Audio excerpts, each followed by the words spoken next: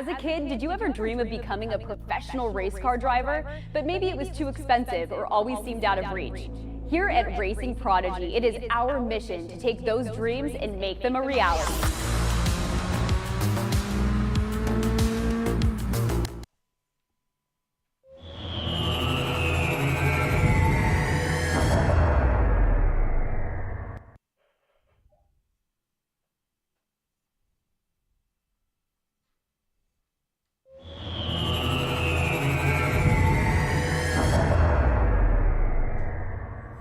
As a kid, did you ever dream of becoming a professional race car driver, but maybe it was too expensive or always seemed out of reach?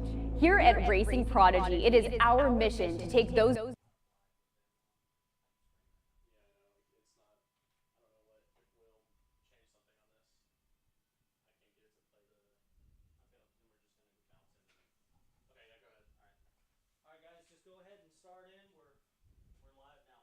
Well, hello everyone, welcome to the Atlanta Motorsports Park and to Prodigy Week. The journey has finally landed these drivers at the Atlanta Motorsports Park to get into the Radical SR1 and to show us what they are all about. My name is Arjuna Kankipati, delighted to be joined alongside by Brian Till as we get ready for 3 days of putting sim racers into real cars. Yeah, and it's going to be such a challenge for so many of these drivers. Some of them do have some real-world racing experience, although it seems like it was a couple of years ago.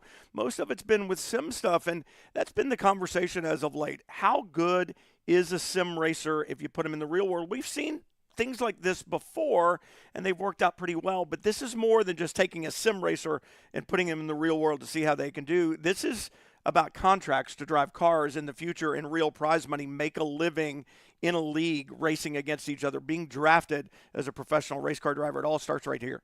So let's introduce you to the world of Racing Prodigy. If you're just joining us for the very first time, it's about building a pipeline, a sustainable pipeline to introduce talent to the world of motorsport. We all know how expensive it is. We know how difficult it is to get there. And Brian, sim racing, we've been talking about it this morning. It's a real pathway for new and upcoming drivers to learn skills that they can carry forward into the real world. Well, and you think about it, I mean, for guys like myself, when I think back to my racing career, obviously we didn't have sims. I think we were still writing things on tablet and stone with chisels and things like that. But you look at what sim work has done for the airline industry, for the pilot industry, for manufacturing firms that can simulate how machines operate via a sim world type environment. Why shouldn't it work with motorsports? And what we found is that indeed it does. And I look at it, and quite honestly, I think that perhaps it's the better training ground because you learn all these things in an environment that's safe, that's repeatable. There's sims that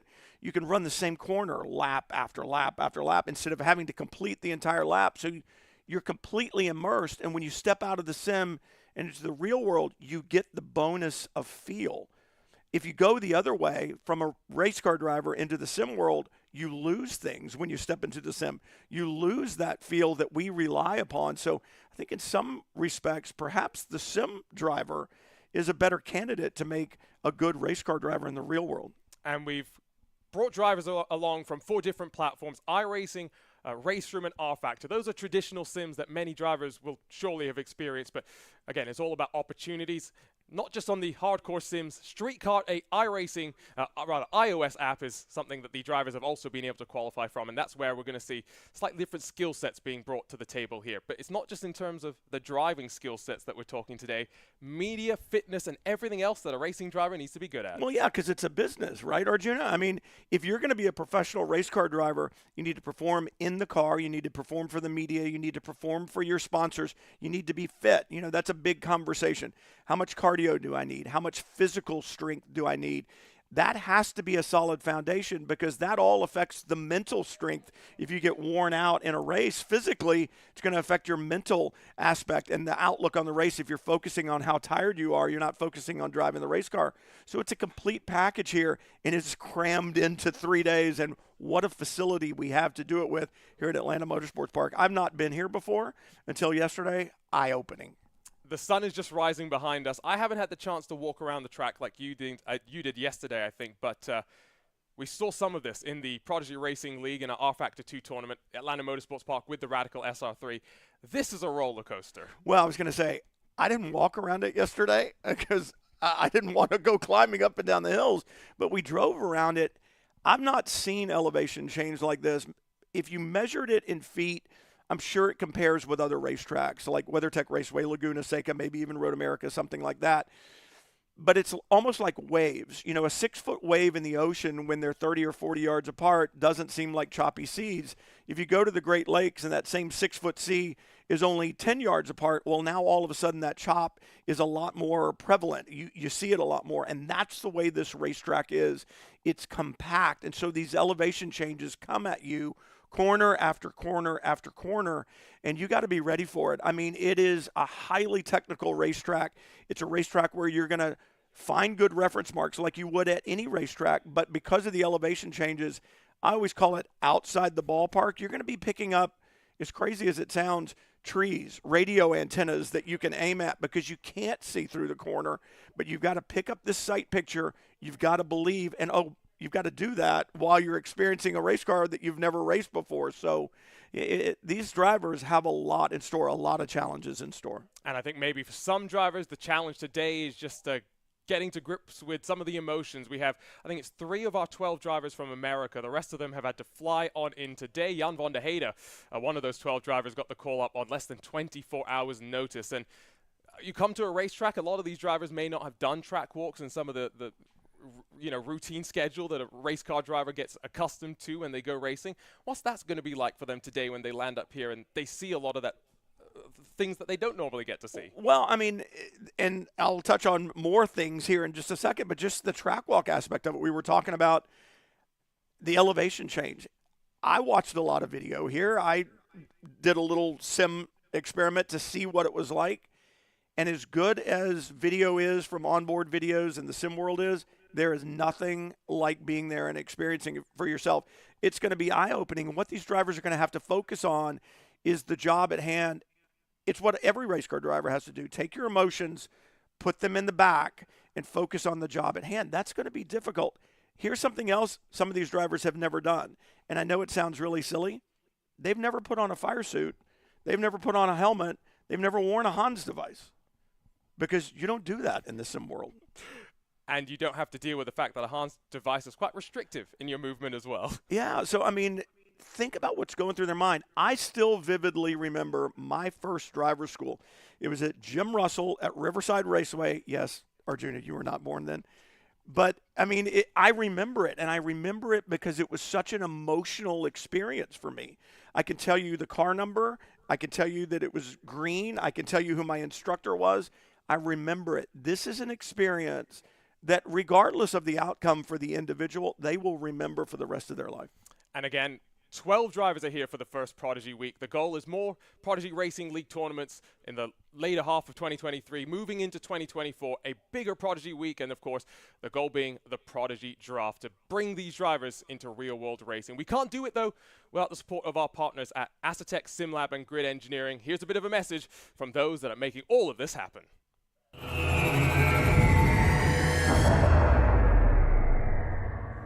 As a kid, did you ever dream of becoming a professional race car driver? But maybe it was too expensive or always seemed out of reach. Here at Racing Prodigy, it is our mission to take those dreams and make them a reality.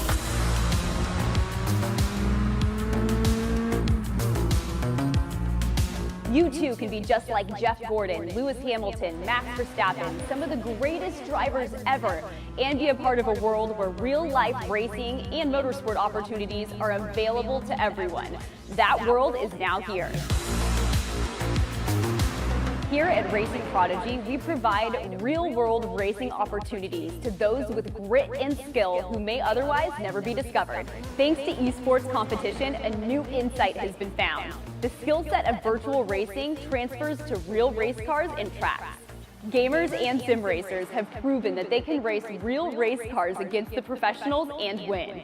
It's now time for the world's first E2 Real Sports League, taking esports competitors to real-life racing competitions.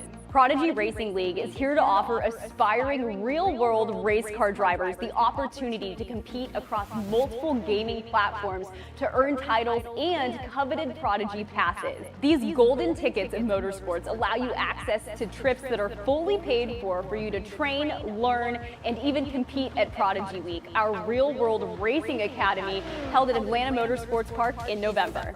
It is our goal and vision to draft the first class of racers from those who compete at Prodigy Week to fill the grid for our inaugural series to debut in 2024. We can only achieve our vision together, so join us today to test your skills, earn your spot at Prodigy Week, and enjoy the thrill of racing. Racing Prodigy, where dreams become a reality.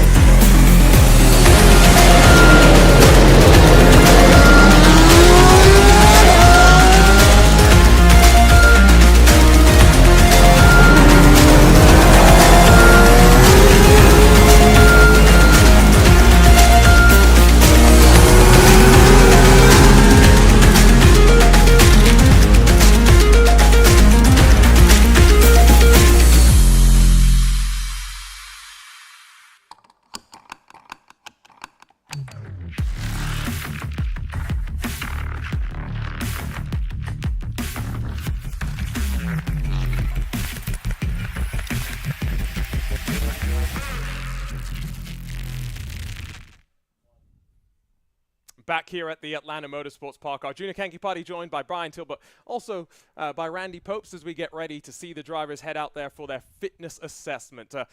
Randy, let's introduce you to Prodigy Week. How are you feeling about seeing some sim racers heading out there onto the track? I am so excited about what's happening here, bringing drivers from all over the world. This is global, and they have earned the right to be here. I've watched several of the races, and I'm so impressed.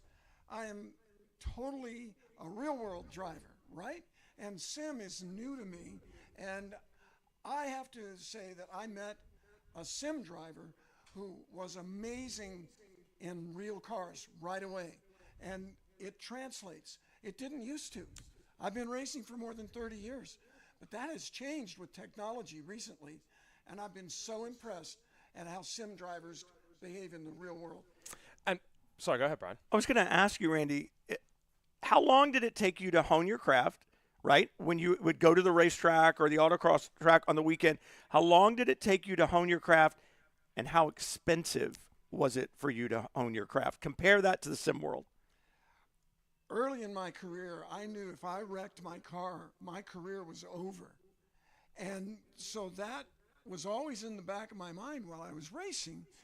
And I'm still honing my craft. Part of the reason for that is why? It's so expensive to drive real cars. You've got to have real money. We were talking about the fields that you're the race director of. In the real world, these cars are $300,000 or $400,000, and that's just GT4, not prototype. Right. So sim opens up the world of racing to anyone. The accessibility is incredible, and the risk is so much lower. But I've also learned that there's real risk. You've got to be able to race sim and not crash the car, or you're not going to be in sim at a high level for very long.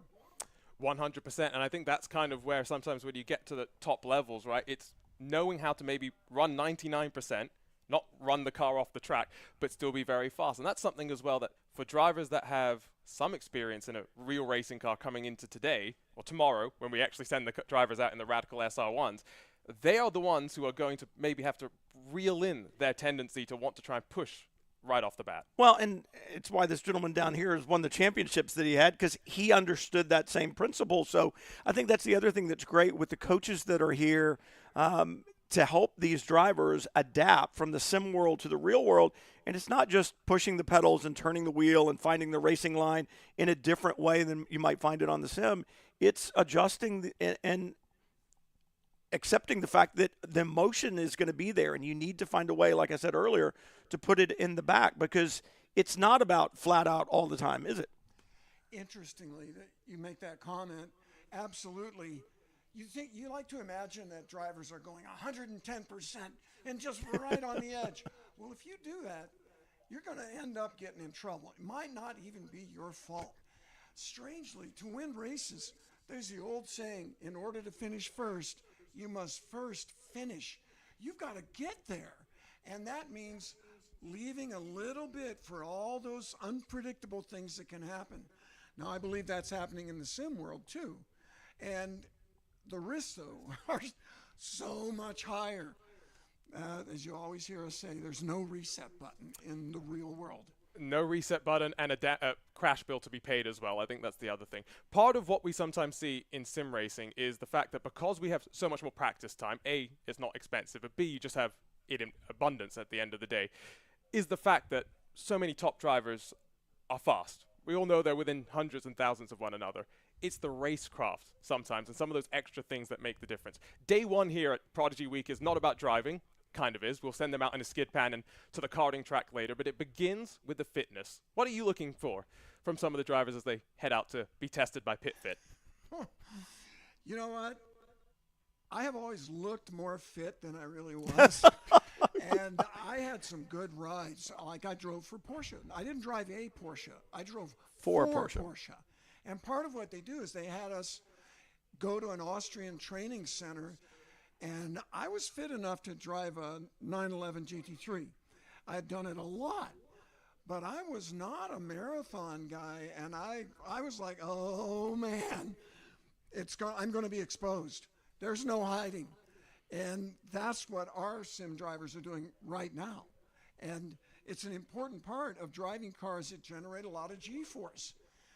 Driving real cars puts a lot more physical strain on the body and in just the lateral G's.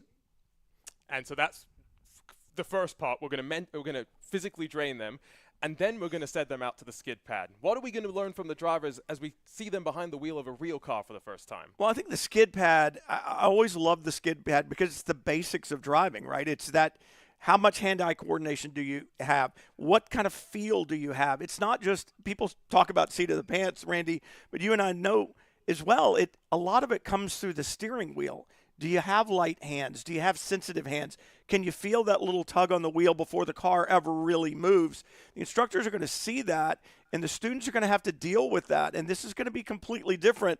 I don't know, is there a skid pad in the sim world? Can you practice? But this is going to be different. Again, it's other senses that you don't typically have in the sim world. They're going to come into play there on the skid pad. I feel like maybe the skid pad's going to be interesting because you don't have the seat of the pant feel in the sim, and so now they're trying to feel when the car's breaking out from underneath them. After the skid pad, it's over to karting. We'll talk a little bit more about that as we dive into that, but the kart track here is just as intimidating as the regular layout is. They say that Atlanta Motorsports Park has maybe the best kart track in the world. It is known worldwide. And part of the reason for that is the elevation that Brian was talking about earlier that we have on the big kart track. It's even more extreme on the kart track. And what we're doing here is we're opening the door gradually, at least a little bit gradually. It's still going to be a steep learning curve. And the transition, the step from sim to real, we're going to do in baby steps first. You've got to crawl before you can run. Yeah, let's dive into tomorrow and Wednesday a little bit very quickly, Brian, because we are going to be sending the drivers out in the Radical SR1. We slightly detuned the car because this is such an intimidating challenge, but we are slowly going to be sending them out there to build up their confidence. It's not about being fast immediately. Right. It's about being fast come the end of Wednesday. Well, and it's what I want to see is how did you build your speed? You know, was it logical? Was it progressive? Did you learn throughout? Or did you just go out there like a mad person, save your life several times, but laid down a fast lap time? I don't think anybody wants to see that. I've always said there are fast race car drivers and there are good race car drivers, and the two are not mutually inclusive.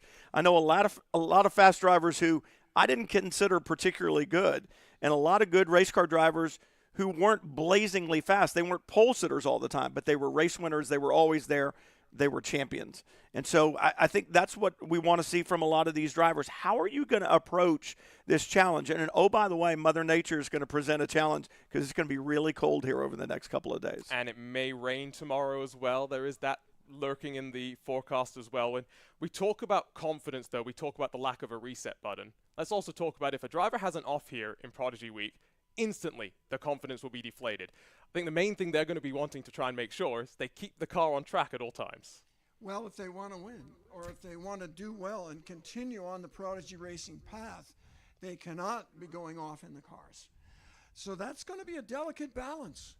But it seems to me, from what I've learned from my recent experience with sim drivers in the real world, they can do it.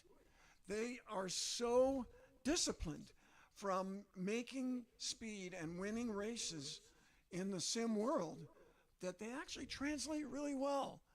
But one experience I'm going to tell you about. We're going into turn 5 at Road America. It's top speed. The cars we were in, maybe 160, 170 miles an hour, and there was a crash up ahead. And it was in the upper class cars, and I was in the front of the lower class cars. So in the middle, they crash, they're spinning, and I'm backing off, waiting for this to calm down, when somebody flies by me and actually takes the mirror off my car, going straight into that mess. And I'm like, that's not going to end well. And I see two spinning cars, and they just part, and this car just makes it through them. This was a Nissan, by the way. It was a few years ago, and it was one of the recent winners of the Nissan Academy. It was a sim driver. And the bravery that I saw in this maneuver, and they got away with it. And I remember hearing the Nissan PR people saying, wow, look at that move. He moved up 5 positions. And I'm going, yeah, this time. The next 100 times he's going to destroy his car. And so there's going to be some learning that comes with that too. You can get away with it a little bit, but in the real world, you cannot take risks on that level. Sounds like you had a different word in mind than brave for that particular move. He made it. So 12 drivers are here for Prodigy Week. 7 of them have come, of course, from Prodigy Racing League tournaments. The other 5 of them from the Prodigy Search Selection Committee. They are getting ready to go, though, as we mentioned, for the fitness assessment. Let's run our way down to the drivers' briefing, where they're getting ready to go for the first day of Prodigy Week.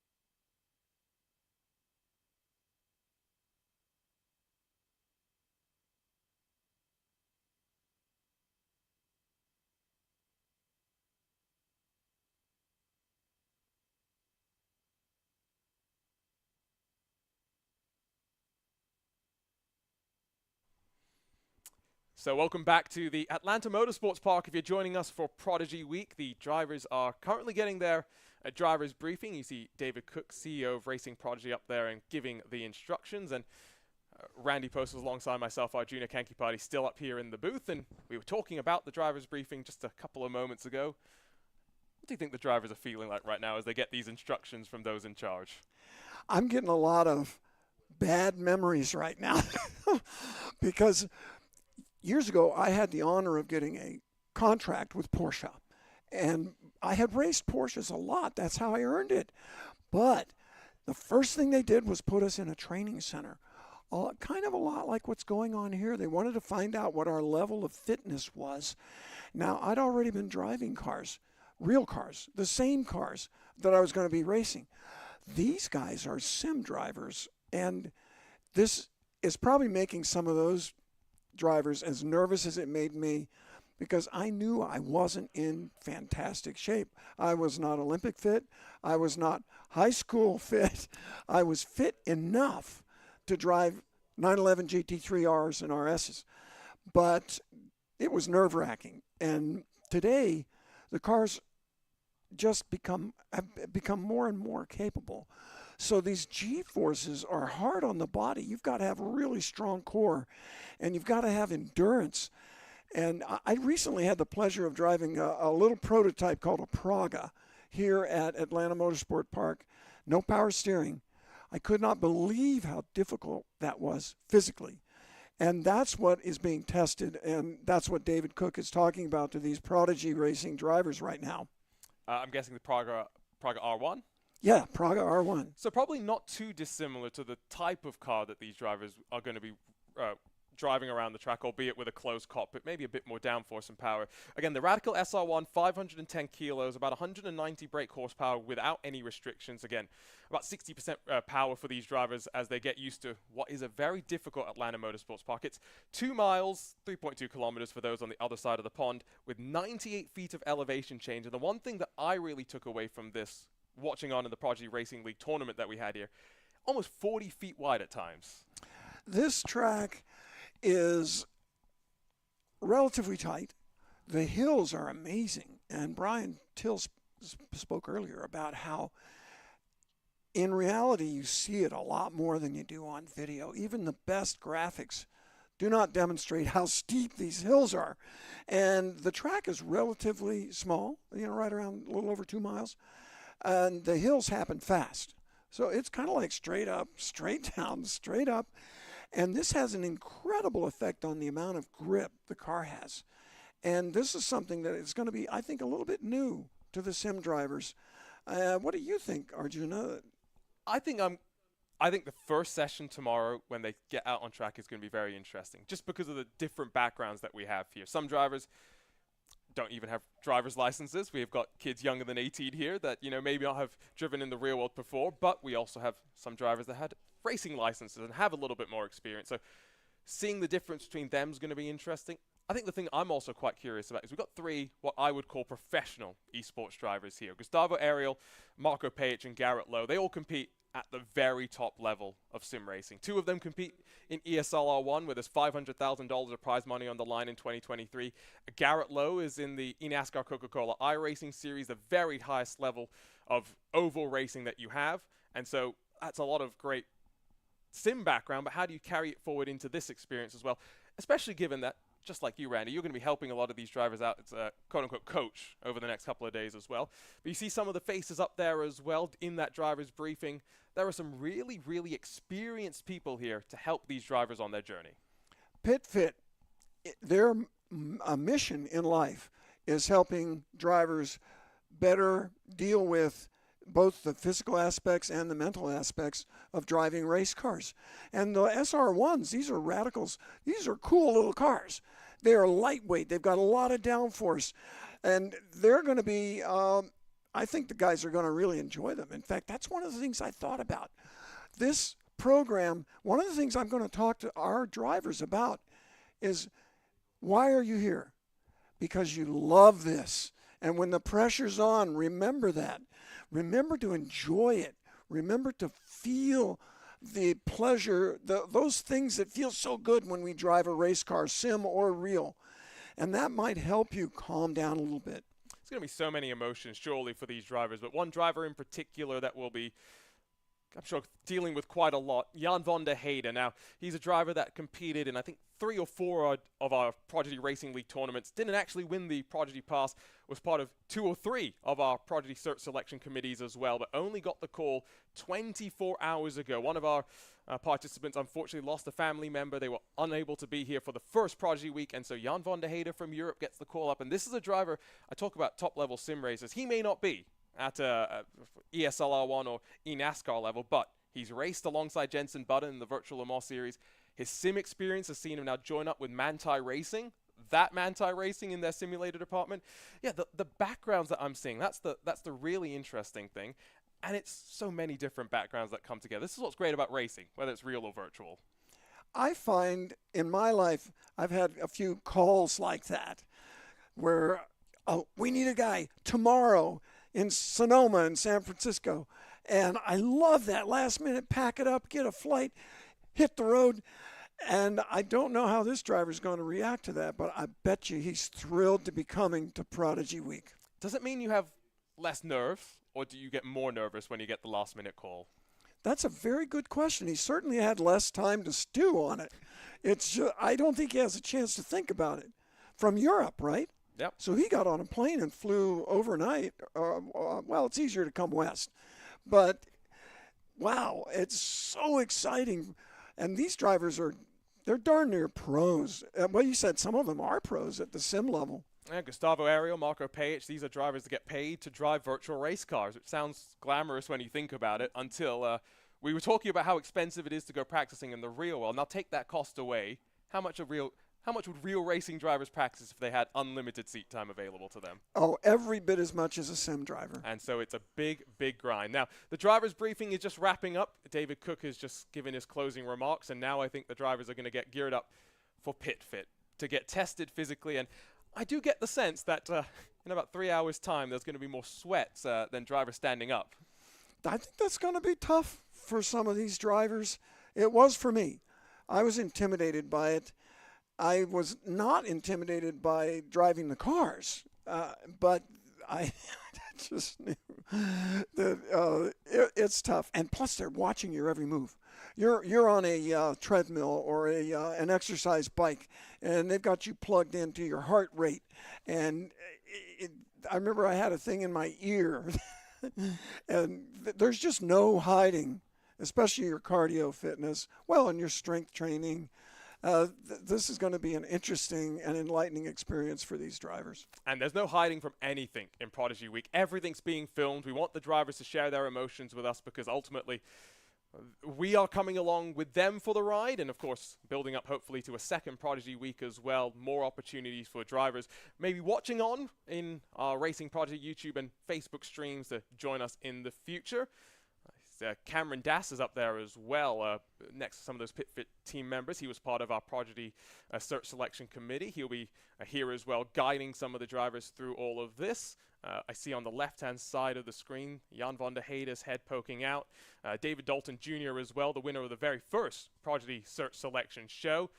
And now just, I think, early morning, they were shuttled in from the Atlanta airport last night, getting ready to go over to Pit Fit. They'll go in groups. There's a small gym over here at the Atlanta Motorsports Park, so they'll all be getting dedicated time for sure. And let's talk about the Atlanta Motorsports Park. We've talked about the track itself, but it's my first time here, seeing everything that's around it. There's even a pool. It's got everything you could want if you're a racing fan. This is a members-only track. Think of it like a golf course where you're a member and you can come play the course. This is exactly like that.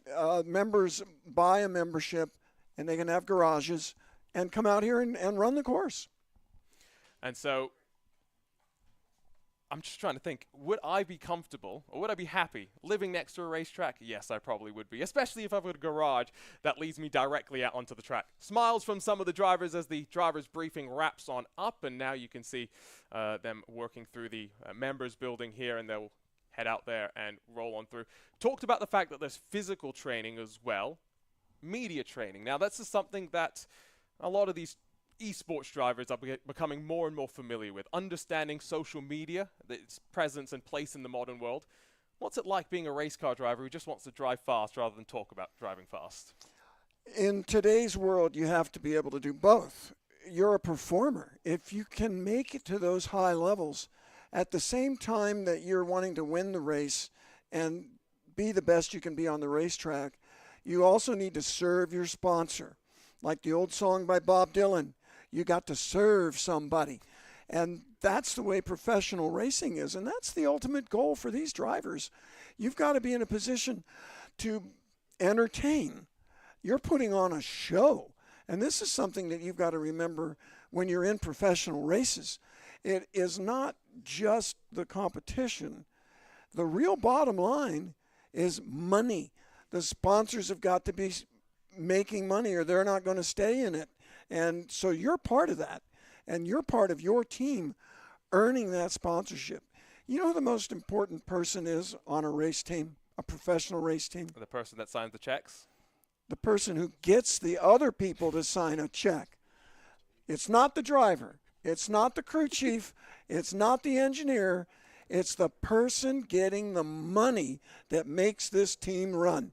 If a set of tires in the Porsche Carrera Cup North America is $4,000 and you need 3 sets of slicks per weekend, it's $12,000 in tires. That's a sim rig every weekend just in tires. Yeah, that's where the financial cost sometimes comes into play. Just looking at this lounge, by the way, at the Atlanta Motorsports Park that these drivers are in right now, I am not designed to come second or third. I am designed to win. That's the attitude of a racing driver, isn't it?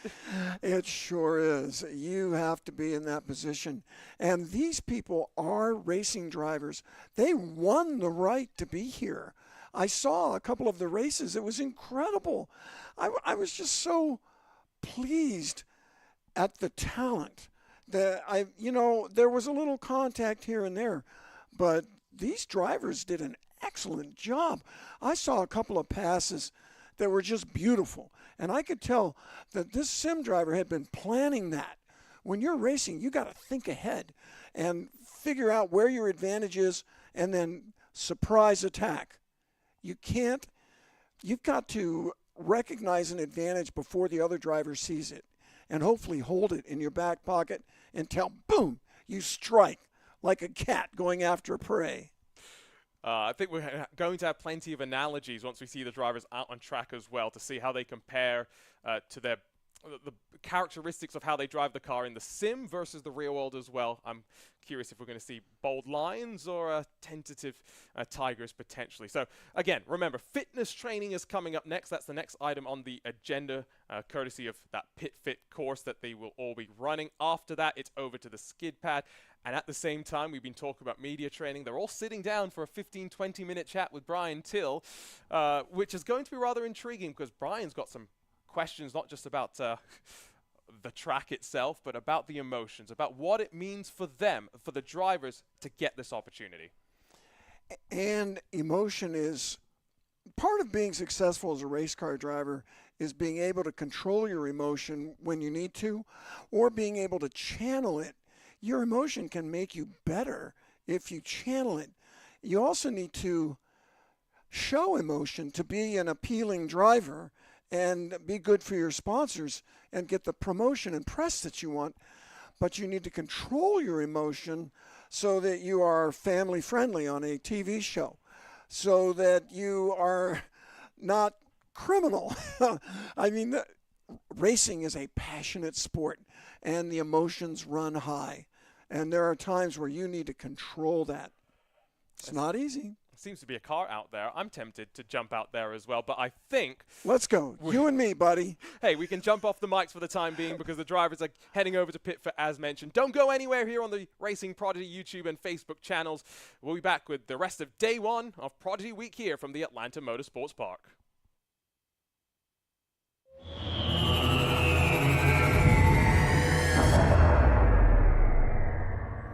As a kid, did you ever dream of becoming a professional race car driver? But maybe it was too expensive or always seemed out of reach. Here at Racing Prodigy, it is our mission to take those dreams and make them a reality.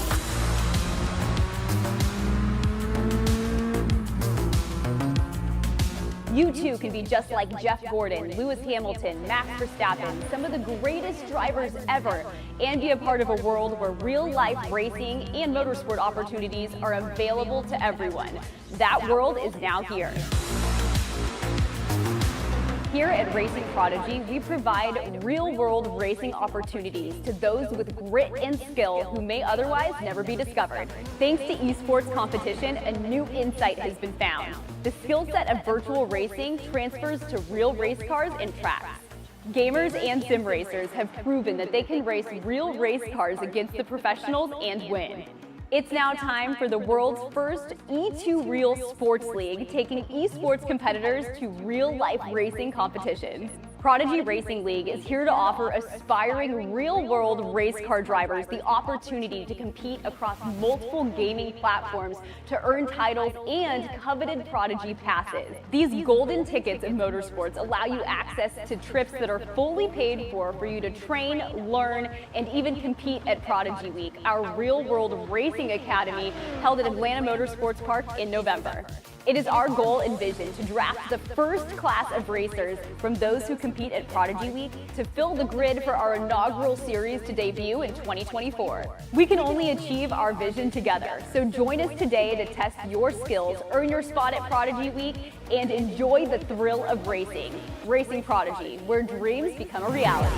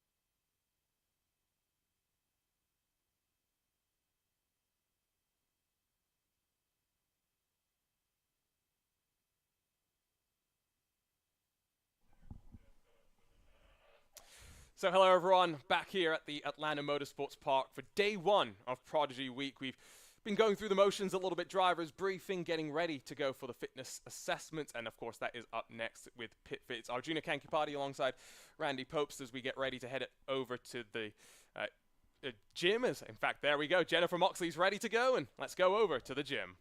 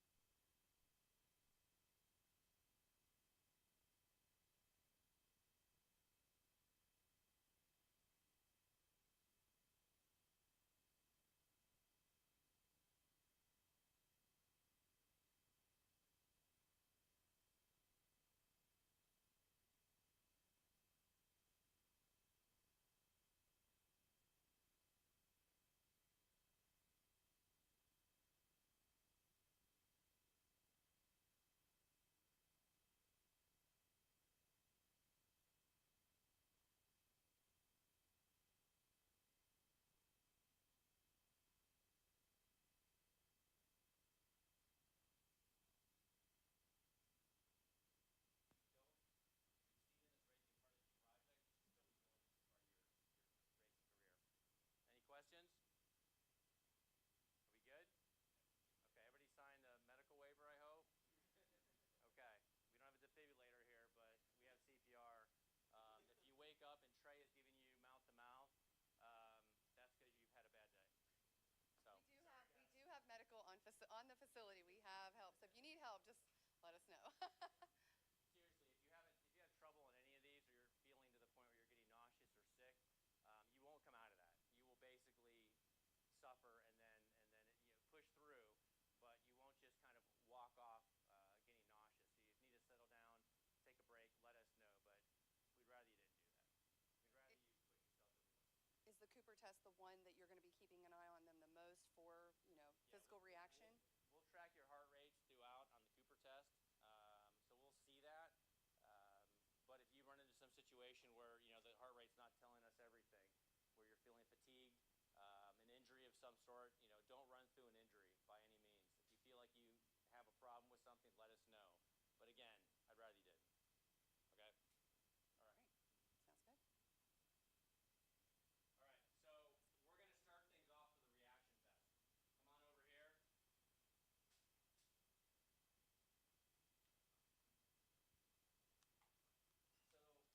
this is a test that's going to measure your reaction speed. There are 6 discs here.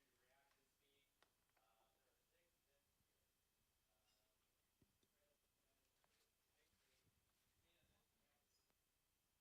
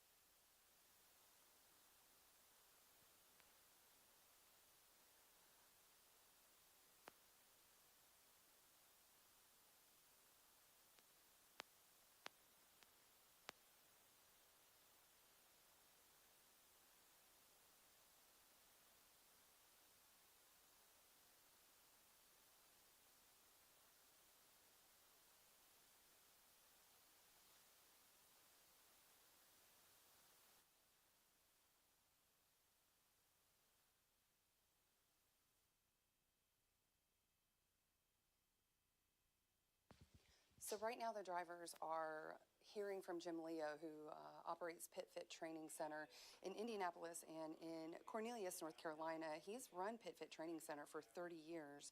He's trained IndyCar champs, on his roster, NASCAR champs. These drivers are going to go through a series of tests today, and many of them we've heard have been assessment.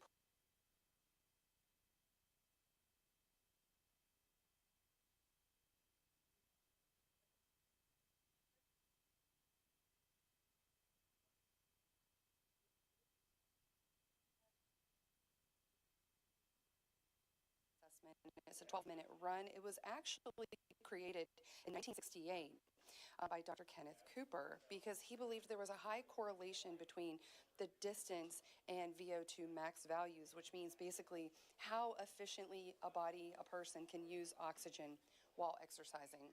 Now, for folks who aren't familiar with motorsports, who are tuning in to watch this competition, motorsports is incredibly draining on the body, being in the car, being in the heat, the endurance that you have to be able to maintain throughout managing, steering, controlling the car. And then that doesn't even mention all the G-forces. So they're also going to have some head neck testing. Jim wants to make sure these drivers have that flexibility, that strength in their necks, because the force of the car pushes you around in a way that really puts some strain on those muscles. Drivers are going to need core strength, arms and legs. Now, core strength in a sim is not the same as in, a motored vehicle on a track moving around going at high speeds. So we're going to find out today what their baseline is. They're going to do a bar hang.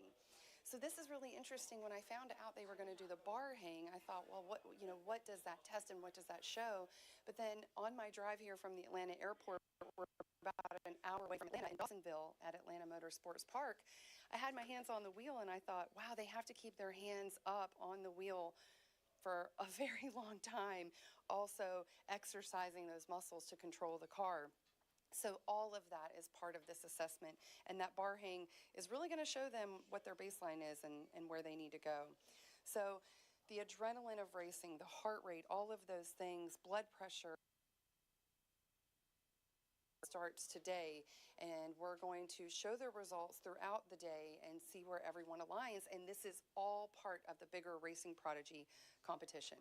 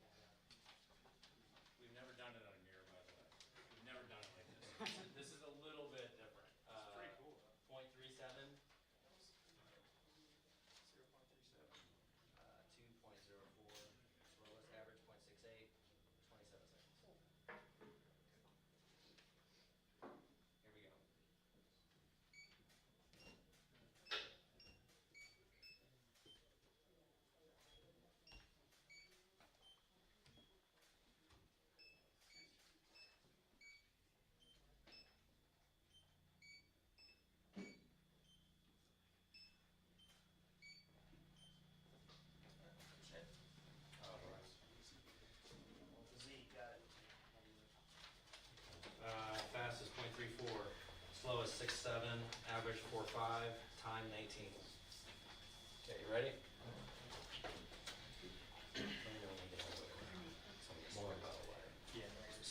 Okay, I'm going to stop that and do that again. Okay, you ready? Yep.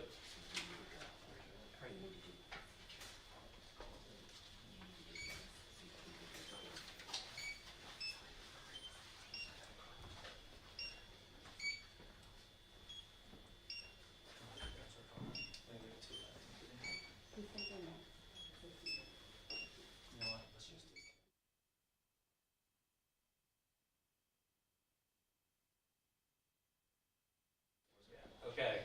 0.38. Slowest, average, fastest, slowest, 0.78. Average 5.2. Time 22. Okay. Okay. We'll get you. Oh, you want to go? Yeah, he can be the first one to go through. Yeah. His two, yeah.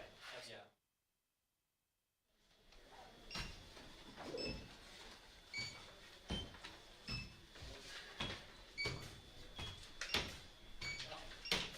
I need to hit him. Come on, you big.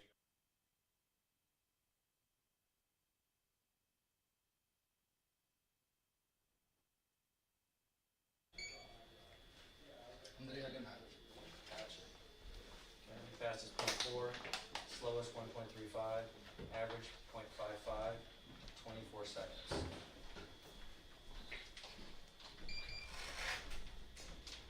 One that's not making a noise. It's making me nuts. Don't worry.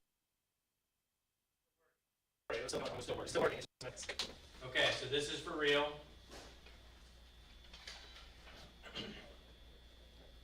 Nathan, right? Yeah. So we're gonna go 2 in a row. You're gonna do one, then do another one, okay?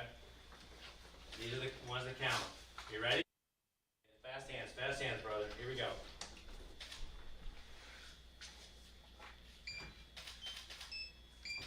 Good, good, good. Come on, come on. You gotta think and then move. Good, good, good, good, good. Come on, come on. 3. Okay, good. All right, 0.37 fastest, 0.06 slowest, 0.53 average, 22 seconds. Okay. All right, again. Let's see some speed here. Come on, buddy. Come on, man. There you go. There you go. Come on, come on. Precision, speed, like driving a race car. Come on, come on.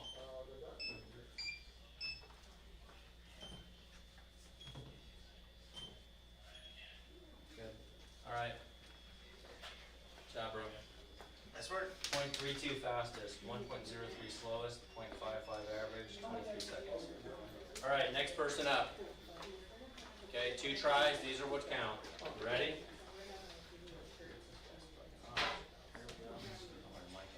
It's ready. Good, good, good. That's what I want to see.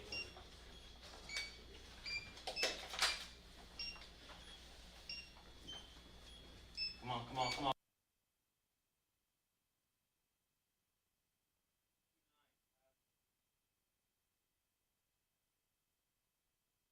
One, 2. Let's do it again.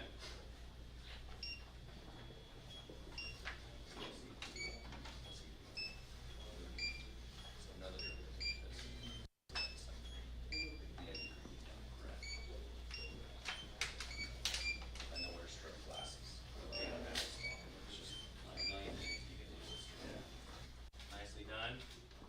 0.25 fastest, 0.87 slowest, average 0.40, time 19 seconds. Nice job, bro. All right, you ready? Fast hands, fast. This is what counts. Come on.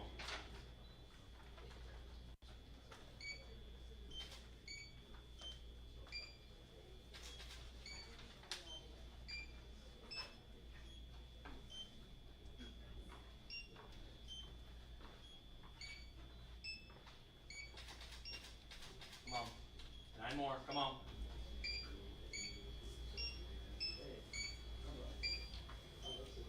Good. Fastest. Remind me your name again. Point 37 fastest, slowest 0.61, average 0.48, 24 seconds. Here we go, another round.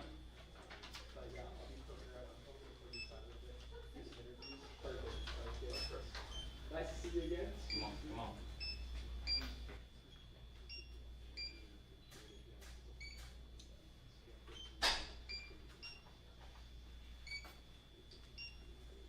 Come on, man. 10 seconds. Come on.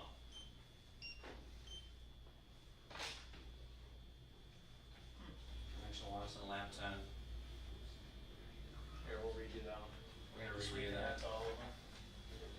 Is it 10? So you got it. Just stop it. Redo it. 6, 16. Okay. All right. Another shot. Sorry about that. All right. Here we go.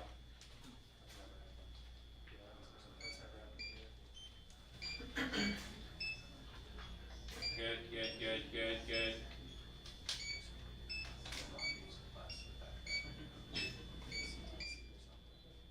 Come on, come on, come on.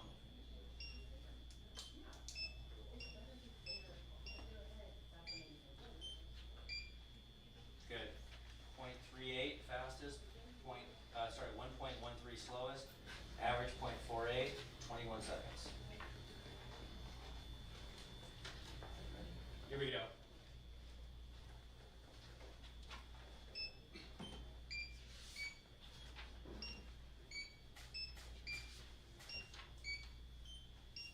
Good, good. Come on, come on, come on. Come on, 5 to go. Come on. Good. Name again real quick, man? The one with the Z. Yeah. 0.3 fastest, 1 even slowest, 0.44 average, 20 seconds. Number 2, here we go. Come on, man. Come on, come on. Fast, there you go, there you go. Good, good, good. Keep moving, keep moving. Good, good, good. Come on, faster. You can do this. Come on. Good. Nice. 0.31 fastest. 0.7 slowest. 0.41 average. 18 seconds. All right, you ready? Let's get this. Here we go. Good. Nice, nice. Come on, be precise. Don't miss lights. Good. Okay. 0? This. All right. Point I two- swear I'll get all your names by the end of the day. 0.27 fastest. Slowest 6.7. Average 4.3. Time 20. Here we go again. Second time. Come on.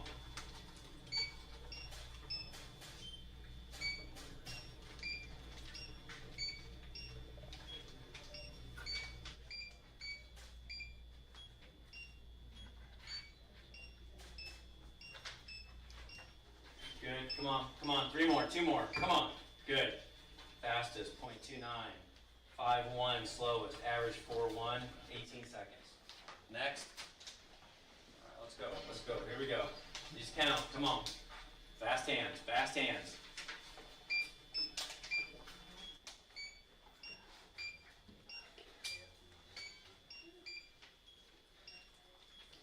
Good. Good. Come on. Come on. Come on.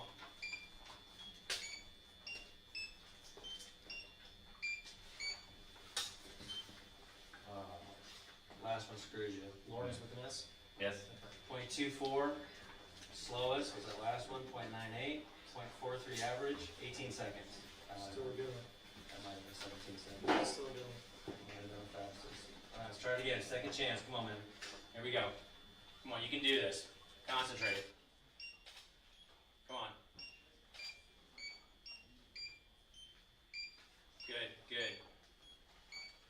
precise. Don't miss a light. Don't miss a light.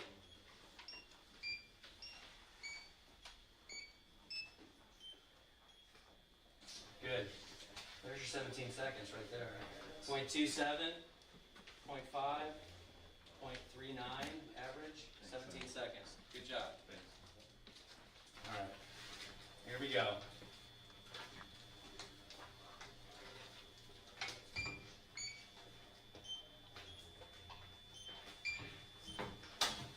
Precision is garbage without accuracy. It's better to hit the light and be slow than miss.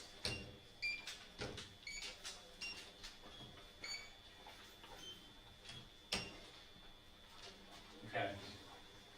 You're faster than that. Okay? I want you to think about hitting the lights, not just being super fast. I want you to think about covering the light up. All right? Slow down and think. All right? You're not thinking, you're just reacting. You had one that was 1 second. You shouldn't have anything that slow. All right? You should be breaking, you should be under 18 seconds with that hand speed. All right, here we go. Ready? Here we go.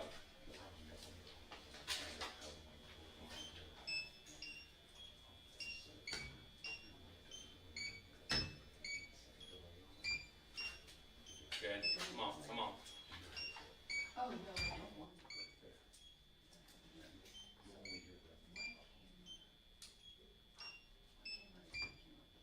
Okay, I'll tell you another problem. Your glasses are a hindrance. So your peripheral vision right now, because your glasses are right there, so just an FYI. I'm not saying get rid of your glasses, but you'd be faster. No, this isn't the end of the day. But just an FYI for the future. All right, here we go. Expect big things here. Here we go. Come on, come on.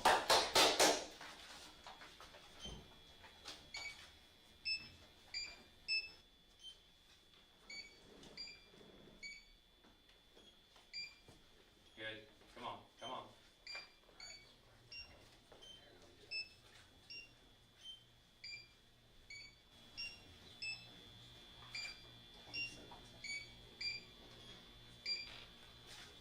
All right, 0.37, 0.95, slowest, average 0.57, time 23 seconds. You were 4 seconds faster on that, okay?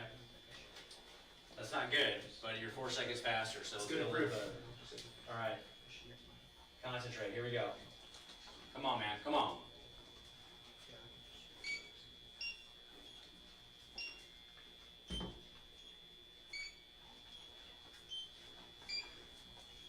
Good, good. Good. Come on, quick, quick, quick. You got it. Come on, 7 to go. Come on, give me 4 more. Okay, 0.38, 0.92, average 0.56, 24 seconds. All right, here we go.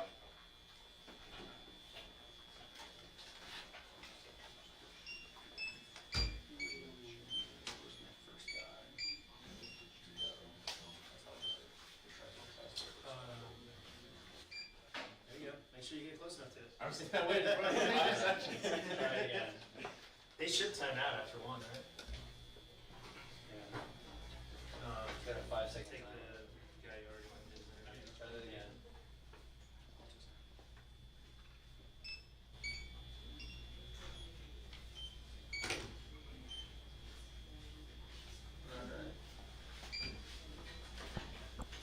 So welcome back into Prodigy Week as Garrett Lowe is currently getting tested, and it's our junior Kenki party alongside Randy Popes as we watch all of the pit fit training going on. Randy, you're fascinated about this right now. We've been talking about peripheral vision and its importance.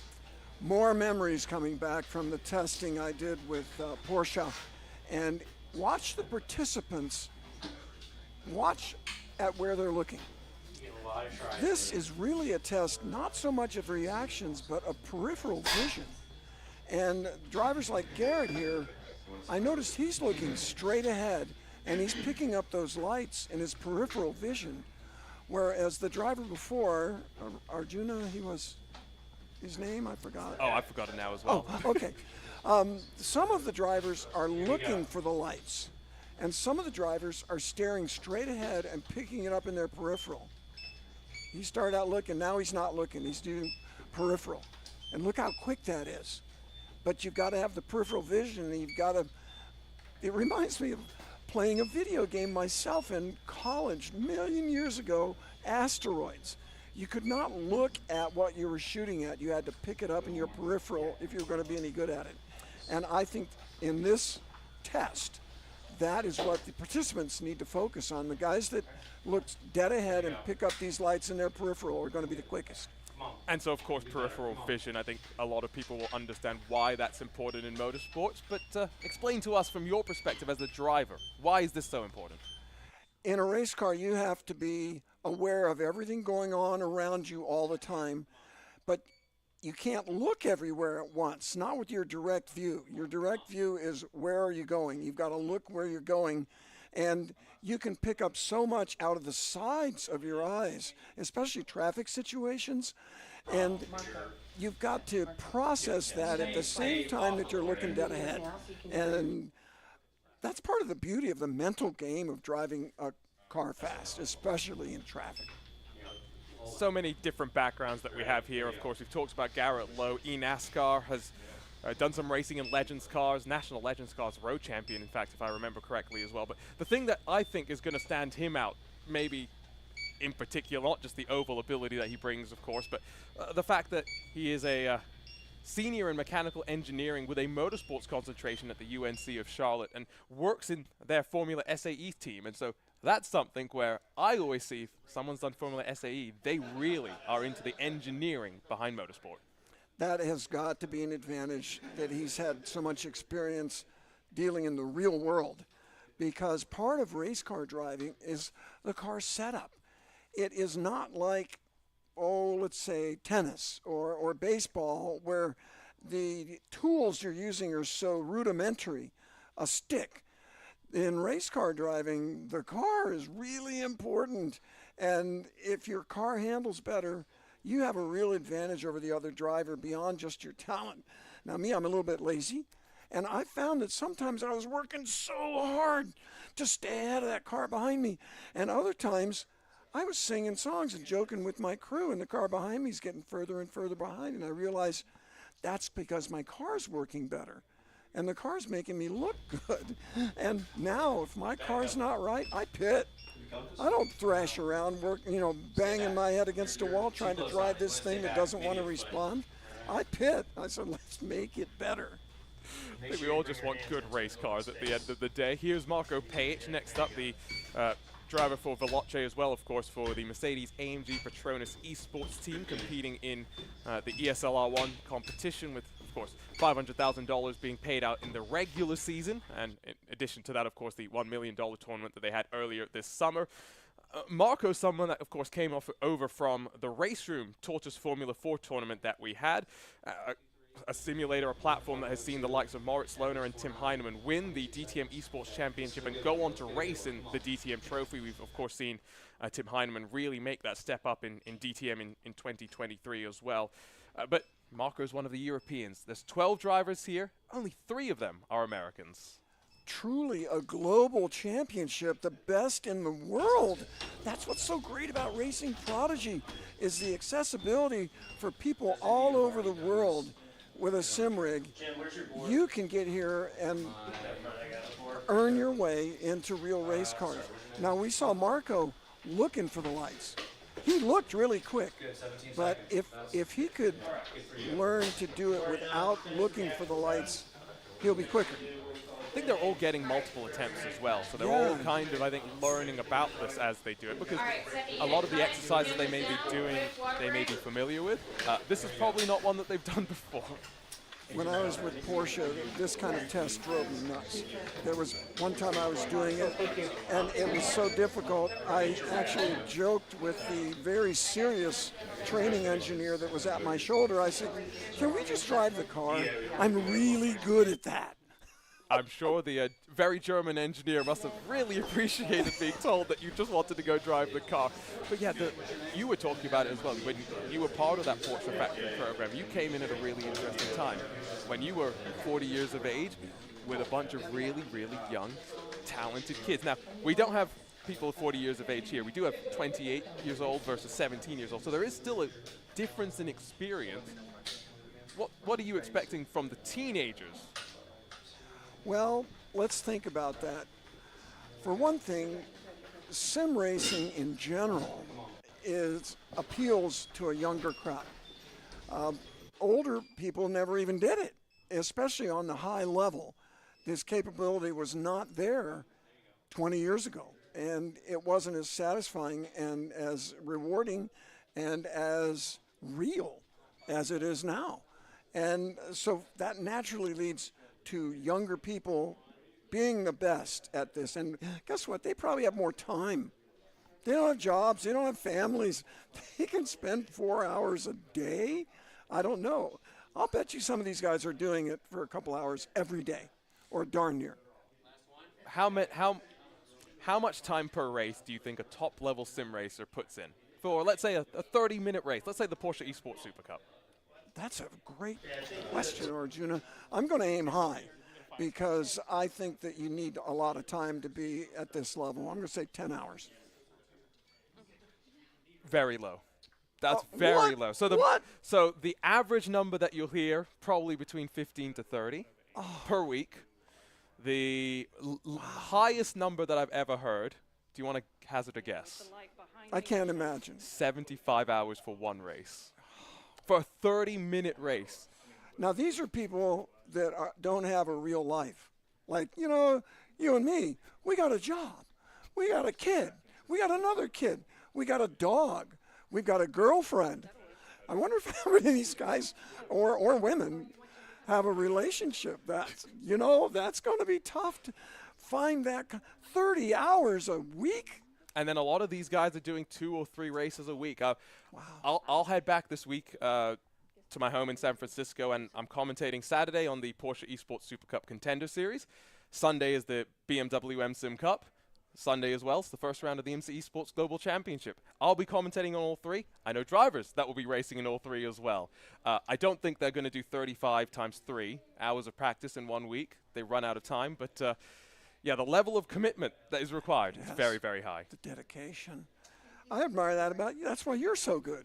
Look at you. You're putting in 30 hours a week, at least. As I tell my manager at work, I have a full-time job outside of the office as well. So the fitness stuff, I think, is just wrapping up. Let's see if we can throw things back over to Jennifer, who is, I think, getting ready to chat with Jim from PitFit.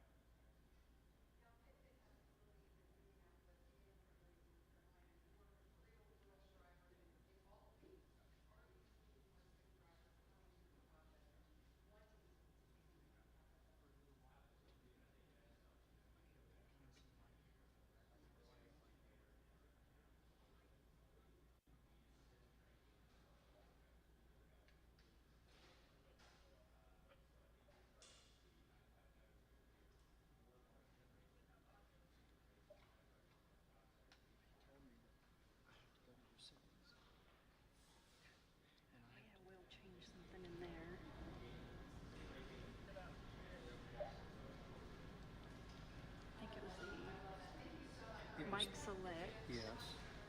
How do you get down? I don't know.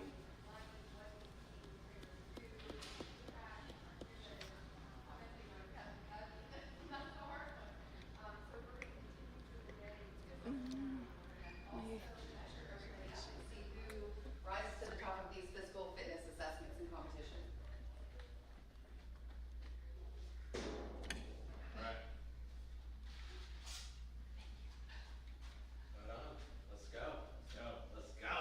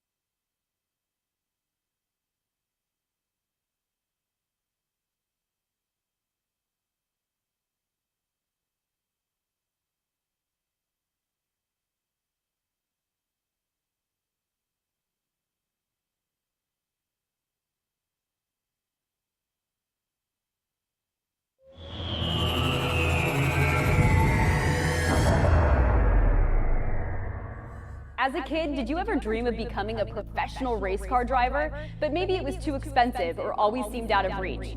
Here at Racing Prodigy, it is our mission to take those dreams and make them a reality.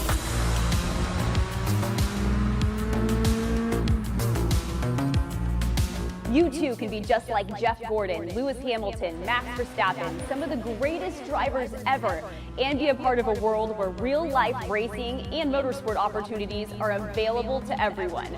That world is now here. Here at Racing Prodigy, we provide real-world racing opportunities to those with grit and skill who may otherwise never be discovered. Thanks to esports competition, a new insight has been found. The skill set of virtual racing transfers to real race cars and tracks. Gamers and sim racers have proven that they can race real race cars against the professionals and win. It's now time for the world's first E2 Real Sports League, taking esports competitors to real-life racing competitions. Prodigy Racing League is here to offer aspiring real-world race car drivers the opportunity to compete across multiple gaming platforms to earn titles and coveted Prodigy Passes. These golden tickets of motorsports allow you access to trips that are fully paid for you to train, learn, and even compete at Prodigy Week, our real-world racing academy held at Atlanta Motorsports Park in November. It is our goal and vision to draft the first class of racers from those who compete at Prodigy Week to fill the grid for our inaugural series to debut in 2024. We can only achieve our vision together, so join us today to test your skills, earn your spot at Prodigy Week, and enjoy the thrill of racing. Racing Prodigy, where dreams become a reality.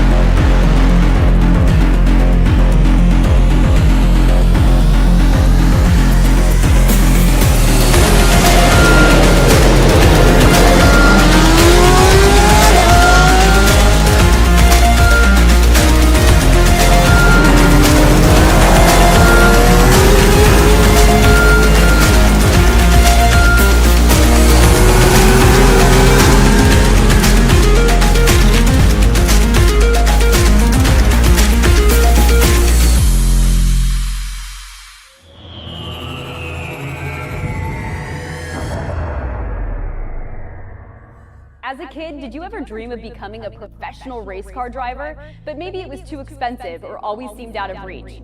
Here at Racing Prodigy, it is our mission to take those dreams and make them a reality.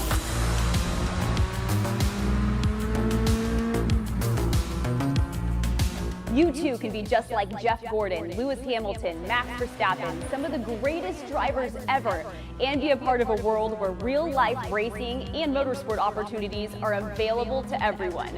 That world is now here. Here at Racing Prodigy, we provide real-world racing opportunities to those with grit and skill who may otherwise never be discovered. Thanks to esports competition, a new insight has been found. The skill set of virtual racing transfers to real race cars and tracks. Gamers and sim racers have proven that they can race real race cars against the professionals and win. It's now time for the world's first E2 Real Sports League, taking esports competitors to real-life racing competitions. Prodigy Racing League is here to offer aspiring real-world race car drivers the opportunity to compete across multiple gaming platforms to earn titles and coveted Prodigy Passes. These golden tickets in motorsports allow you access to trips that are fully paid for you to train, learn, and even compete at Prodigy Week, our real-world racing academy held at Atlanta Motorsports Park in November. It is our goal and vision to draft the first class of racers from those who compete at Prodigy Week to fill the grid for our inaugural series to debut in 2024. We can only achieve our vision together, so join us today to test your skills, earn your spot at Prodigy Week, and enjoy the thrill of racing. Racing Prodigy, where dreams become a reality.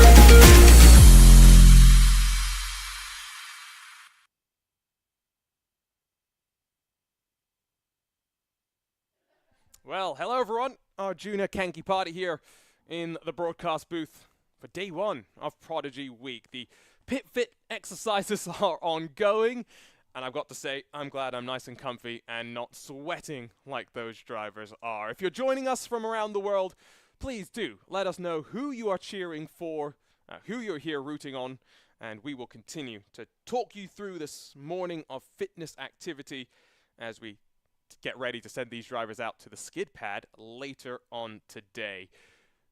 It's, of course, a big team that we've got behind the scenes. Brian Till as well as Randy Popes have separated themselves from the broadcast booth, at least for the time being. Jennifer Moxley is in the gym area right now and watching the drivers at work.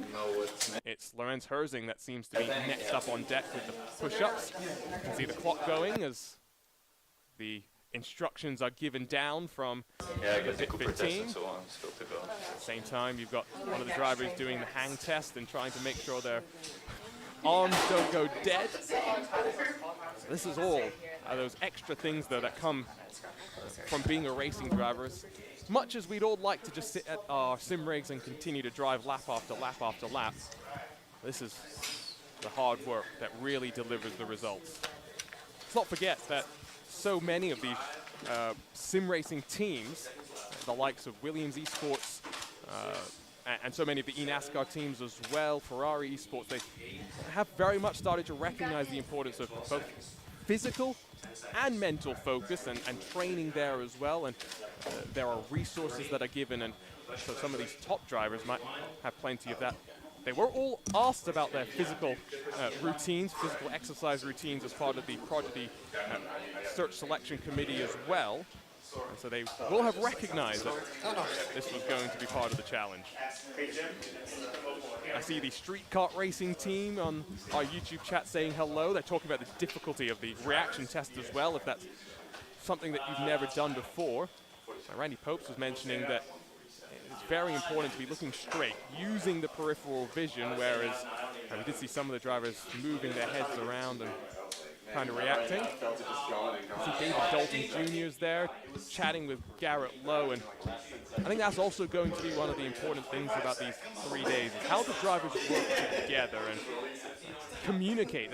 You can clearly see with the smiles, there's a great sense of camaraderie between them all. They're competing, yes, as part of this Prodigy draft, but at the same time, they're all sharing in this unique experience that only they can really see. Well, I saw Ciro Zambra there as well, one of his fans checking into the chat as well. Again, let us know who you're cheering for, who you're here to support in this very first Prodigy week, as the drivers don't look as though they've been put through the ringer just yet. Let's see if we can throw things down, though, to the gym very quickly as they continue to just rest up in between the various exercises. Let's see if we've got some audio with Jennifer Moxley and if she can provide a bit of an update for what we're seeing right now.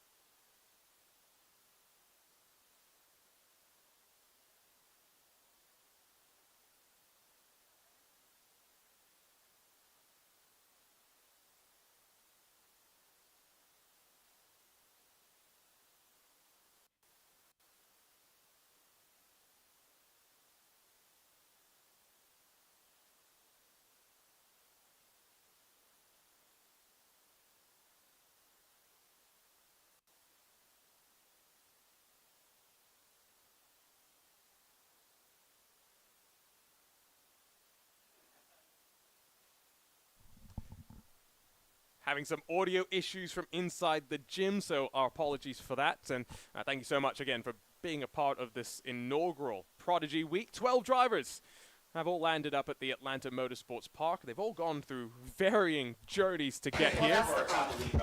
And now Arjuna, okay. The grip strength from a sim racer at that level was pretty impressive. So Arjuna, can you hear me here in the gym? pretty impressive to skip. here, Jennifer. Can you hear me now? Yes, I got you. Yeah. So we are still doing our Pit Fit assessment with Jim Leo and Trey. So Pit Fit is based in Indianapolis, and they also have a location in Cornelius. Jim's done this for more than 30 years with Indy drivers, NASCAR drivers, drivers from all series, real-world drivers. But as Jim said earlier, we do also integrate sim training with the real-world drivers. So now we're seeing more and more sim drivers coming into this real-world racetrack scenario. And as Jim said earlier, they perform pretty well, but they have to know what the tests are. They have to know what they're expected to perform. So when we saw the light reaction test earlier, some of the times in the precision wasn't where the drivers need to have them, but this could have been the first time many of them were doing that assessment. So you'll see the drivers here working with Jim. Jim's going to give them the Cooper test now, and you can show the Cooper test here so that way the viewers can see what we're seeing. The Cooper test was established, I think, in 1968, and the concept is that your endurance and your oxygen and how your body uses oxygen are all related to, your health and fitness. And so our first driver is getting ready to do that. We also have the light reaction test. We also have the dead hang. They've done push-ups, and I think the Cooper test is for sure going to be the most difficult one for the drivers to perform and maybe see those numbers. A little bit of ego is attached when it's your actual physical endurance, which is tested in those race cars. Now, I also want to show you, we have a production crew here, and so the production crew is filming a docu-series because Racing Prodigy is a startup, and this is a dream and a goal, and these drivers are here hoping to be brought back for part 2 of Prodigy Week, which will be in early 2024. So the docu-series is filming everything that's happening here, getting the behind the scenes, getting driver interviews, showing these drivers' personalities, because the bigger goal of Racing Prodigy is to have sponsors, partners, endorsements, investors, so that way we can really change motorsports. Many people in motorsports know it's a legacy sport or it's a money sport. It's very expensive to get on the track. Tires are expensive. And having the team, having, as you can see, the physical fitness abilities all cost a lot of money. And as the founders, David and Matt, have talked about, that should not limit talent from being on the track. So the concept of Racing Prodigy is to find the prodigies that are in the sim world, that are online racing, that have those talents that will translate beautifully and successfully to the racetracks.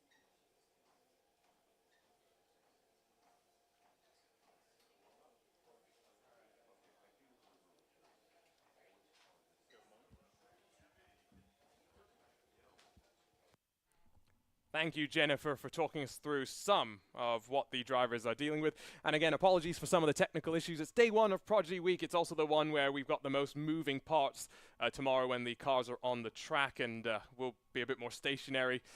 It should be a lot smoother for all of us behind the scenes to keep things running for you guys following on YouTube and Facebook. And of course, if you're not already following us on those Racing Prodigy channels, why aren't you doing so? As Jennifer mentioned, it's all building up to, hopefully, our second Prodigy Week in 2024, and more opportunities in the Prodigy Racing League tournaments will be coming your way. 7 different tournaments that we had to build up to this first Prodigy Week, and across 4 different platforms as well. It isn't just the hardcore simulators, the iRacings, the race rooms, and the R-Factor 2s where drivers were able to earn their eligibility, but of course, to make sure that chances are there to all those that are deserving. It's as well opportunities presented on the iOS app. Street Kart Racing 2 of our finalists, of course, came directly from those tournaments. And it will be interesting to see, given that one of them does actually have a decent amount of sim experience outside of the iOS app, how that translates onto track, and vice versa for the driver with maybe a little less non-iOS experience. Only one of our tournaments, though, really, was a non-road racing tournament. That was the most recent tournament that we had on iRacing, the Chevy Silverado celebration, broken up into both eastern and western regions. Garrett Lowe and Dominic Lukomsky, of course, the two winners out of that. Charlotte Motor Speedway did prove to be an interesting sort of challenge for those drivers. Of course, Lukomsky from Europe, not maybe where you traditionally expect the oval races to come from. It was a really intriguing race, to be fair, and Joe Blewett was the one that pushed him all the way, showing the diverse nature of the Racing Prodigy talent pool. Joel Blewett, a multi-time race winner in the iRacing Off-Road Championship Series. So as Jan van der Heide, I think, is just cooling down right now, that's Gustavo Ariel with the Gatorade bottle in his hand, who is getting ready to go. There's so many stories that we could talk about. I'll tell you one about Gustavo Ariel. The first time that he really remembers watching a motor race was when IndyCar traveled down to Brazil, and, well, he watched Tony Kanaan have a rather dramatic race in his home country. All these years later, now almost 2 full decades later, Gustavo Ariel races for Tony Kanaan's esports team. And I was chatting about this with him slightly earlier this year. He was saying what a emotional ride that's been, but also what a privilege it is to represent one of Brazil's finest racing drivers, and indeed learn as well. Gustavo has said that whether he's paid to drive a real car or a virtual car, it doesn't matter. The only thing that he really wants to do is drive as fast as possible, and this is an opportunity for him to actually jump into the real car for the very first time. Now, of course, Gustavo is competing in ESLR1 with the Furia, has been spending a fair amount of time in Europe as a result of that, but clearly has made sure to prioritize this, and I've seen a couple of people supporting him as well, jumping into the various YouTube chats. Gustavo Ariel is 6'2", by the way.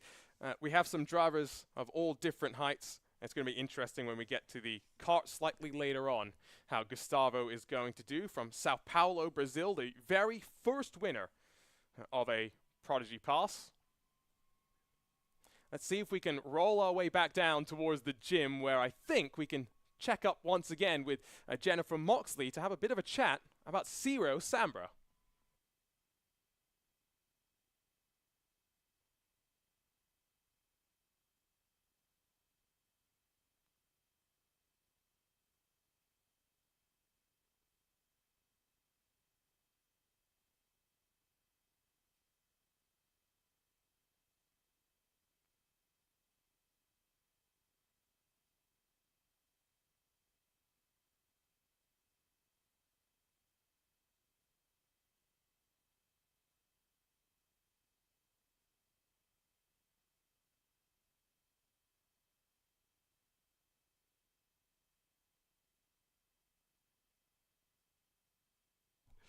Thought we were getting ready to chat about Ciro Sambra. We'll send Jennifer off, though, to catch up with Ciro in just a few moments' time as we look over the shoulder of Gustavo Ariel still at Jan van der Heide on the treadmill. Of Yes, course. I'm here.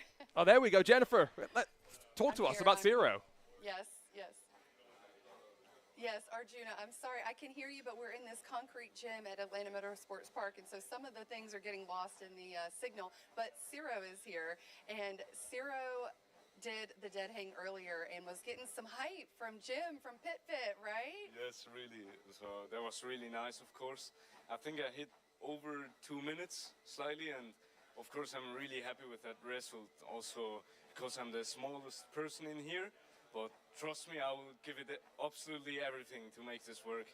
We love that. We love hearing that. So being small in racing is an advantage, isn't it? We had a competitor who wasn't able to race because he was too tall for the cars. So you've got a competitive advantage with your size. Yeah, it's really an advantage. I mean, it's not like basketball where I need to be tall. So that's really good. And of course, it would be a dream for me to become a racing driver, and I'll keep on it and just give it absolutely everything. Now, you're smiling and everyone in here is chatting and catching up, but are you feeling like that fire in there, that beast in there to beat people? You can tell me.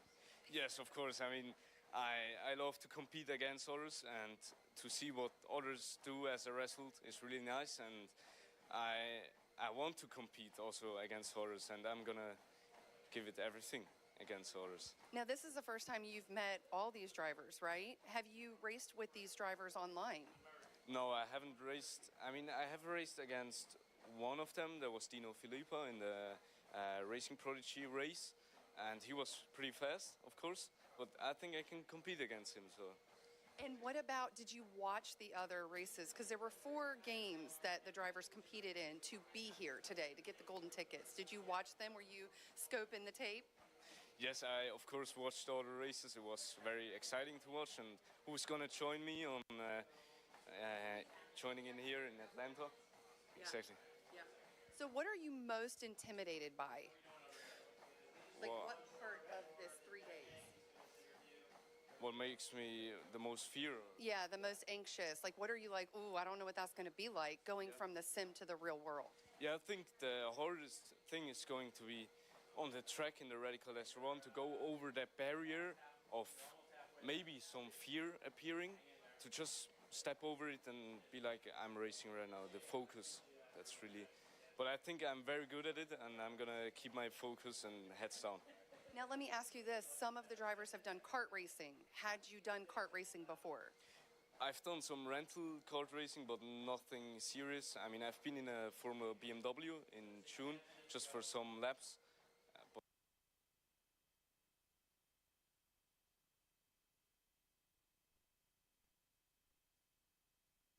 Beautiful, okay.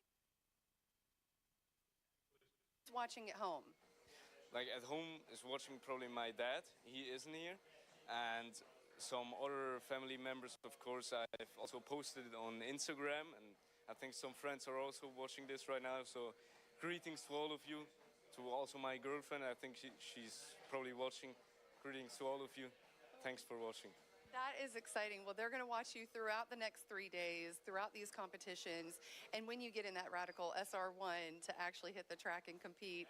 And, you know, we have Dr. Ashley Whitson here. She's working on that mental, so you have someone that you can talk to when you say, okay, I'm going to lose it. I'm going to pass out. Talk to someone, and maybe she can give you some techniques, because she is here to work with drivers as they're tackling those new obstacles for the first time.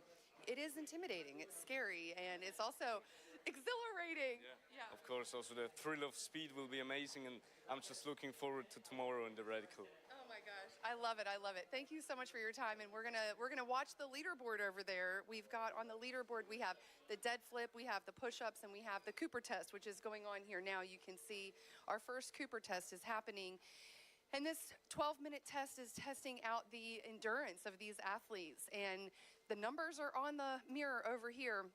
And we're going to be monitoring it throughout the day to see which of these sim drivers, these competitive, professional video game drivers, are able to translate all of those skills into the real world and what that looks like.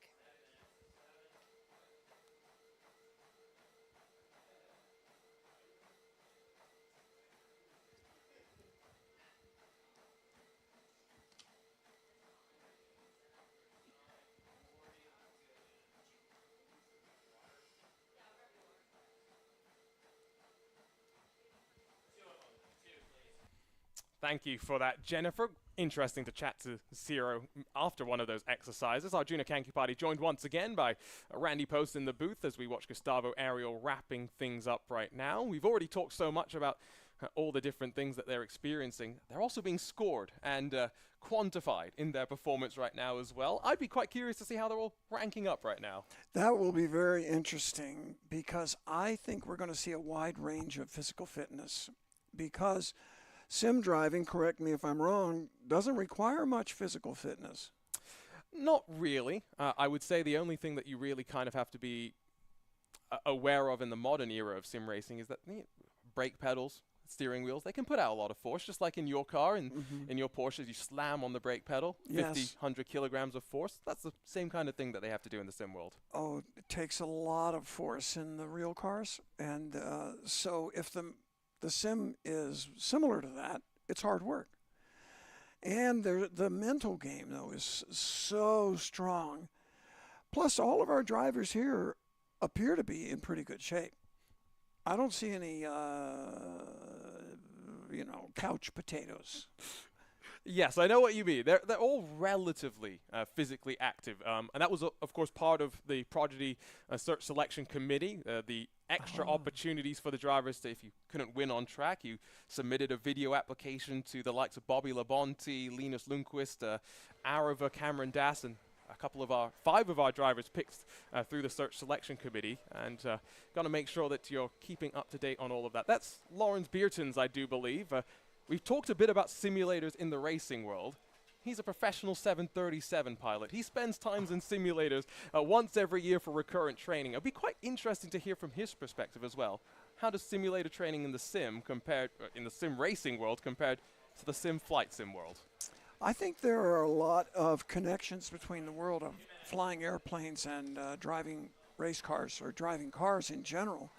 And pilots always make better race car drivers because of the discipline that they learn and the importance of the correct inputs to get the right result. It's very technical, I think. But part of the beauty of driving a car fast, though, is that some of it, you really can't measure it. There's a magic. And these guys have it. These drivers, or they wouldn't be here. These are some of the best in the world. But for them, the experience coming out of their basement and flying across an ocean and being in this whole new world, I think there's a lot of mental and emotional stress that they're having to deal with, which is also at the same time another good test of how you deal with that kind of thing. And I guess as well, having to figure out how you're now going to have to jump into the car after that. That's part of the challenge. I see Gustavo Ariel sending a voice memo maybe to one of his family members. I'm sure plenty of support from the team behind the scenes effectively for all of these sim racers to have gotten here. No, he's posting on Instagram. I mean, that's also part of it. He might need to be posting on Instagram. I'm going to post you right now. Here, smile. There's another score going up on the board, though, as someone else finishes up one of their rotations. I'm not good at reading in general, but I'm trying to figure out if we could peek over the shoulder here. Well, these are numbers, Arjuna, so that doesn't make it more complex. You're so good with words. I'm great. I'm decent with words, but you know what I always say? Never trust a commentator's math. So you know what I'm not going to try and do? Figure out what's going up on that screen, other than to say that the drivers are very much being put through their paces. You said you have some memories of what this was like in your time as a Porsche factory driver, but when it comes to Porsche factory driver, you're not usually doing this physical test and then having to go to a skid pad afterwards, right? Right. No, not at all. We were in a training center in Austria, although my experience was actually kind of similar to what I was just describing. Now that I think of it, I got on an airplane, I flew across the ocean to a foreign land where they speak other languages, and in the training center, there was not a lot of English being spoken there, and I had no German. And so I didn't always know, and still don't know, what some of my results were, etc. But are we seeing numbers of push-ups that these drivers did? Because if they're doing 43 push-ups, that impresses me. But some of these push-ups I saw, I'm like, the Marine drill sergeant in me is like, I want your nose to touch the ground. One. Yes. Yes, there were a couple of push-ups which I did kind of note the form on them as well. I could get big numbers if I went 1/3 of the way, and I mean, I always did it. I do it for a workout, so I do it kind of slow and steady, and I want to control and use those muscles all the way down to touch my nose without cheating, without hanging the head down. When you're working out, you get what you put in, and it's interesting numbers. I think those are some quite high numbers. Let's see, though. I think Jennifer Moxley is once again standing by to chat about the last round of push-ups, which are about to begin. Finished the pit fit assessment on the push-ups. Is that correct, Trey? I think we have one more person left, but he's finishing up an interview, and yeah, we're almost finished. That's right. Marco Pajcic. Marco Pajcic still needs to do his last round of push-ups, but the board's a little hard to read in here, but we've got the results on the mirror. Talk to me about the assessment of the drivers who have done the push-ups so far. Yeah, so what we're essentially looking for is how many they can do in 1 minute without having to rest. So it's a big test of their, not just their upper body strength, but also their upper body endurance. So with that one, it's real simple. We're looking for an overall number. The higher the number, the better. And are you impressed with these numbers for sim drivers? You know, we are going to be comparing sim drivers to real world drivers the whole weekend or the whole 3 days. Are you impressed with these numbers?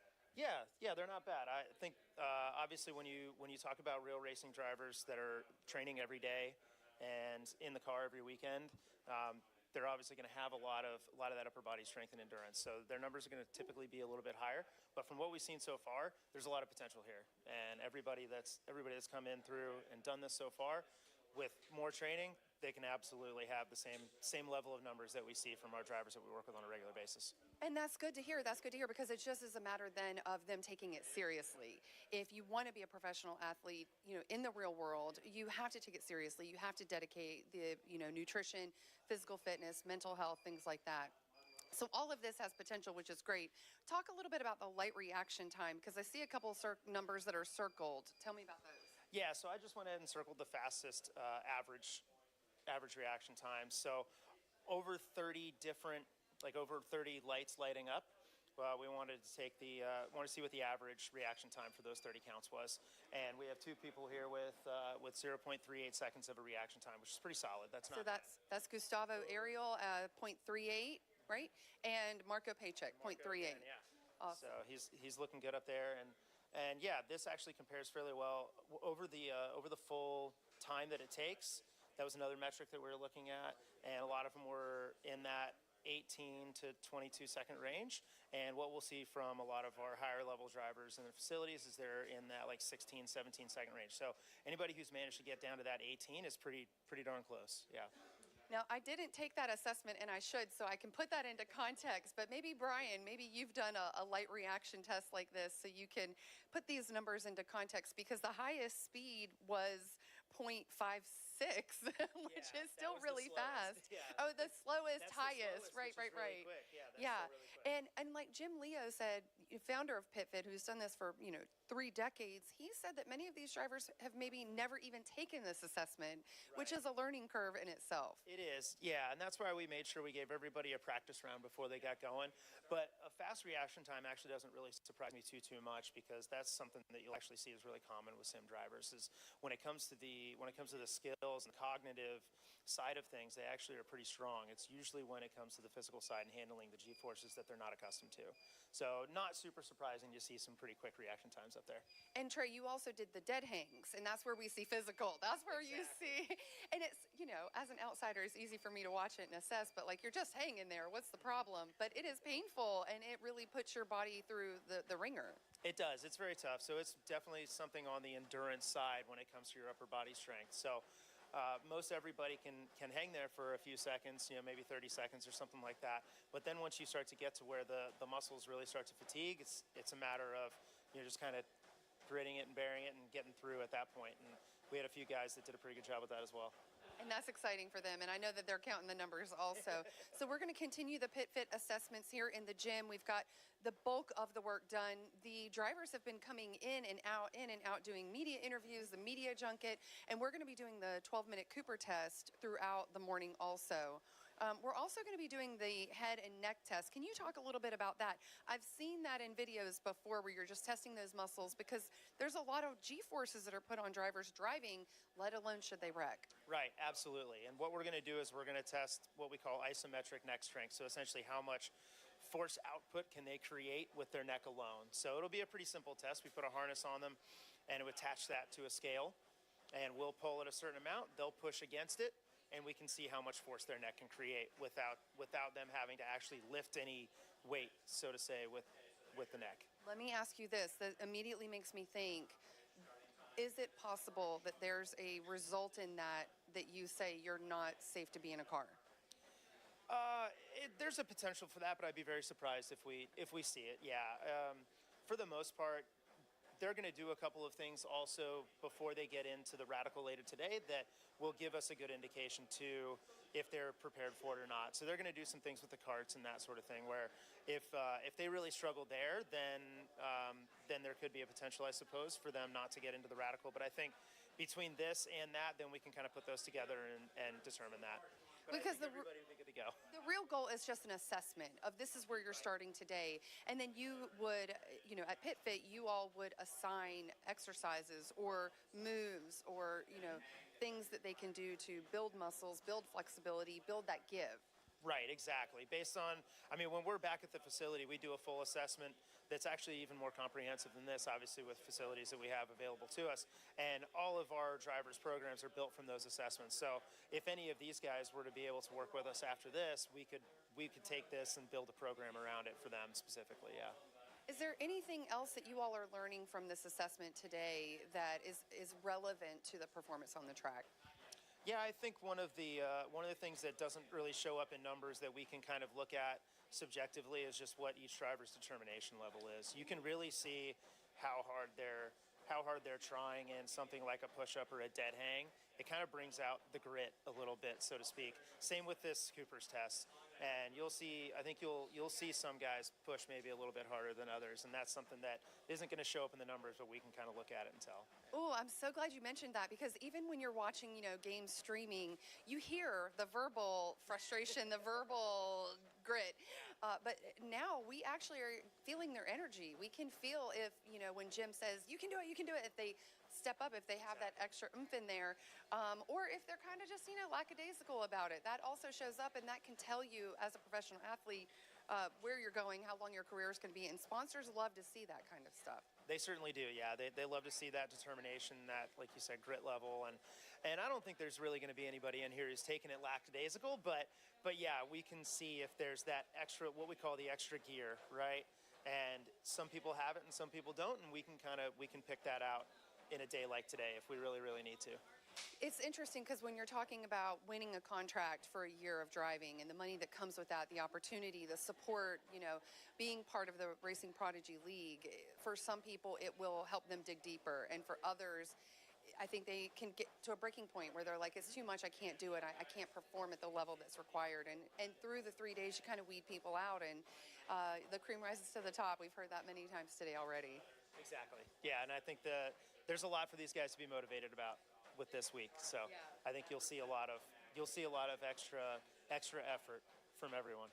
I like it because it's like, okay, you're real race car drivers now. You all are pros, you're training pros, you have multiple IndyCar winners on your roster. So to work with someone such as you and Jim Leo, that alone is such an experience. Well, thank you. I appreciate you mentioning that. But yeah, we, like you said, we work with drivers in IndyCar, NASCAR, the top levels. We also work with drivers in karting and Legends cars, and we'd love to work with some sim racers as well. I think that would be a really good opportunity for both them and us. And I think that allows us to have experience with a bunch of different levels of drivers, and we see what all those motivation levels and what all those effort levels are coming up through, and even drivers at a very young age, they get exposure to what the work ethic of a professional driver looks like, and that I think is crucial for them as well. It is so easy to underestimate the work level of a driver. It really is. You just don't understand until you're put in that situation, and you think about the dehydration, the exhaustion, the physical endurance, the core, the G-forces, the mental, the vision. It really, when you start adding it up and looking at it, it can really be overwhelming. Like, they really are doing it at the top level. Absolutely. Yeah, absolutely. And the more work they put in with us during the week, the easier all of that other stuff you just mentioned becomes on the weekends. And that's important. Should there be an injury, should there be a wreck, should there be harm to their bodies, that recovery time is less, and or you have a pathway to recover faster. Yeah, you absolutely just said it. The recovery time for somebody who's in that level of physical conditioning is drastically reduced when when you do have that injury. So it is very important for these guys not just to be fit for what they're going to do in the car, but should they encounter a big impact or a concussion or a broken limb or something like that, the recovery time can be a lot shorter if they're in a peak physical condition for sure. They do have age on their side. They're 17 to 31 years old, so we've got that going for them, which is always nice and helpful. But we're going to continue our Cooper test throughout the morning. The media interviews are going on. So Brian and Arjuna, once I find someone else to interview and see who they want to talk to back home, I'll let y'all know. That sounds good.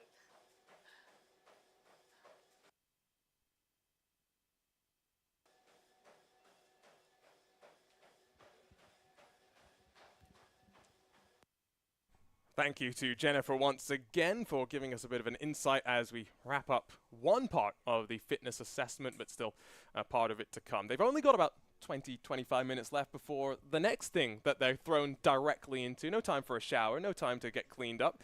It's media training up next for them. Kind of like you've just finished your race and now you've gone into your interviews, like those Formula One guys at the table. Well, the team has done a good job, but I am not satisfied with the driver on my left. He was not the kind of driver that I think a person should be. Funny thing is, Formula One, they're at such a high level. Their pay is so high that they're not pushing the sponsors like we see in NASCAR. Although, you know, I know they make plenty of money. But Formula One, I don't know if I've ever heard that. No, you're right. The media training, even in the eNASCAR versus roadside of sim racing, that's the case as well. We talked to Garrett Lowe. He'll make sure to thank his sponsors. We talked to Marco Paich, Gustavo Ariel. Probably not. I'm inspired by these workouts, though. I must say that as soon as I get home, I'm going for a run. You're doing a Cooper test when you go home? No. Okay. We were actually just looking at some of the stats for the Cooper test and what a passing grade would be. Now, if you're a male between the ages of 20 to 29, which is the majority of the field here for Prodigy Week, you have to run at least 2,800 meters in 12 minutes, about 1.7, 1.8 miles, which doesn't sound like that much, I guess, except if you're not in physical condition like myself. When I was working out the little bit that I did, I seem to recall I would do 3 miles in about 30 minutes. 10 minutes a mile? Yeah. And so that's similar pace. I don't think I can do that now, unless I'm like, I don't know, driving. Yes, get me, like you told the Porsche instructor, get me in the car instead of in the physical test. Can we just drive the car? I'm really good at that. But that Praga, that was an eye-opener for me. It took so much physical strength to drive that. And I hate to admit, I was not strong enough to drive that car at full pace. And no power steering, right? No power steering, and the G-force was so strong. And I found that all the way through Atlanta Motorsports Park, turn 13, 14 is a long, long right-hander. I mean long. And I just started leaning on the headrest, like the safety collar that is around your head. I just leaned on it, and I'm wondering how many drivers do that, because historically, I haven't even had that in GT cars. And I always felt like having to do that was a crutch. Like I'd failed. Like your neck wasn't strong enough. Yeah, you need to hold your head up to feel what's going on. And I was like, I can't. Boom. Okay, I'm good. And the funny thing is, when I drive up my little sedans on 200 tread wear tire and endurance races, I can drive those things for 6 hours. It's no problem. 3 laps in the Praga? Wow. And that's the 2G plus cornering capability of that car. Mostly, it was that, and the steering. Wow, the steering was so difficult. They're working on a power steering unit. Oh, they are? Yeah. Wow. Because I said to them, guess what? Your target market is guys like me. You know, guys in their 60s are doing track days, want to drive a real race car that's so capable.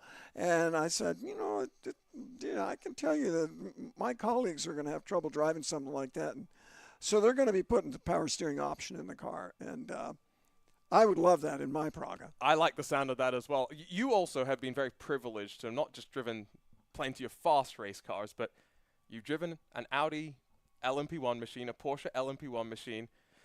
Those are the types of cars that when we talk about physical fitness, you have to be a marathon runner. I think that's true. And part of it's the braking and the cornering G's. And I had those opportunities through my journalistic career. I was sent over there to write a story about it. We didn't drive them for very long, but we drove them. I drove a 919. I drove an Audi R18. Incredible experience. And you know what? I did well in the low-speed corners. We only got like three lap sessions, right? And I'm not going to crash their car. But in the high-speed corners, the funny thing is they said, hey, be careful when you drive this car. It's going in a museum as soon as you're done with it. And there were like 10 journalists from all over the world who had racing licenses who were invited to drive the cars. And so I was a little bit careful. And they said, be careful. And then, you know what they do? They get out the pro driver's data. Oh, no, that's evil. Overlay it. And I went, wait a minute. And for instance, we were at Misano in Italy, and it's got a new name. But anyway, in the slower corners, I was there. I was on the pace. But there was one fast kink that was like fourth or fifth gear. You're moving. And I was at least 20 miles an hour, not kilometers, 20 miles an hour off the pro pace. Because I was not going to go steaming through this thing. I'm not used to that kind of downforce. Audi R18 downforce, thank you very much. Trusting the invisible forces of the air are going to keep you stuck to the ground? Yeah. In a 3-lap session, no, sir. And I'm not doing that. Not really enough time, I'm guessing, to really get any temperature into the tires either. So, well, they had tire warmers. That's true. Oh yeah. We buckled us in. They rolled us out on the dollies and set us on pit lane and go. Did he stall? Good Those question. are electric roll off, are they? You know what? They told me not to rev it, so they might be. I didn't even know. That wasn't in the book. the documentary book they give you to read about it? Yes, it was quite a lot of information just to drive the car. Figured out the technology. Well, okay, I tell you what, we're enjoying our chat. They are doing some of the neck tests. We saw one of the drivers getting that headset on, but Jennifer Moxley is going to be standing by for a quick chat with the first winner of a Prodigy Pass courtesy of a selection committee. It's David Dalton Jr., the BMW driving instructor. David, you.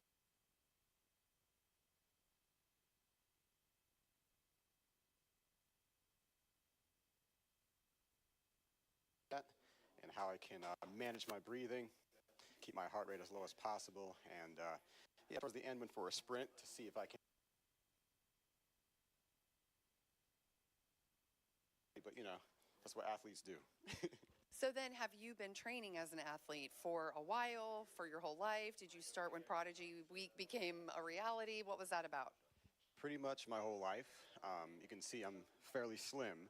That is a custom, not custom, but that is kind of because I'm attributed because I'm allergic to a lot of different things, so my diet is limited. But yes, I've been training for most of my life, and yeah, you know, I feel like everything. These past where's my It mind feels like it's been a week, and it's only been 4 or 5 hours we've been here today, right? Intense because now it's a competition. You know, but these next 3 days, you know, it's going to be all just memories coming back to my competition days, and I'll just be able to put forth my best effort and, you know, just execute. And I appreciate that you said you're feeling the competition, because so far this morning in the gym, it's been a friendly competition. But after you get that adrenaline, after you see they put the times up on the board now, they're going to update those to make sure they're accurate so everyone can really assess, okay, where do I rank in this physical competition? I'm glad that you say that the competition is starting to hit, like, you know, but what is your competitive nature? What kind of competitor are you? So naturally, I feel I am an aggressive spirit. You know, I've always made sure what I know is best. I put forth my best effort to execute what I know is best. But the kind of athlete that I am, I know, you know, I've been through a lot of trial and error and tribulations, and I know where to pick my battles. You know, like when we get onto that kart track, they said it's going to be a race. You know, and I'm definitely going to race. You know. Because there's a lot of judges watching.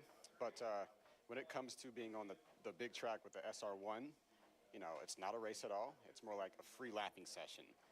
I need to show my speed, my consistency, and bring the car back in one piece. So my mindset as an athlete is to be calm and collected, but also a force to be reckoned with, you know. That's I'm here to compete.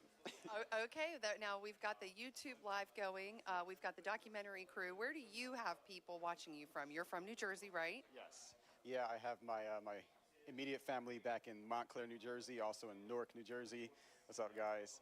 I have my co-workers from the BMW Performance Center in Greer, South Carolina. What's up, team? And some others over in Monaco. Got some from the island of Mauritius. And yeah, I have a few people from all over. So yeah. And that's got to feel good that you are here for a once-in-a-lifetime opportunity. You have the support behind you. There's camaraderie in the room. The Racing Prodigy team is incredibly supportive through every step of the way, getting you here, getting you through the process, and walking you through the next 3 days. So what are you most concerned about in the next couple of days? Honestly, I feel that I'm not really concerned about much because I've trained my whole life for this moment. I know what kind of effort I have to put forth. Maybe just how I might stack up against the other more experienced guys. You know, there's maybe only 4 others that have a lot of real life experience. But, you know, this is my background. Road course, cars with downforce, that's my background.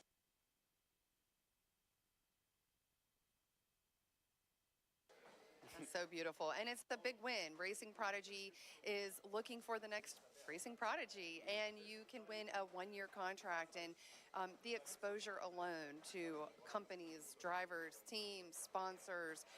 Racing Prodigy is looking for investors in this project, in this dream, to make all of your dreams come true so they can have their own league of drivers racing in the real world. Does that sound like a fantasy to you? Do you see it coming more and more to fruition, especially as we're now all here gathered today? How are you processing this Racing Prodigy dream, which is part of yours?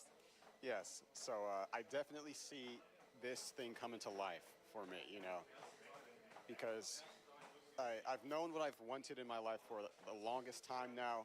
I just did not know how I was going to get there. But Racing Prodigy, they're doing God's work, doing this for us. So, you know, I'm going to make it worth their while that it's not being put to use in vain. And I want to make the most of this, you know, I really do. And I see myself skyrocketing off this opportunity. You know, no matter what happens after Wednesday, I see myself going up from here, you know.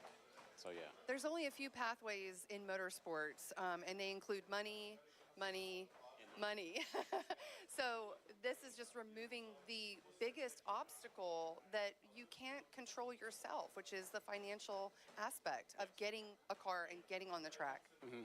Yes, most definitely. Money is always the biggest factor. It's from like the 70s, it's been money over talent.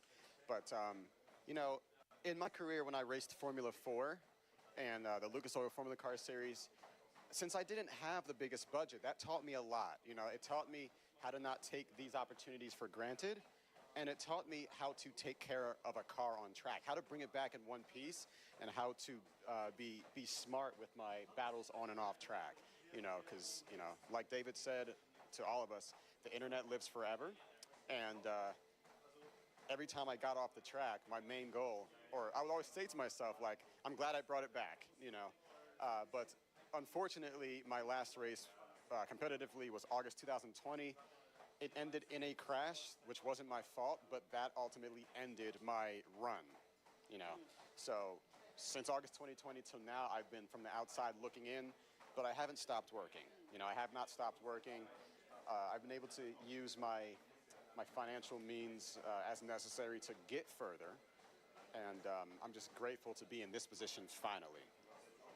David Dalton Jr., thank you so much for your time today. You got to do the head and neck test, and you got interviews coming up, and there's so much more to go. But thank you for your time today. And I'm going to tell you good luck, but I'm telling everybody good luck, just to be fair. And the exciting thing about Racing Prodigy, Arjuna and Brian, is that it is trying to transform motorsports and remove that financial barrier for talent. They want to show sponsors, investors, organizations that invest in motorsports. They're assessing them now and saying, look what we have to offer. Look what can be on the track. Look what can be entertaining fans around the world. We have 12 drivers from 9 countries here, and there were so many more countries that competed in the 4 games that got these drivers here. And don't forget, we also had coaching competitions where coaches came together, real world and sim driver coaches came together to choose drivers to be. Racing Prodigy is hoping they can remove that financial barrier to get new, fresh talent on the tracks.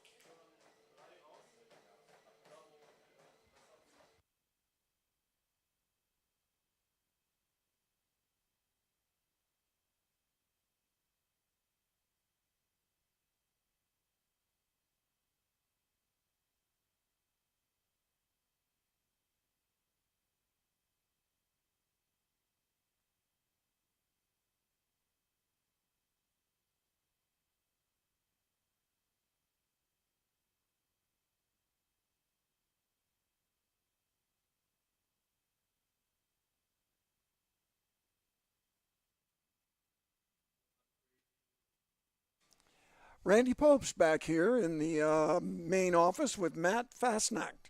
Hey, Matt, Randy. tell me why you're here. I'm here because Dave Cook came up with this great idea, and I decided to join in. So Dave and I founded Racing Prodigy to open up motorsports for people because of financial limitations. We felt like there was so much talent out there, especially with the development of esports racing and the sophistication of platforms. These are real race car drivers, and we want to give them a shot, get that talent in the motorsports world, grow the motorsports fandom and participation. All over the world.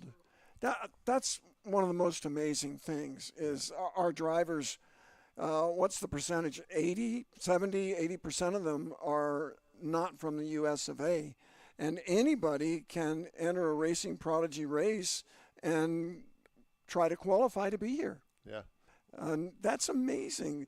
The accessibility, it's open, anyone. And that's the beauty of a race is they don't care about your age, your color, your accent. It's purely driving that race car and how fast you're going and can you pass the guys without hitting them and all that, the most difficult stuff like that. Yeah, absolutely. I was so happy to see so many people from all around the world. We have 7 Europeans and I think there are 3 Americans. This isn't an American thing. We're trying to create a global motorsports platform, a company that is open to anybody from anywhere. We think there are probably different numbers out there, but 300 million people who regularly play racing games, and we're going to expand the platforms of people being able to race. And, our big season, I think, is going to be this winter. More people are on their racing games relative to the summer, and we're hoping to announce some really exciting additional platforms for people to race and to get into our next Prodigy Week next year. This Prodigy Week is going to be a big wake-up call for the world. The world's sim racers. They're going to see this, and they're going to be like, wow, I need some of that. I need a piece of that. I want a shot. And just the idea of racing people on that level and how anybody can do it, right? Yeah. Anybody. Yeah, anybody. This is the first year? This is the first year. This is the first Prodigy Week of many to come. And our goal is to create a sustainable career for these people, to create different levels of racing series, professional series, where they get paid money to be in it, and there's going to be prize money. So they don't have to bring any money. That's the dream, isn't it? That's the dream come true. If you can be that person to make a living racing cars. Yep. And I did that. And I'm very proud of it, Matt. Yeah. There's not very many. I mean, I wasn't a dentist racing, and I didn't have another job. Yep. And actually, some of my best competitors had other jobs too, and that always amazed me how they could run a corporation and be a top driver. One is Andy Pilgrim, terrific racer all those years, and he had his own other business going on the outside. He's still like that. And so you are supplying a pathway to make racing dreams come true. Yeah, because I lived that. I always wanted to race cars, and somebody gifted me a Skip Barber Racing School test and or a school, one of their 3 days. What year was that, if you don't mind me asking? That was back in 2002. Oh. Yeah. Well, that's not so long ago. Okay. And Bruce McGinnis was there. Oh my gosh. And, yes. And he came up to me after the weekend. He said, "Matt, you have something that's worth pursuing here." And I said, "Bruce, you tell it to all the students because you obviously want me to come back." He said, "No, I'm serious." And unfortunately, I didn't have the financial wherewithal at that point to continue doing anything. So it was another 7 years before I got back into a race car because I had this other job you talked about to be able to afford racing. And that's when it all started. I mean, I started when I was almost 40 years old. And, you know, I'm proud of what I've done. I've been able to race in most of the U.S. Championship Series and won a couple championships. And I want to keep going, but the financial part of it is always a constant challenge. So we're trying to solve that. Did you hear me earlier in today's show when I said, or I asked, who's the most important person on a pro racing team? Or maybe any racing team. But I did not hear you. Is it the driver? No, I'm going to answer my own question. Yeah. Is it the team manager? Nope. Is it the engineer? Nope. It is the guy getting the money. Yeah, there you go. Because racing is an expensive sport. These cars cost a lot of money. Sim racing, however, is not. So you need to have somebody bringing the money to run your show in a real race car. Big money. Yep. And that's difficult because there are a few business models out there where sponsorship really does well for the companies. The ones that I've seen work particularly well are when companies bring their customers to the racetrack and it's experiential marketing. Lawrence Beerton just finished the head and neck assessment. Let's head back here so, and Lawrence, hear from a driver. That head and neck assessment. Oh, well, I have never had those tests before. They wrap you on a strap and they pull just as hard as you can against your neck. So, well, it has a strange feeling. I try to push as hard as I can, but I think that can be improved. So yeah, it doesn't seem like that's something you can fix. It's just like, this is what my neck does. So how did it feel? Does it feel like you could do some exercises to have a better weight that you can manage? I think there are a lot of exercises to do, and you do this a lot to improve the G-forces you experience in the real car. So yeah, but this feels like unnatural because they are pulling you. In a car, you feel like more what's coming, and here they just pull you. So yeah.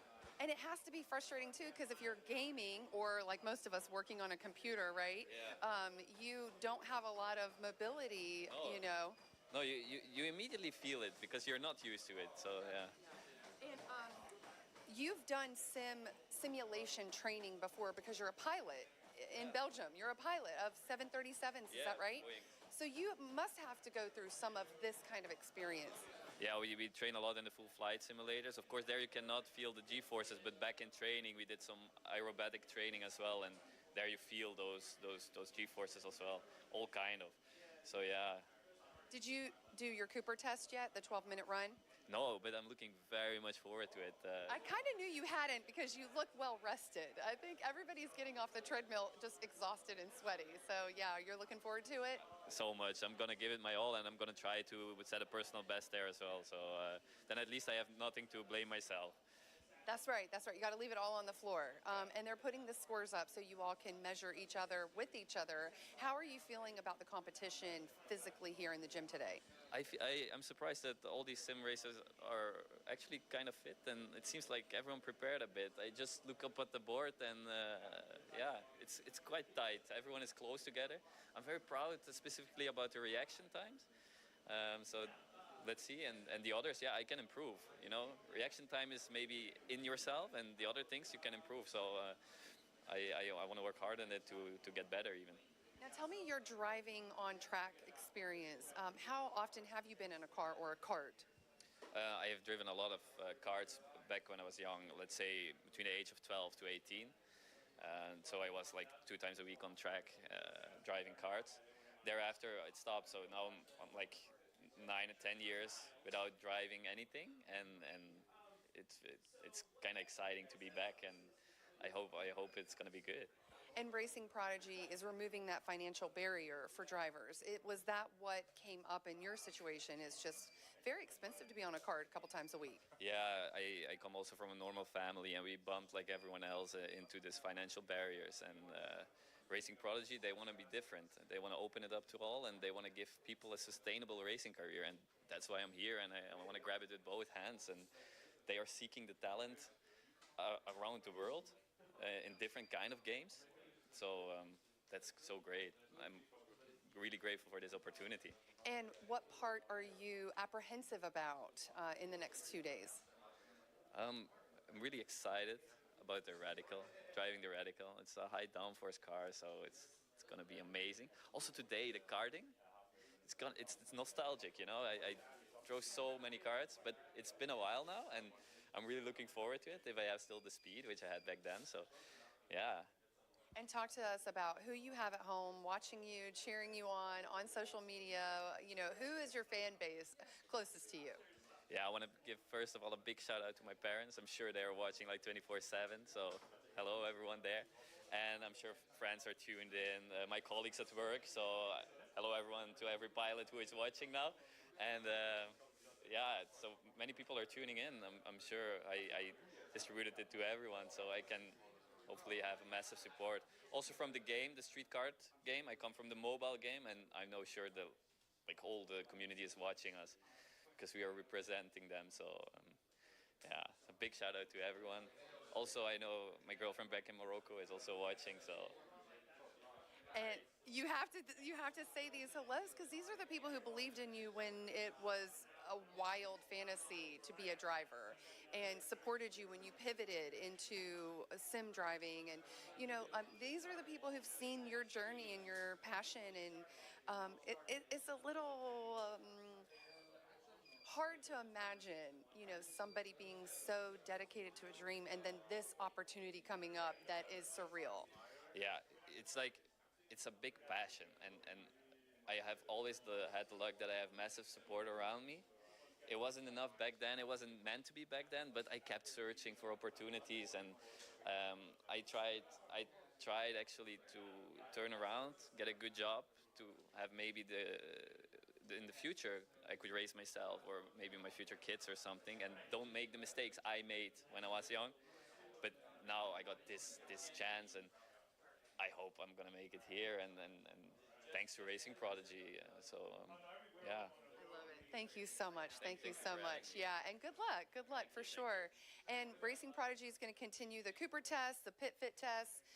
Here in the gym, you've got media interviews, and then they're going to hit the karts later on. So we are going to check back in later.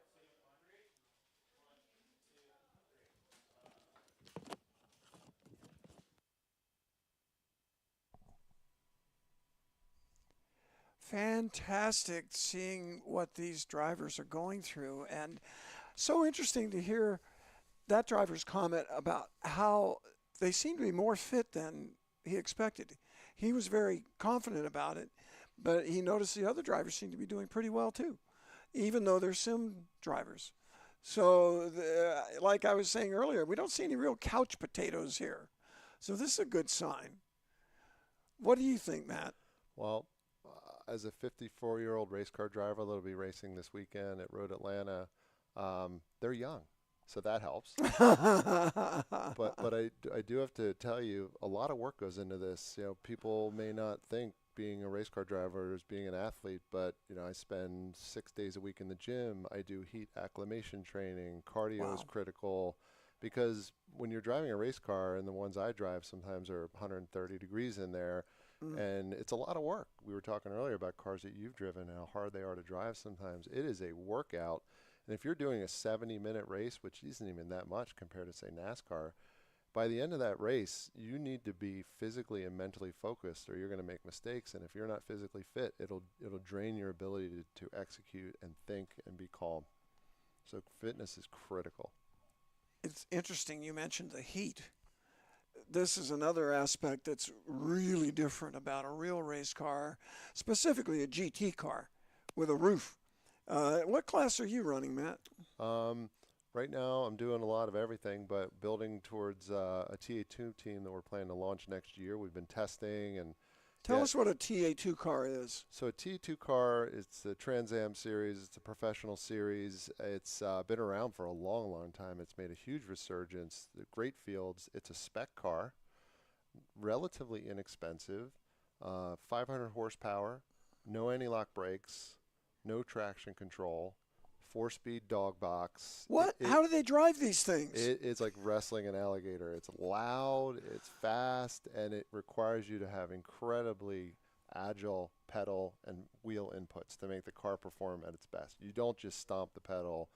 You know, it is. And I think I've seen a lot of people come from Mazda racing and do very well in those. And I've spent most of my time with like the MX-5s? MX-5s and the old spec Miatas. It translates really well to getting the car to rotate, how you do pedal inputs. You just have a lot more power and not a lot more weight, actually. It's not much different than a Mazda, but you have 500 horsepower instead of 120, 160. Now, I find that fascinating and interesting, and it actually pleases me that a guy with all this experience in a Trans Am car, which is 500 horsepower, racing slicks, tube frame, it's a little bit like a NASCAR car for road racing in a bit, right? Yeah. The tube frame, front engine, rear drive, Yes. V8. Yep. You're saying that a spec Miata with 120 horsepower maybe in a little friendly little sports car translates to a Trans Am 2 car. Yeah, especially the spec Miata because no ABS, no traction control, and in that, no power steering, which is you better work out your shoulders in the gym.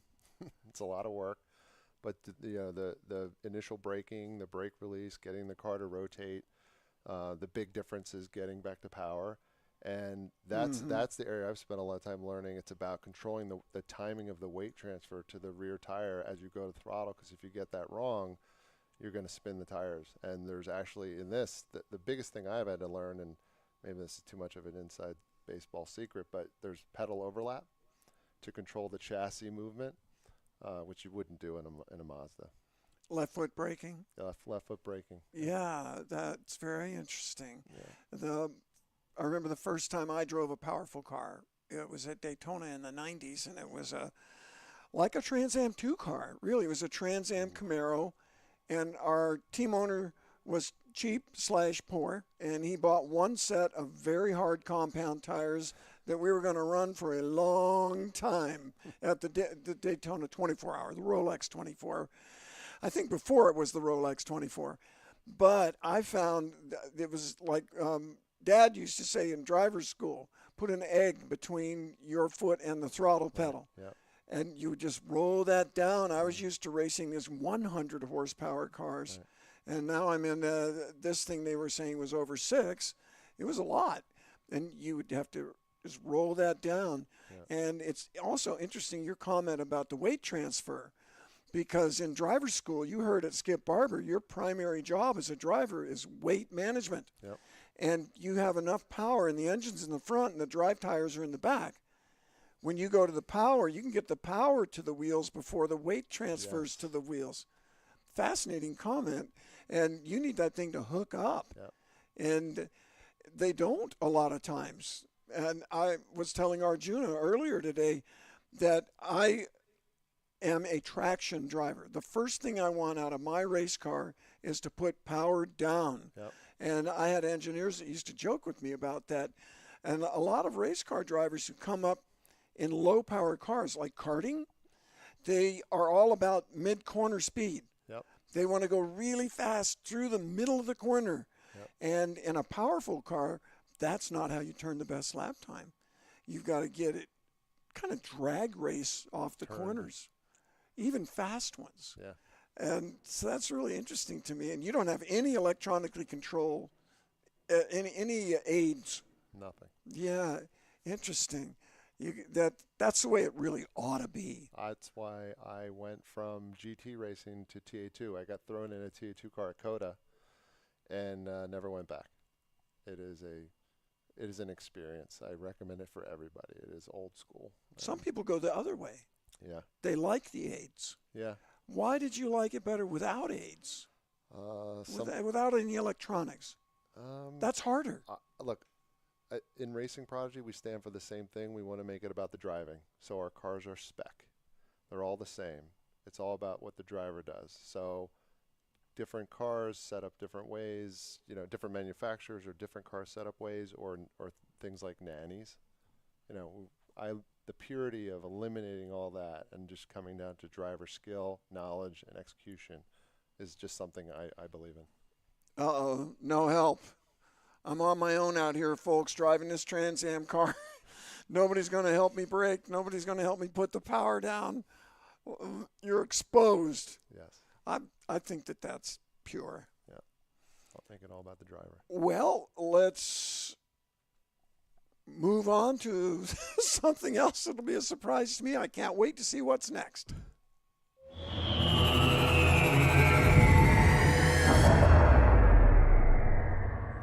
As a kid, did you ever dream of becoming a professional race car driver? But maybe it was too expensive or always seemed out of reach.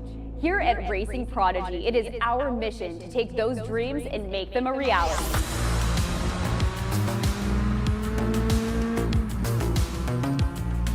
You too can be just like Jeff Gordon, Lewis Hamilton, Max Verstappen, some of the greatest drivers ever, and be a part of a world where real-life racing and motorsport opportunities are available to everyone.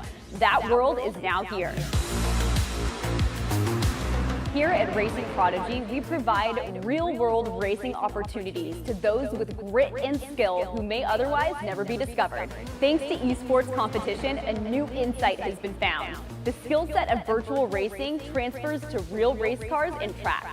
Gamers and sim racers have proven that they can race real race cars against the professionals and win. It's now time for the world's first E2 Real Sports League, taking esports competitors to real-life racing competitions. Prodigy Racing League is here to offer aspiring real-world race car drivers the opportunity to compete across multiple gaming platforms to earn titles and coveted Prodigy Passes. These golden tickets of motorsports allow you access to trips that are fully paid for you to train, learn, and even compete at Prodigy Week, our real-world racing academy held at Atlanta Motorsports Park in November. It is our goal and vision to draft the first class of racers from those who compete at Prodigy Week to fill the grid for our inaugural series to debut in 2024. We can only achieve our vision together, so join us today to test your skills, earn your spot at Prodigy Week, and enjoy the thrill of racing. Racing Prodigy, where dreams become a reality.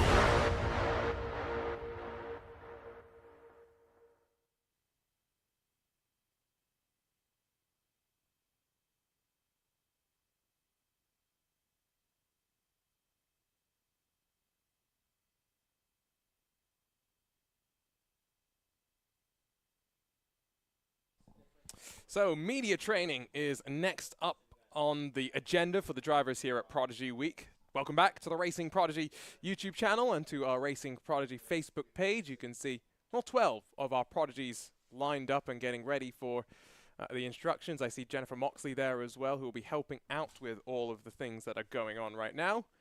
We're just working on getting you some audio from the session as it runs. You'll be able to follow along with what the drivers are learning about. Randy had made the comment that it's not too dissimilar from Formula One, where the drivers have gotten out of the car and are now dealing with a media scrum. They've just finished their training with PitFit, of course, and the assessments there, and now getting various little bits of instructions. Some of these drivers, of course, will have some media training. Garrett Lowe, eNASCAR Coca-Cola iRacing Series driver, will have plenty of experience, you'd suspect, given his long tenure in that series. Some of the other drivers as well with their real backgrounds. Nathan Saxon, for example, races in spec MX-5 machines. Maybe he is accustomed to the professionalism required at this stage. But Randy, what do you think the first things they're all going to be learning about? We see the screens going up on screen courtesy of DKC. Storytelling.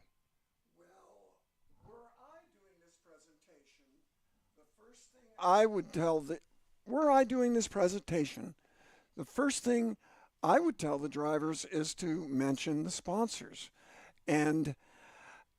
but what you need to learn is how to weave that into your talk, and not just blah blah blah blah blah blah. half the time you can't even understand what they're saying. And it needs to be something that the people listening can understand you say. If it's Quaker State Oil, you need to be understandable. But at the same time, you want to be interesting. And if you're interesting, you will be more likely to have more interviews offered to you as well. It's good to work it in. The best guys work it in. Or they use the proper name. Never say the car. You say the Chevy ran great all day today, and the Yokohama tires were. You don't just say, well, the tires went off, or I think I had a better tire. No, it's a better Yokohama, or whatever. So using proper nouns is important, and I think that you've got to think about the persona that you're building for the audience that is watching and listening. Who do you want to be? And this is where a lot of real drivers have recognized the importance that the sim world can play in connecting to their fans, but also vice versa for these drivers, the opportunity to build a community as they rise up. We've been talking with Brian Till as well about Daniel Morad as an example. Drives, of course, with Winward Racing in the IMSA WeatherTech Sports Car Championship, the IMSA Michelin Pilot Challenge, but he's someone that will go and race around the tracks on the weekends in the real world, jump back home during the week and get on Twitch with his community, throw some fun races up, all sorts of wild and wacky combinations. But again, it's all about storytelling, right? Weaving your community into the persona that you're trying to build. That makes you more valuable to your sponsors. And I emphasize, and I can't overemphasize the importance of getting the money to race real cars. You've got to get your hands on it, and you need to be a person who can attract that and keep it. Yeah, I'm looking at these slides right now, and I must say I'm not enjoying them because all the tricks that the media use to try and get drivers to give us juicy storylines, they're trying to guide them away from that. For example, good reporters will keep you talking. Silence can be golden. I don't know about you, Randy. If I'm interviewing someone, I usually try and ask as few questions as possible to make sure they try and lead me to the juicy details. Perfect. A bad interview is when the interviewer is doing all the talking. You're trying to get the secrets from the drivers. And driver interviews are difficult, though, because drivers have secrets. And they don't want to say how they really won the race and maybe give away one of their secrets. When you're a driver and you want to win a race and you find an advantage, you must keep that secret. So it's good to be entertaining and find gems to give your interview. But not give up your own closely kept secrets that help you win races. Yeah, I was doing a race this weekend, an endurance race, and I'd sent a message to a team, like a pit reporter would, asking, what's the strategy? They were running a bit slowly, and they said, oh, the other cars, the balance performance, we're not fast right now. Come the end of the race, what did they say? Oh, we were saving fuel. We just didn't want to let anyone else know. It's all about keeping things in your back pocket and recognizing what information can be shared and what should not be shared. Also recognizing that 3 different types of media I saw up there: print, digital, I guess, and various different things. In this modern world of TikTok, I'm not a teenager, so I can't pretend to be on the talk and clicking around on all the buttons, but this short attention span that so many people now have, it's great for racing drivers if you find those little clips from different races, but that's some time investment as well. Well, a racing driver usually only has a short time on camera too. When I was racing, I looked for those moments and used them the best I could. And you've got your 5 seconds or your 10 seconds where you can say something to promote your team or promote your sponsors and to tell your story and make the whole show better. There are different levels. You want to take care of your team, but you also want to take care of the whole show. I used to say that in drivers' meetings. Like, look, you guys, we're putting on a show here. And I always enjoyed that, and I felt like I was not on very many teams that took advantage of the potential I had for that. And I'm gonna pick on Porsche, and at Porsche they have a team of factory drivers. Actually, several manufacturers do, and the focus was on winning, period, and nothing else. And I think in the big picture, there's so much more to what a driver can do, and I think that has become more sophisticated over the years, and that's exactly what they're talking about right now in this media training. You had done an incredible impersonation of a Finnish Formula One driver slightly earlier, and how sometimes uncommittal they can be with their particular style of answering questions. But that's also something that every driver has their unique style, right? And that's, I guess, for us as journalists, media people, that's part of what we learn. But I always find that the people that I have the best back and forth with are also the people that I have the most conversation with off camera as well. Sim racing is great, right? You can get on Discord, WhatsApp, whatever messaging platform you want and send them a message and ask whatever questions you have. In the real world, this is where I feel like for these drivers, they've got to recognize the relationships they make, not just to get future opportunities to drive cars, but with the media, with all these other things. Relationships are so important as well. Business is relationships. You're on it, Arjuna. So when you start your pro career, you'll be ready. I've been talking plenty already. Let's head back down, though, to the media training where Jen's going to catch us up on what's been going on. Arjuna and Brian, the drivers have been in media training for a few minutes now, and DKC Sports dove right in. They started breaking down how the media works, how reporters work, why maybe an interview doesn't feel so good. A reporter might be having a bad day, and to not take it personal. Because as you two just said, that is an ongoing relationship. When you're a professional athlete, most of the time you're working with the same media folks throughout their career and your career. The documentary team is also in here recording and catching clips.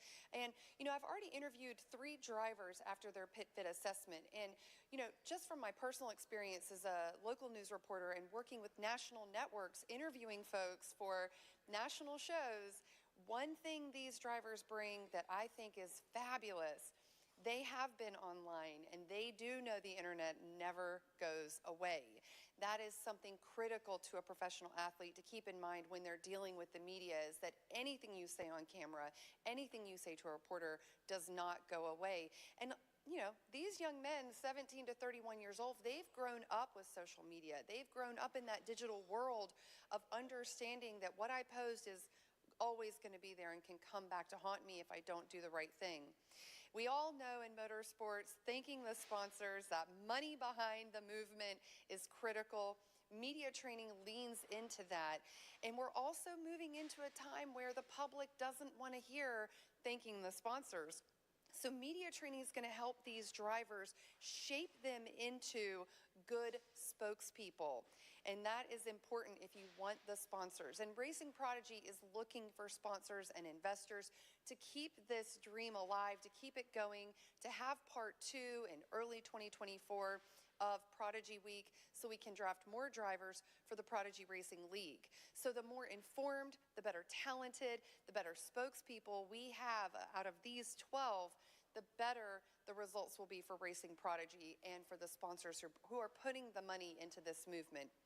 While Racing Prodigy is removing the financial barrier for the drivers, money is still there, money is still a need in any motorsports, because time on the track here at Atlanta Motorsports Park is expensive. Tires are expensive. If something happens to the car, Brian, that is expensive. That is a very different world from the e-gaming and the sports, esports racing world that these drivers are used to.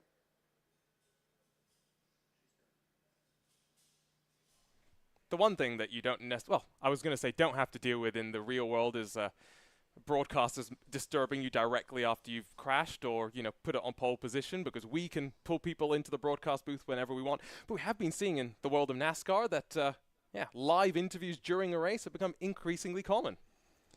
I would like to have done more of that, frankly. I can't recall that I ever had the opportunity to talk during the race. And I have found the more close the competition is, the less I can talk. And I'm a talker. In fact, again, when I drove for Porsche, they told me, you talk too much. I'm like, okay, sorry. But interesting comment that Jennifer made about how in the media world we want the sponsors to be more understated. And I've noticed that in the social media that I watch, that you have to say if you're sponsored on certain items, and I don't know if you have to, but I think it's required in some areas, and it changes the feel and the tone, and so drivers have got to learn to be sophisticated about it. So it's happening in a subtle way. And a lot of the time they'll have teams behind the scenes, right, that help them develop creative strategy and all of that. But oftentimes the drivers that get the most results out of social media and sponsorships are the ones that derive their brand from themselves and have really understood why people have engaged with them.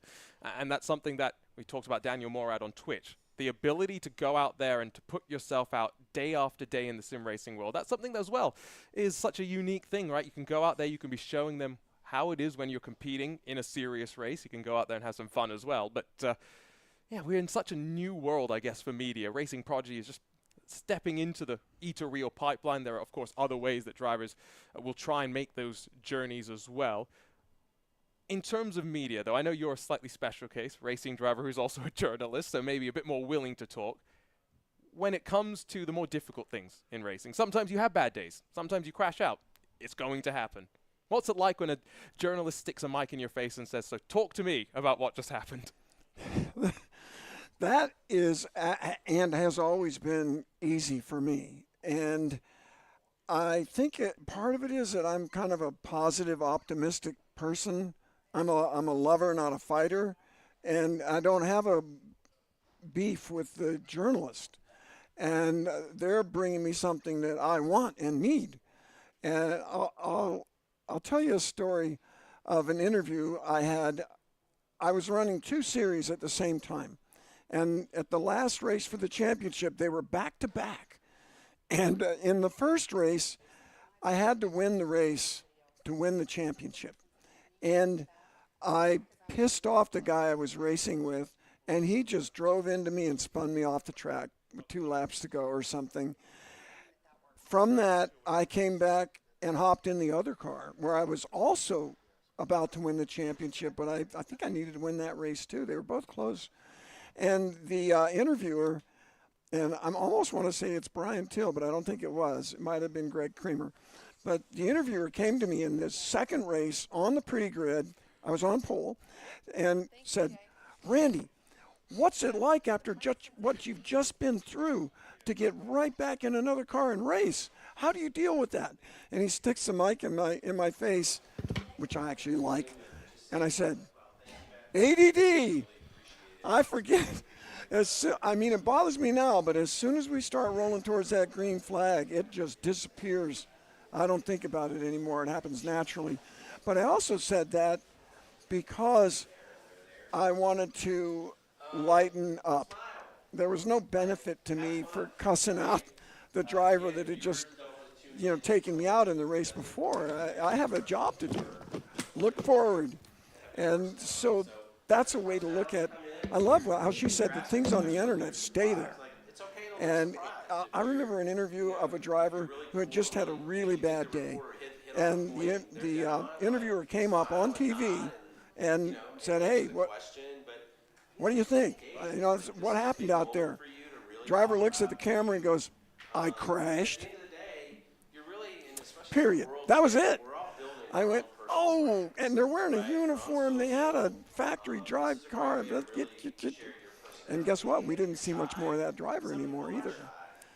It's about understanding everything that goes on. We are getting now some audio from inside the room. DKC, of course, giving the drivers some of their secrets. We're not going to let you hear everything because that would be too many secrets being revealed on the live stream. You can see the drivers taking notes, though. I do think this is an important thing for them because a lot of them maybe wouldn't have thought that this is something that they need to be learning in their sim racing careers. And these are skills that, believe it or not, are going to carry them well outside of the racing world as well. I only started this commentary stuff about 3 years ago. 3 years ago, Randy, you and me sitting here, you would have thought I was a very different sort of a person. But now the confidence that I get from the media training that I've gotten has taken me to a much better place, I guess, in some of the other things I do as well. I don't believe that. You're a natural. It's just like opening the screen door for you. But the part of the aim here at Racing Prodigy is to make this a professional career. And the further up you go, the more important that becomes, until you get so far up in Formula One where you can almost say anything you want. But you can't.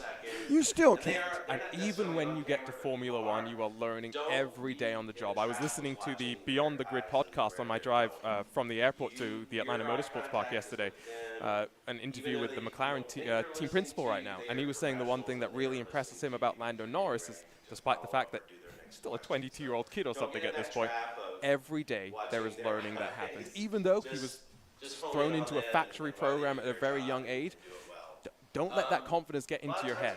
Every day in motorsport, there are new things you'll be learning from new people that you're meeting as well. Well, I've been doing it for more than 35 years, and professionally for many of those years. And I think one way to stay good is to keep learning. Stay open. You're like never there. Well, really, when you're getting good at anything, the more you learn about it, the more you learn that you don't know, the more opportunity you see to get better. So they're talking a little bit now about broadcast interview tips. The one thing that I saw is they said, don't respond initially by saying, great question, which I found quite interesting, because that always makes me feel as an interviewer quite happy. Oh, I've asked a good question. Yeah. Well, think about that. Why not? Get into your point directly, I guess. Maybe because there's not much time. So every word matters. Yeah. That was part of my experience. Was a lot of these interviews are short. The race is over. They're talking to you. They're going to the next person not long after you, especially if you didn't win. But you still have your chance to get something out there. And even if you do a longer interview, the clips will then be posted on social media or in news articles the next couple of days. So I guess that's part of it. I do feel like maybe sim racing media is going to be different from real media for these guys, because as a commentator in sim racing, I'll be honest in saying that I'll let the drivers talk for maybe longer than they should in some of their answers. Yeah. Well, you have the time, I guess. That's interesting. I also think I'd be interested in the great question thing. I'm thinking that buys you a little time. If you don't have an answer right away, I mean, if it really is a good question that is difficult to answer and it buys you some time, it'd be interesting to learn more about that advice. I think we need to get trained by DKC, it sounds like, as well. They're talking about interviews as a ping-pong match. It's short and punchy. That makes sense to me. You want to make sure your answers are to the point and you're not waffling, just like we've been talking about. Well, that is something for me personally, because I talk a lot and I'm not good at short answers. What happens when you're writing articles? How much editing does your editor have to cut off? Oh, my articles are always perfect. Okay. It's funny. I find it difficult to do, but when I'm done, you're done. It's kind of like, I don't know if you saw the movie Amadeus, which is about Mozart. And the king is trying to make a useful contribution. And he's being spurred by Salieri, Mozart's enemy. And he says, there's too many notes. And Mozart goes, too many notes? It's perfect. Which notes would you like me to remove? That's how I am with an editor when I write a story, believe it or not. But I've had some great editors who gave me a lot of freedom. And I like my writing when it's done. But doing it is difficult. It's kind of like a workout. It is. It feels so good when you're done. It definitely doesn't feel good during it, at least for me. It's hard work. I think in today's world, some of the greatest talents are introverts, and they have cold blood running through their veins. So I'm thinking of golfers, drivers, where you've got to maintain your composure under high pressure. and it benefits a personality that is kind of mellow, not excitable. I'm kind of excitable. Well, I guess the weird thing as well when it comes to motorsport and being a driver in media is you represent yourself and your performance, but you're also representing the performance of your team and the sponsors. And you're usually, Formula One's a bit different where you have the team principals and maybe a couple of other people talking as well. But in most racing, the driver is the only one that you really hear from, and therefore your words carry more weight in both a positive and a negative way. Speaking of negative, I'll give you a bad interview. This was years ago. Guy I knew won a race. They come up with the mic after the race, and it was tough. It was raining. It was at night. It was hard. And they put a mic, hey, what was the secret out there to winning this race? And the guy goes, the driving. And I'm like, that was all he said. I'm going, are you kidding me? What about the team? What about the guy that built the car? What about your co-driver? What about the guy that signs the checks? And I've done that myself. I won a driving championship, and it was an endurance race. We had two drivers. I don't know why I had more points than the other guy. I think because I got to qualify and get a point that way or whatever. I did my whole speech at the awards banquet. I never mentioned my co-driver. I mentioned the team and the sponsors, but I never mentioned my co-driver. It was terrible. And then guess what? The very next year, he won. Same team, same car. He and I. And he did. He was like, oh, and I want to thank Randy. He was so great. I'm going, oh, I'm a bad person. Just dug the knife in. There is Cam Das, by the way, on screen. He's one of the people that helped us pick some of the drivers as part of the Prodigy Search Selection Committee. He's, of course, got a big social media following as well and is trying to introduce plenty of new people to the world of motorsport. He would be definitely someone to learn from in terms of the drivers, just seeing what social media can all do for them. I did notice a couple of drivers with slightly glazed looks over their eyes. Not because they're bored, but because it is very much like being back in a classroom, which for some it's not unfamiliar, but let's not forget we have 17-year-olds, we have 28-year-olds as well, both sides of the spectrum. Yeah, and they've just been through all these physical exertion exercises, and we're kind of getting late in the morning here. The blood sugar levels are down. We haven't had anything to eat for a while. And I'm wondering, I don't even know this, is Racing Prodigy going to talk about diet? Or PitFit probably does. Yeah, that's a good point. Now, we do have food that's being catered for the drivers, so they don't have to worry about that, of course. But they'll have to be eating healthily within the selections that they have available to them. Just like physical fitness, I guess, was part of the search selection criteria. I'm guessing that diet was as well. What was your traditional pre-race meal? Because I've talked to some drivers here, and there are some different opinions as to whether they want food in their stomach or not. Light. Light? You don't want a cheeseburger right before a race. But you'd eat something, though. Yeah, absolutely. You need fuel. Well, so some drivers are too nervous. I was talking to one of them, and they were like, I can't eat solid food. So there's a lot of liquids and stuff that they'll consume, but like they can't eat a proper meal. That reminds me of a story I heard about Ayrton Senna, that they measured his heart rate, and that before the start of the race, when the lights are coming on, his heart rate was outrageously high. I don't remember the number. It might have been 200. But then once the lights go green, it stayed up there. Up there. Intensity. And I am no Ayrton Senna, but I was always trying to hold it down because my whole career I had a tendency to go too fast and then back up, as opposed to being smart and go a little slower and build up speed. Brian Till was talking about this earlier today. And I thought, I would always go.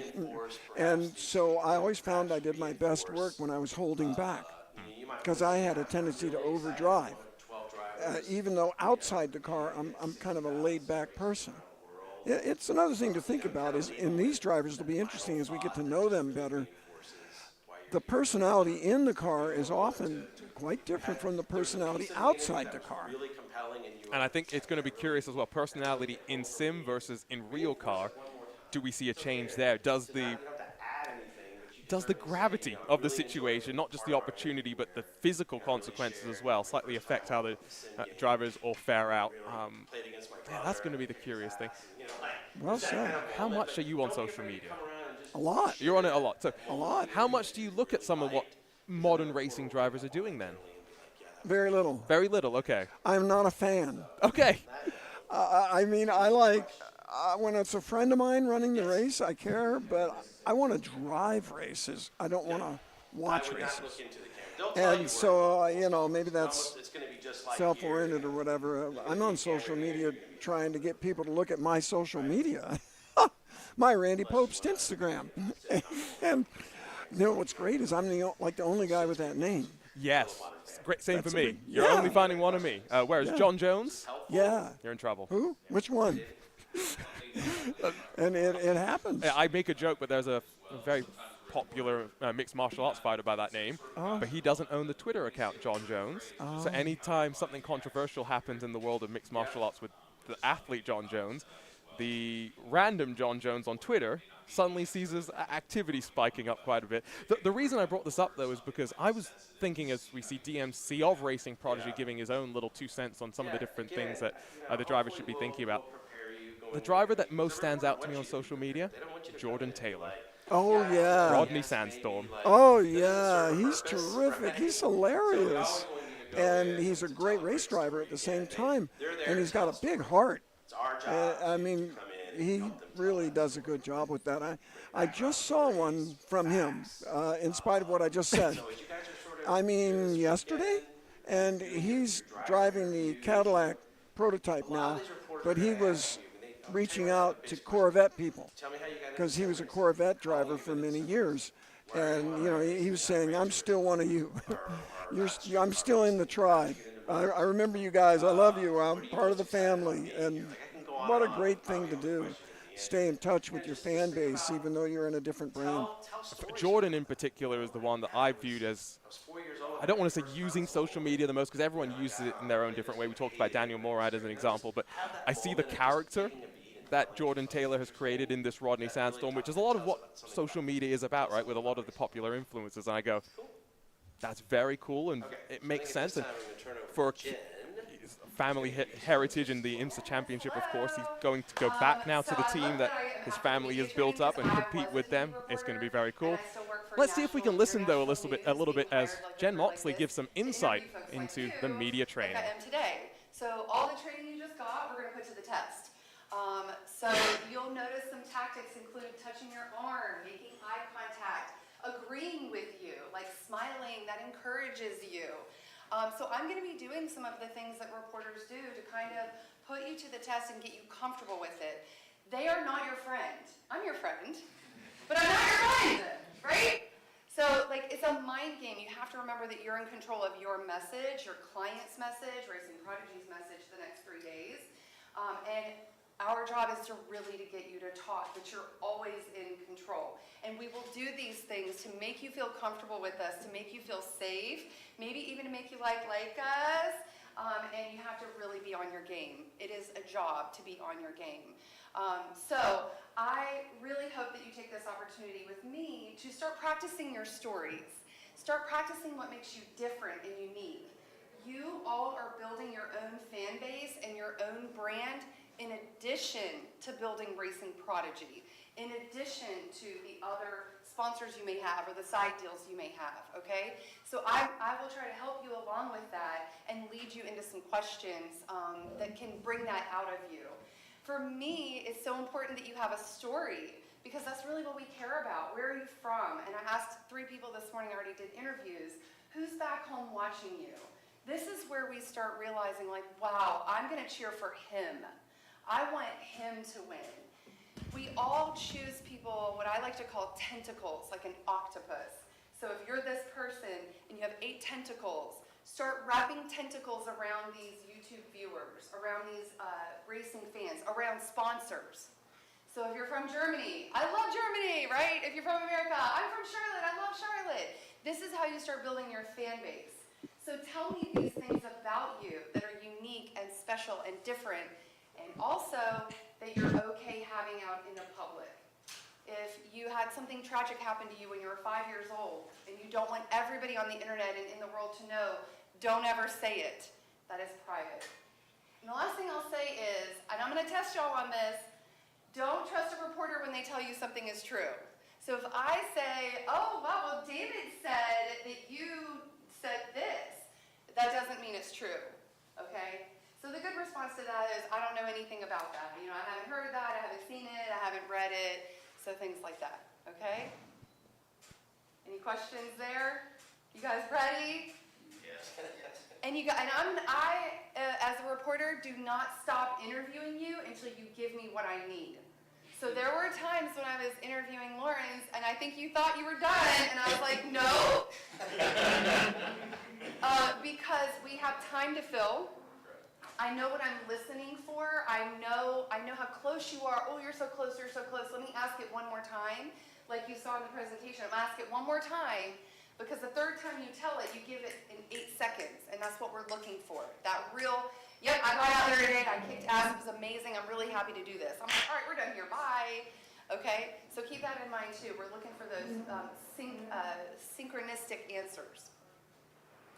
There's so much more you all need to learn. Like he said, it's a 3-hour training, but you're getting, you know, the best training here possible, and this is a safe space, but it's also on the internet, and it will never get deleted, so don't forget. That's it. All right, we're on to the next. We've got a timeline. Oh, one last thing. This has already happened a couple times too. I have the headsets on, and I'm listening to the guys, and I'm trying to look at the camera operators. Be real comfortable with someone interviewing you and not paying attention, okay? So you know how annoying it is when you're talking to someone in your life and they're on their phone, and you know for a fact they're not listening? You have to be real comfortable keeping your energy up, keeping focused with your answer, keeping focused with your goals in your answer, while that person is not even looking at you, listening, or giving a crap.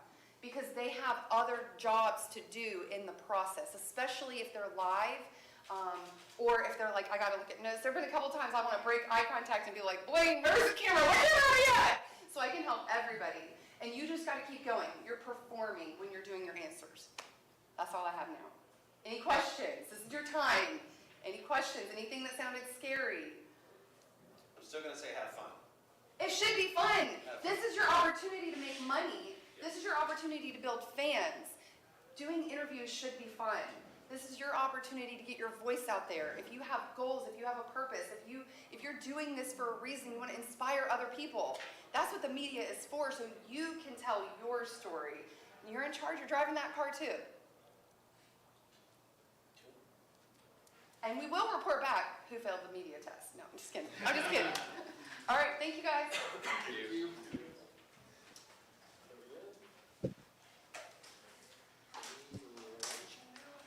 Yeah. You guys hungry? Yeah, I'm sure you're eating all day. Let's eat.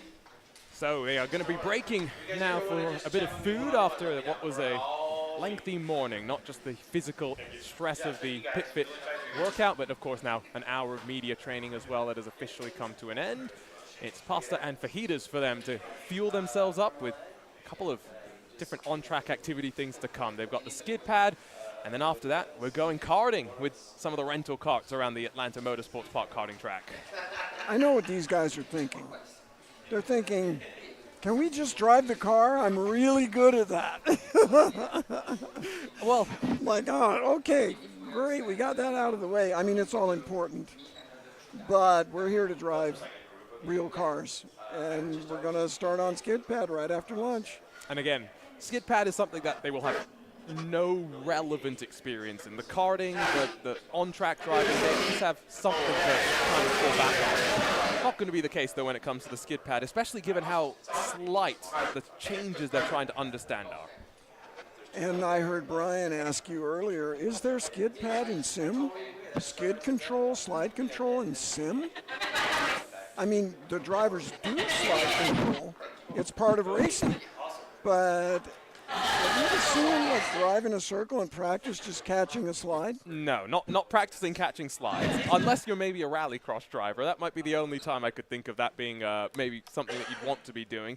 Yeah, it's in general in sim racing, you want to avoid putting wear and load into your tires, which therefore heat them up. And so sliding equals bad, I think, is usually the rule of thumb.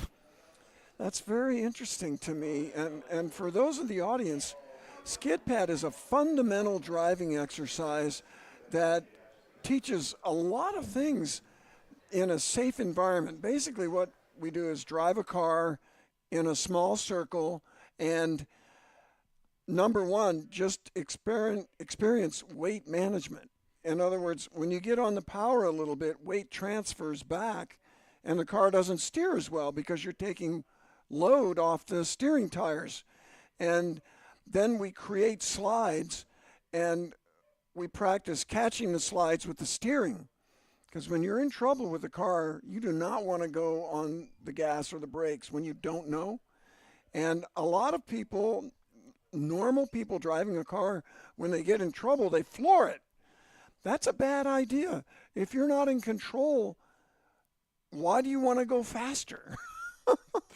Because more speed is better. Yeah, and this is what we're going to talk about it on the skid pad. Each driver is only going to get a short time to experience it in a real car. But one of the great things about a skid pad, you're going around this corner, is that when you're looking in, when the car starts to slide, you've got a counter steer to catch the slide. But when you steer the other way, you keep looking the same way. This is very difficult to do because we all have a tendency to look where we're steering, right? When you're catching a slide, you don't. Because when you're driving, people, you want to look where you want to be. Everybody goes, your body does the right things to go where you are looking. And so the car starts sliding the wrong way. You want to stop that slide, but you got to keep looking where you want to be. So you correct it. If you stop it, you steer back. And that's what we're going to talk about on skid pad today with these drivers. So you can see the karting building off to the right-hand side of the shot. That's where Randy and I are sat right now. It's where the drivers will end day one with some karting racing later on. The skid pad, though, is just off to the right-hand side of the main building. So that's where the drivers are going to be focusing their attentions next. But don't go anywhere if you're watching on the Racing Prodigy YouTube channel or the Facebook page. We're going to step aside for lunch, and when we come back, we'll throw 12 sim racers into BMWs on the skid pad here at the Atlanta Motorsports Park for Prodigy Week.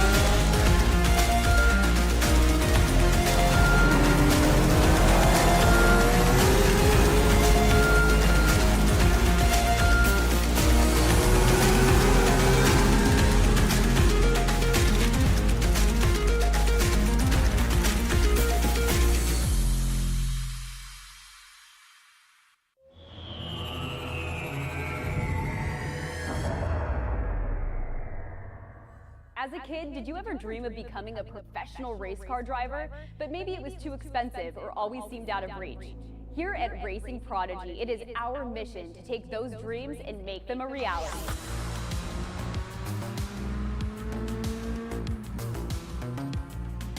You too can be just like Jeff Gordon, Lewis Hamilton, Max Verstappen, some of the greatest drivers ever, and be a part of a world where real-life racing and motorsport opportunities are available to everyone. That world is now here. Here at Racing Prodigy, we provide real-world racing opportunities to those with grit and skill who may otherwise never be discovered. Thanks to esports competition, a new insight has been found. The skill set of virtual racing transfers to real race cars and tracks. Gamers and sim racers have proven that they can race real race cars against the professionals and win.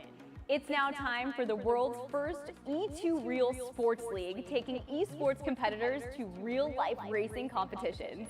Prodigy Racing League is here to offer aspiring real-world race car drivers the opportunity to compete across multiple gaming platforms to earn titles and coveted Prodigy Passes. These golden tickets of motorsports allow you access to trips that are fully paid for you to train, learn, and even compete at Prodigy Week, our real-world racing academy held at Atlanta Motorsports Park in November. It is our goal and vision to draft the first class of racers from those who compete at Prodigy Week to fill the grid for our inaugural series to debut in 2024. We can only achieve our vision together, so join us today to test your skills, earn your spot at Prodigy Week, and enjoy the thrill of racing. Racing Prodigy, where dreams become a reality.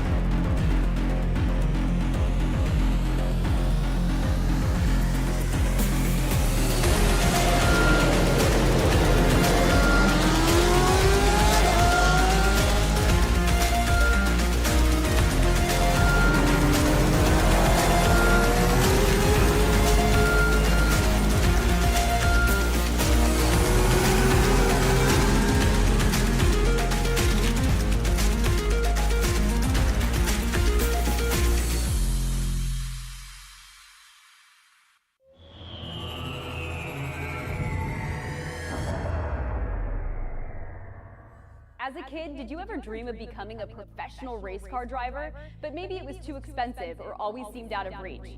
Here at Racing Prodigy, it is our mission to take those dreams and make them a reality.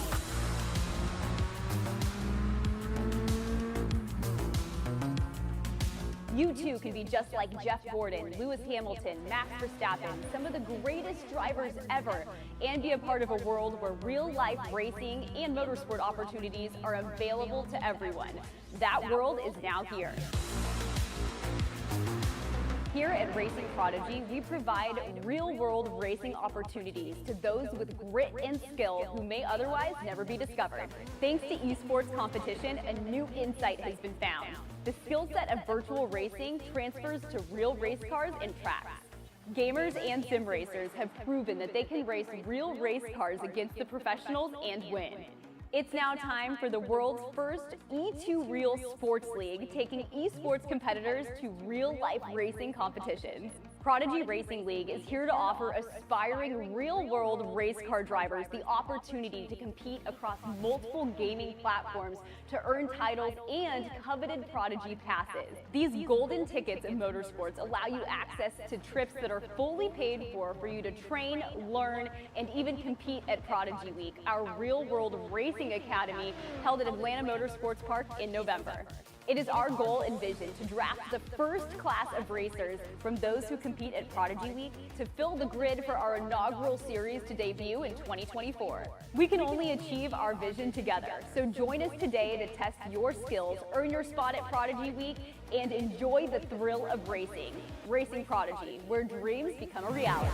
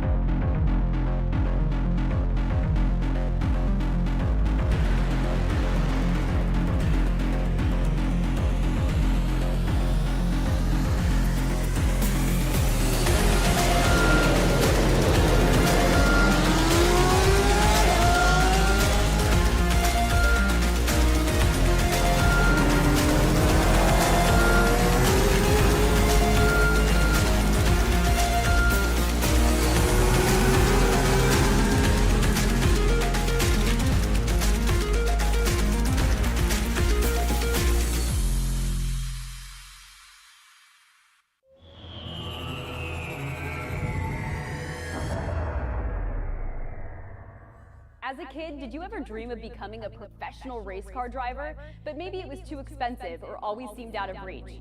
Here at Racing Prodigy, it is our mission to take those dreams and make them a reality.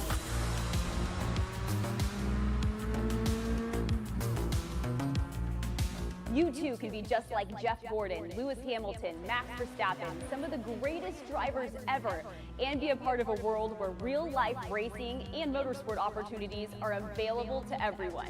That world is now here. Here at Racing Prodigy, we provide real-world racing opportunities to those with grit and skill who may otherwise never be discovered. Thanks to esports competition, a new insight has been found. The skill set of virtual racing transfers to real race cars and tracks.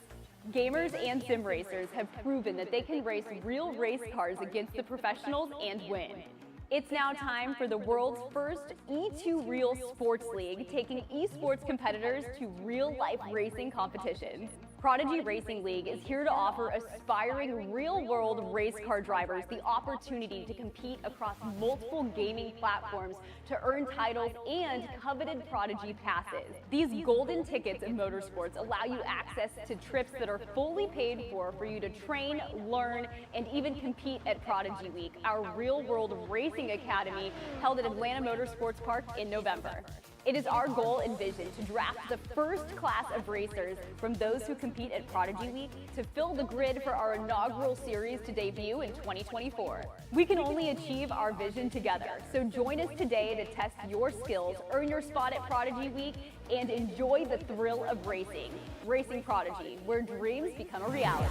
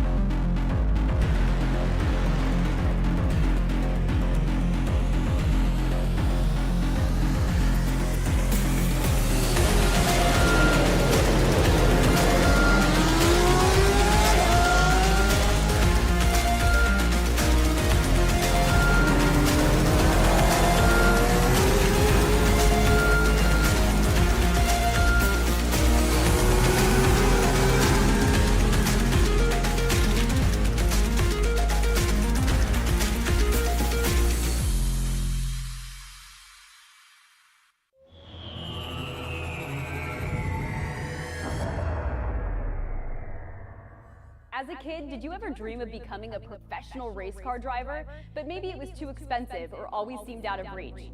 Here at Racing Prodigy, it is our mission to take those dreams and make them a reality.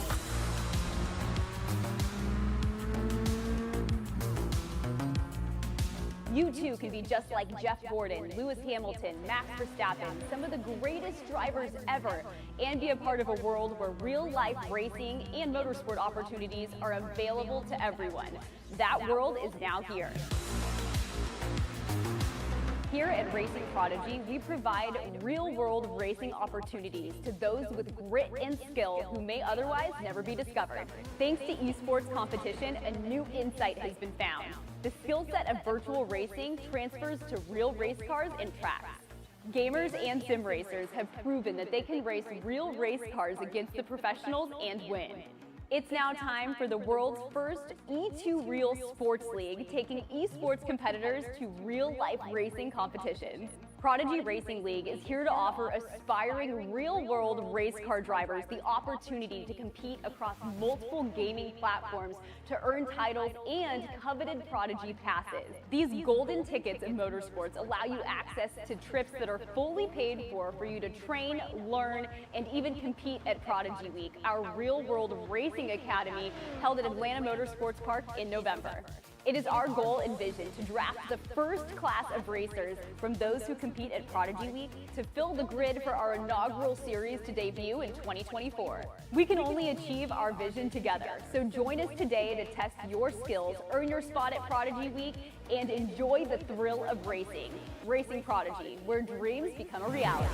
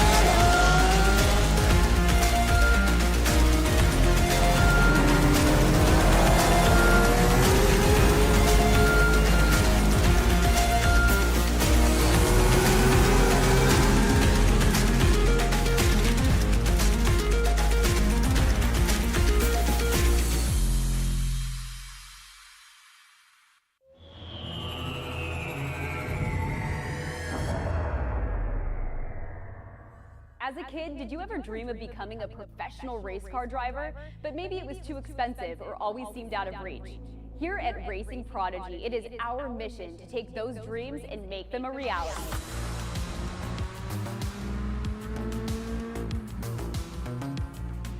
You too can be just like Jeff Gordon, Lewis Hamilton, Max Verstappen, some of the greatest drivers ever, and be a part of a world where real-life racing and motorsport opportunities are available to everyone.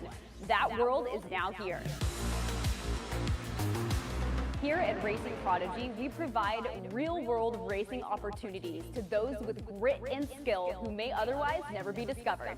Thanks to esports competition, a new insight has been found. The skill set of virtual racing transfers to real race cars and tracks.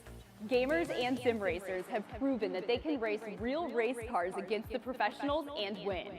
It's now time for the world's first E2 Real Sports League, taking esports competitors to real-life racing competitions. Prodigy Racing League is here to offer aspiring real-world race car drivers the opportunity to compete across multiple gaming platforms to earn titles and coveted Prodigy Passes. These golden tickets in motorsports allow you access to trips that are fully paid for you to train, learn, and even compete at Prodigy Week, our real-world racing academy held at Atlanta Motorsports Park in November.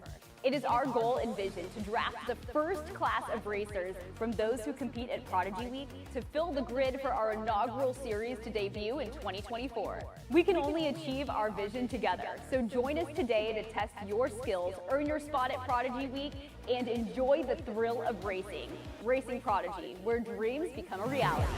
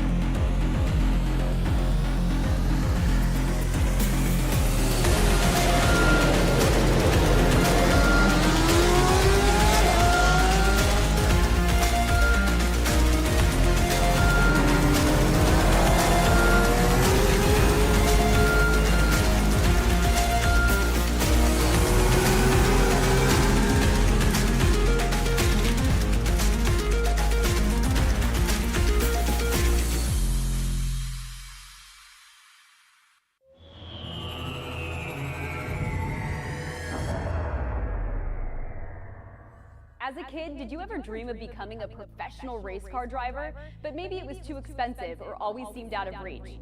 Here at Racing Prodigy, it is our mission to take those dreams and make them a reality.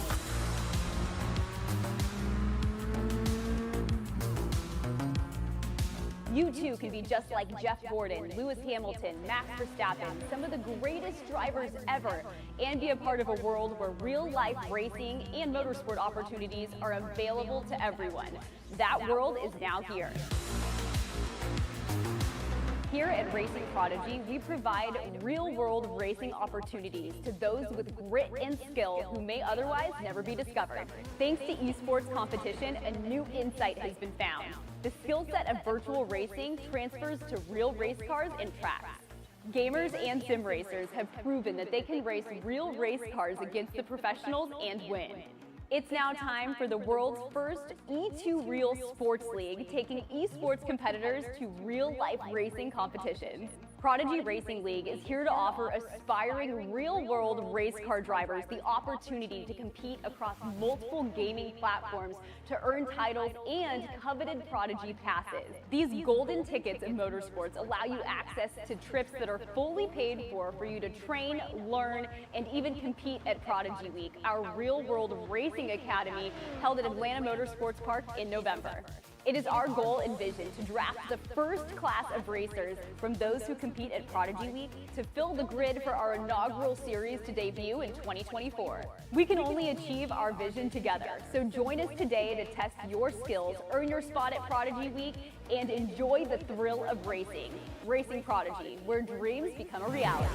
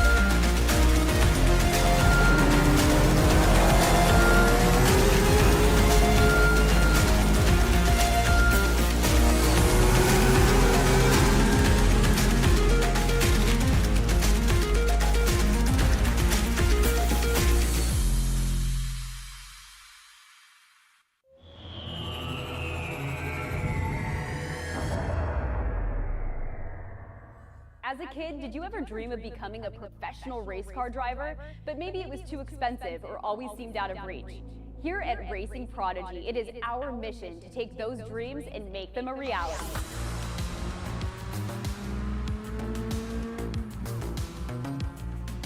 You too can be just like Jeff Gordon, Lewis Hamilton, Max Verstappen, some of the greatest drivers ever, and be a part of a world where real-life racing and motorsport opportunities are available to everyone. That world is now here.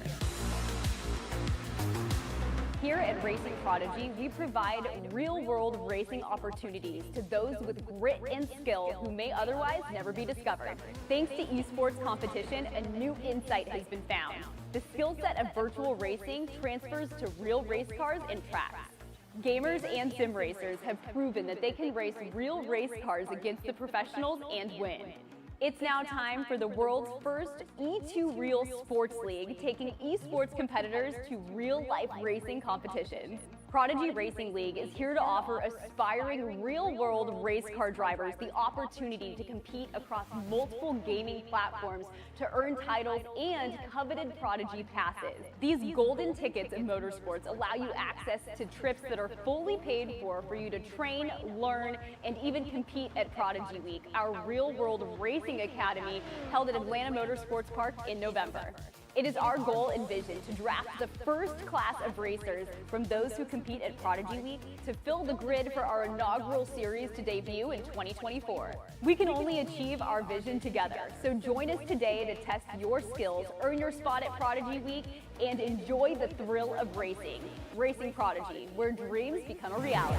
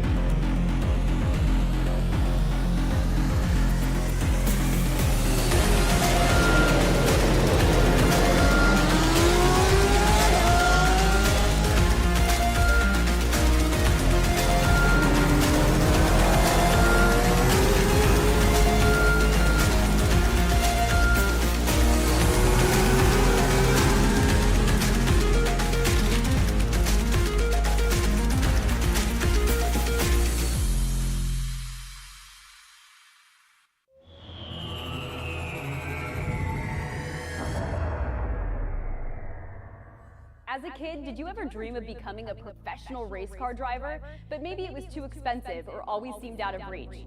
Here at Racing Prodigy, it is our mission to take those dreams and make them a reality.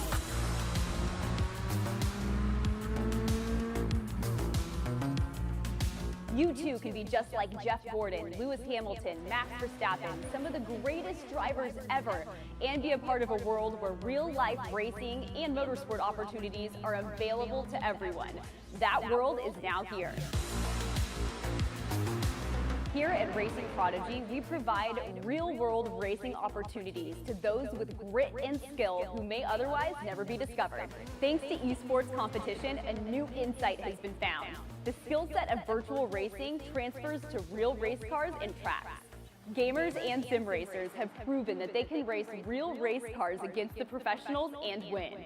It's now time for the world's first E2 Real Sports League, taking esports competitors to real-life racing competitions. Prodigy Racing League is here to offer aspiring real-world race car drivers the opportunity to compete across multiple gaming platforms to earn titles and coveted Prodigy Passes. These golden tickets in motorsports allow you access to trips that are fully paid for you to train, learn, and even compete at Prodigy Week, our real-world racing academy held at Atlanta Motorsports Park in November.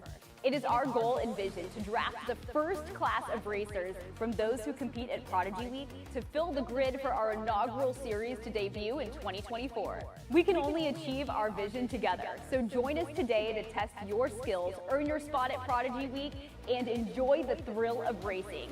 Racing Prodigy, where dreams become a reality.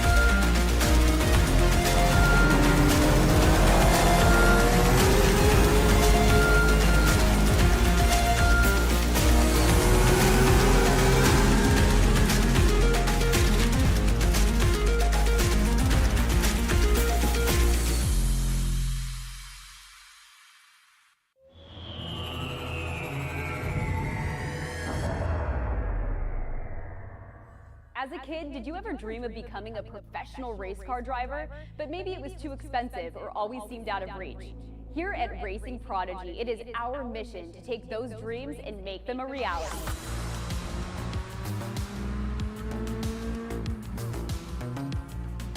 You too can be just like Jeff Gordon, Lewis Hamilton, Max Verstappen, some of the greatest drivers ever, and be a part of a world where real-life racing and motorsport opportunities are available to everyone. That world is now here.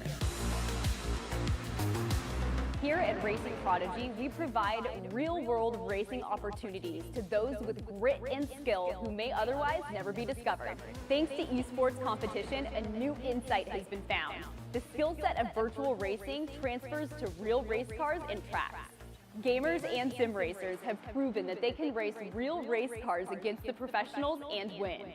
It's now time for the world's first E2 Real Sports League, taking esports competitors to real-life racing competitions. Prodigy Racing League is here to offer aspiring real-world race car drivers the opportunity to compete across multiple gaming platforms to earn titles and coveted Prodigy Passes. These golden tickets in motorsports allow you access to trips that are fully paid for you to train, learn, and even compete at Prodigy Week, our real-world racing academy held at Atlanta Motorsports Park in November. It is our goal and vision to draft the first class of racers from those who compete at Prodigy Week to fill the grid for our inaugural series to debut in 2024. We can only achieve our vision together, so join us today to test your skills, earn your spot at Prodigy Week, and enjoy the thrill of racing. Racing Prodigy, where dreams become a reality.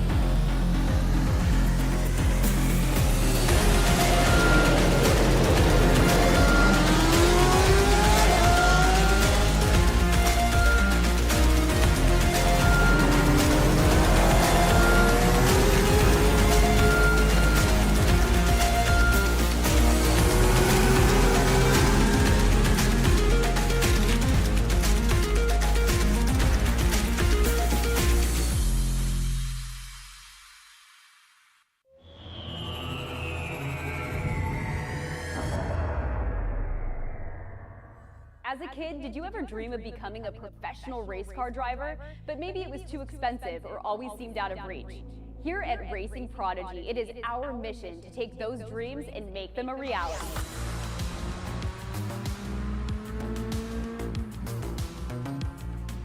You too can be just like Jeff Gordon, Lewis Hamilton, Max Verstappen, some of the greatest drivers ever, and be a part of a world where real-life racing and motorsport opportunities are available to everyone. That world is now here. Here at Racing Prodigy, we provide real-world racing opportunities to those with grit and skill who may otherwise never be discovered. Thanks to esports competition, a new insight has been found. The skill set of virtual racing transfers to real race cars and tracks. Gamers and sim racers have proven that they can race real race cars against the professionals and win. It's now time for the world's first E2 Real Sports League, taking esports competitors to real-life racing competitions. Prodigy Racing League is here to offer aspiring real-world race car drivers the opportunity to compete across multiple gaming platforms to earn titles and coveted Prodigy Passes. These golden tickets in motorsports allow you access to trips that are fully paid for you to train, learn, and even compete at Prodigy Week, our real-world racing academy held at Atlanta Motorsports Park in November. It is our goal and vision to draft the first class of racers from those who compete at Prodigy Week to fill the grid for our inaugural series to debut in 2024. We can only achieve our vision together, so join us today to test your skills, earn your spot at Prodigy Week, and enjoy the thrill of racing. Racing Prodigy, where dreams become a reality.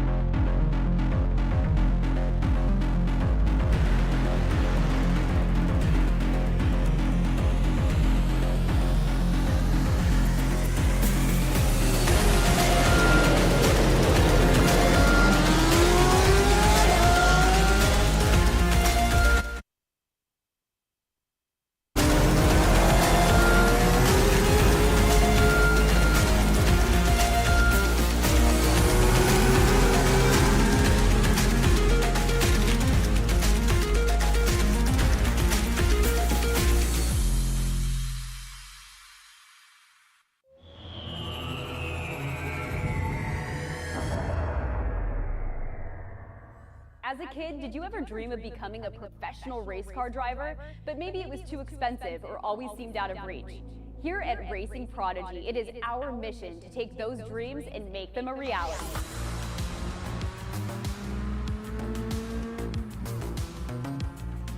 You too can be just like Jeff Gordon, Lewis Hamilton, Max Verstappen, some of the greatest drivers ever, and be a part of a world where real-life racing and motorsport opportunities are available to everyone. That world is now here. Here at Racing Prodigy, we provide real-world racing opportunities to those with grit and skill who may otherwise never be discovered. Thanks to esports competition, a new insight has been found. The skill set of virtual racing transfers to real race cars and tracks. Gamers and sim racers have proven that they can race real race cars against the professionals and win. It's now time for the world's first E2 Real Sports League, taking esports competitors to real-life racing competitions. Prodigy Racing League is here to offer aspiring real-world race car drivers the opportunity to compete across multiple gaming platforms to earn titles and coveted Prodigy Passes. These golden tickets in motorsports allow you access to trips that are fully paid for you to train, learn, and even compete at Prodigy Week, our real-world racing academy held at Atlanta Motorsports Park in November. It is our goal and vision to draft the first class of racers from those who compete at Prodigy Week to fill the grid for our inaugural series to debut in 2024. We can only achieve our vision together, so join us today to test your skills, earn your spot at Prodigy Week, and enjoy the thrill of racing. Racing Prodigy, where dreams become a reality.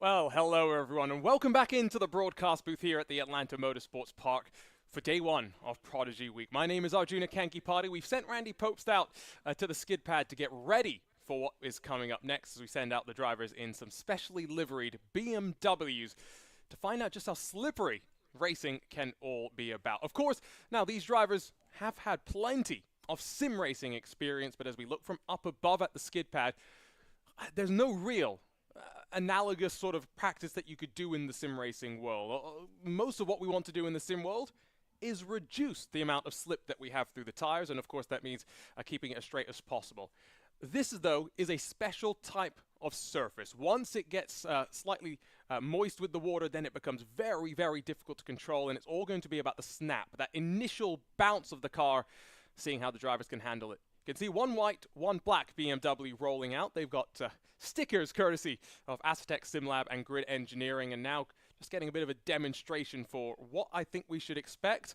And then one by one, we will send the drivers out in 3 groups of 4. They will get 2 attempts at this skid pad, and of course the judges will all be watching on. And oh, there you go, rear end steps out on that white BMW, and now the black follows suit. It's all just about maintaining the momentum as well. I think that's what we're going to see a lot of from these drivers, is trying to make sure they understand that feeling, the seat of the pants feeling in the car. White BMW is getting a whole host of slide going now. The black starts to follow suit. You can see the water being thrown up behind them as well. The black BMW runs a little bit wide. Oh, and now with a pirouette, it's a full 360. And as you'd assume, the second car has to back out of it and allow things to reset and for us to go once more. I think the drivers will get a total of about 2 minutes for each of their runs out on the skid pad. You can see as well that now the white car has had its issue. It's vacated the surface, allows a nice little demonstration slide on exit for the black machine. And now they'll roll back out towards the staging area, and we will get the drivers lined up one by one to roll themselves out for this first bit of actual wheel to wheel action, but wheel to track action that we'll see here today. A fantastic shot as the drone works its way over the top of the skid pad area. You can see the drivers swapping around. And so now I'd assume the coaches jump into the right seat, and it will be drivers, our sim drivers, jumping into the left seat. A total of 4 coaches today, if you're curious. We'll have a couple more joining us tomorrow, including the likes of Max Papis and Boris Said. But today they are getting plenty of helpful instructions from the likes of Randy Popst. Of course, we've also got Kenton Koch here, as well as some of the team from Primal Racing. That's where these sim racers are going to be leaning on the help that they will get to the highest of their ability. If you're wondering what order we will see the drivers rolling out in, I believe it's David Dalton Jr., the BMW Performance Driving School instructor, that will head out in one of the 2 BMWs. He'll be alongside after that, I believe, Andrea Leonardi. And so one by one, we'll see them go out. So David Dalton Jr., the winner of the first Prodigy Search Selection Committee pass, is the one on deck right now. And there we go. First bit of action, and unfortunately just loses the rear end. I think it's just, though, a visual demonstration of just how tricky this is going to be. If you're watching on the Racing Prodigy YouTube or Facebook pages, is this something that you've ever done before? Is this something that you think you might be good at? That was a little bit better in the control from Dalton Jr. to avoid keeping the slide going and looping it around for the 360, but now just trying to set back up once again. Once again, rear end comes around. This time controlling it just that little bit more. He's gone for a full 360 now. Can he keep going for a 720 potentially? I must say that this is some quite good car control from the first driver out there, setting the expectations quite high. Could see some of the extra stickers, by the way, on the side of the car. Racing Prodigy stickers, the MPI, Max Pappis's company, on the side of the cars as well. And tomorrow, the Radical SR1s that we have will also have dedicated decals representing Racing Prodigy and its mission. David Dalton Jr. has gone on for quite a while, and I think finally now is going to get out of the skid pad, or is he just setting up for one more attempt? He will get another go after Andrea Leonardi, Dominic Lakomsky, and Dino Filippa have all gone. Just staying on that one part of the area for the time being, and I think now, as he rolls his way back towards the staging area, it's driver one complete for the skid pad. Look how much water there is as well on that special tarmac as well. There's a couple of drains here and there, but you can clearly just see how difficult the conditions are for them to be dealing with. So one driver complete. It's the next driver on deck. Andrea Leonardi in that black BMW is going to be rolling around and trying to build up the confidence and build up the intensity. Now, of course, Andrea, one of the two competitors to have qualified from the Street Kart Racing app. I was talking during lunch with Lawrence Biertens and learning more about the fantastic community that Street Kart Racing has. And really, it's a great way to introduce people with a high level of fidelity to the world of motorsports. You don't have driver aids, and you still have the ability to customize your kart setup on the Street Kart Simulator. And it gives you an opportunity, even when you're out and about, maybe on a bus, on a flight, to open up your phone and to understand what the feeling will be about. Leonardi is one of the oldest drivers that we do have, 31 years of age. He's a project manager for a telecommunications project back in his native Italy, where he's based out of Milan. And now, there we go, slowly getting more and more confident. You can see the power being applied, and traction not breaking loose just yet. There we go, slowly, more and more confident onto the power. A little bit tentative, at least for the time being, as he tries to get back into a better angle to work through the corner. I can't even imagine what it must be like to head out there and have this little sensation of feeling and then be told after the physical activities, after the media training that we've had as well, quick lunch and, well, get focused to learn something new. You can see that he's slowly getting more and more comfortable with hanging the rear end out. The next step when he continues to just build up the confidence is going to be holding that speed for potentially a little bit longer. The coaches as well are going to be so important to helping the drivers find the sweet spot right now. Of course, once we head out to the karting track, we'll actually have drivers wheel to wheel with one another, but that is realistically the only wheel-to-wheel action that we are talking about. Right now, it's about the evolution, the improvements that we see from the drivers over the course of the 3 days of Prodigy Week. So that is the 31-year-old Andrea Leonardi. That will be finished up as well. And he'll work his way back towards the staging area to queue up the third driver in this first group to have their first crack. as we say hello to Dominik Lukomski, the winner of the Prodigy Racing League Chevrolet Silverado Cup. And for an oval tournament, you might assume that he might be from America, but no, he won the Eastern region, and so he represents Europe as he slides out onto the skid pan.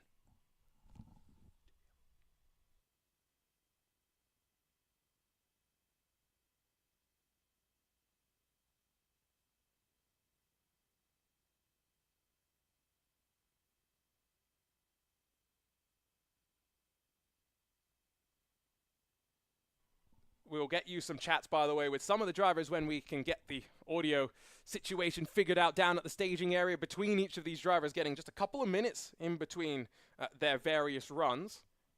And so that's what we will keep you abreast of. So Lukomski, the 23-year-old, he's 6'2", by the way. And while Gustavo Ariel is also 6'2" and about 200-odd pounds, Lukomski about 140 pounds. About 70-odd kilos, maybe a little bit less than that for those of you in Europe. But that means that when we go karting later on, he'll be at an advantage. There's no ballast that's going to be added to these karts, and already getting up his confidence in the white BMW. That was a nice, healthy, almost full half turn of the circle there with the rear end hanging out. Oh, he's still sliding that car around. This is where, as well, being uncomfortable is so important for the drivers. Being willing to make these 360 spins as the drone gets us nice and close to the back of the BMW 3 Series that these drivers are racing right now. But yeah, being willing to not feel confident, especially with the physical changes that now these drivers are dealing with, the seat in the pants feeling. Again, they get a couple of minutes between each of these runs. And for 2 runs, they will go out there and try and build up some confidence. After this, of course, skid pad switches over to the kart track directly across from my view out the broadcast booth right now. And you can kind of see parts of the track if you look amongst the trees and the various elevation changes that we have. So Lukomski's now in his final moments. Another little slip up there in the white BMW, but still, I would say, nice build up over the course of his 2 minutes so far. You can see the sprinklers still hard at work there to ensure that the lack of grip continues for all the drivers. And this one's a lot better. Look at that slide. Oh, now getting confident with it as well. Was working the wheel, watch the hands, soft hands, steering into the slide occasionally as well. I tell you what, Lukomski very much built up his confidence and now is sawing at the wheel. Instructors keeping him on the very outside of the circle. Bit more sideways momentum and now a spin. I didn't even really think about this, but if you're watching from Europe, have you ever driven a car on the left side of the car? Conversely, have you driven on the right side of the car? Oh, there's some drivers that are adapting to a slightly different sight line. I guess that's not something they might have thought about, if we're being completely fair. Next up, after David Dalton Jr., Andrea Leonardi, and Dominik Lukomski, the final driver in the opening group. And then we will repeat the same 4 drivers. So it's Dino Filippa that rolls his way out in that black BMW. The 25-year-old engineering student from Argentina. And got the call up out of the Prodigy Racing League iRacing Formula 1600 Cup. You see him often across the various different competitions. Was making a crack at the Porsche Tag Heuer Esports Super Cup for 2024 as part of the qualifying series there. But outside of competition, studies information system engineering. He's in his final year of studies, so he says his hobbies are studying and doing his final year project. This will be a really nice opportunity, though, to get out of that bubble and to try something new. And Dino, another one of the relatively tall contingent at 6'2", has already looped it around once, but now back on the confidence and back onto the power. You are seeing as well that the drivers start quite tight to the inside of the circle, whatever you want to call it, the skid pad. And then as they build up more speed, as they build up more confidence, slowly they move up to the outer skirts of that. And right now for Dino Filippi, I tell you what, he's right onto the money here. That's a full 360, a full turn that he's now been able to do without sliding the car back into a straight line. And as he gets a little bit more of a pirouette going, it's still sliding. We need a stopwatch to figure out how long he's kept this car moving for. Now he's moving up to the outside as well. Oh, this is a great run, it would seem, from Dino. Just watch the way that the car continues its slide at all times. It never really straightens out right now until just there where he overdid it, and after a good 3 odd turns of the circle, Dino Filippi exits the skid pad, and maybe with the best initial run that we've seen so far. Fast out of the box there for the Argentinian. And now we'll jump out of the car and hand it back over to the start of the group. So we've seen David Dalton Jr., we've seen Andrea Leonardi, Dominic Lukomski, and Dino Filippi all having done here. If you're watching on the YouTube chat, by the way, come and join us and say hello. I'm reading some of your comments here, including the ones supporting Dino Filippi. Austin Brown's here supporting David Dalton Jr., who is back out there again. And again, second runs now. So there is a bit more expectation that the drivers understand what they need to do. The sprinkler's still flooding the skid pad with water. And let's ride with this drone.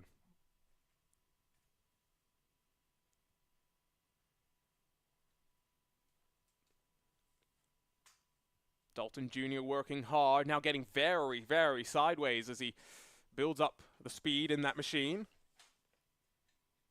A bit straight there for a second, now back into the slide as they work through the second stint that they will get. After this, the drivers in this first skid pad session do have a bit of a break, to be honest.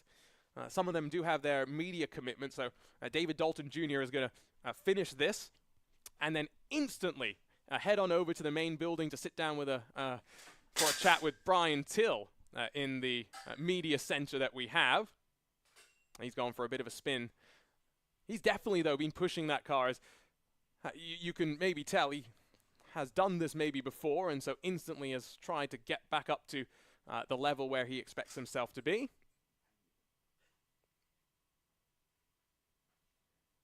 You can see as well the instructor on the right-hand side is giving some instruction. Now, that does not actually look like David Dalton Jr., so I'm wondering if maybe we are slightly off the schedule that we were thinking we would be running on.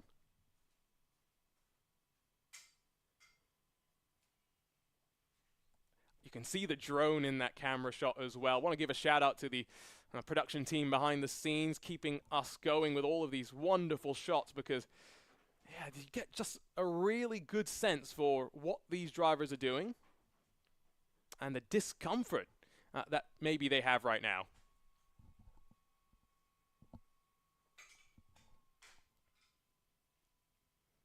The look from up above shows the, again, size of the skid pad and where you're really trying to go. Around the outside where you can carry the most momentum possible.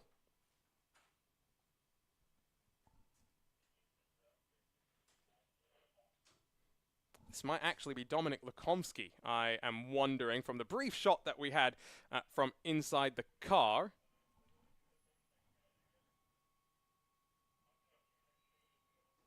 And just nice and tight now, trying to build up once again confidence. Again, this is what Randy Popes and Brian Till had been mentioning when we kicked off day one of Prodigy Week. It's not necessarily about finding the fastest driver. Each of these competitors comes with their own unique background.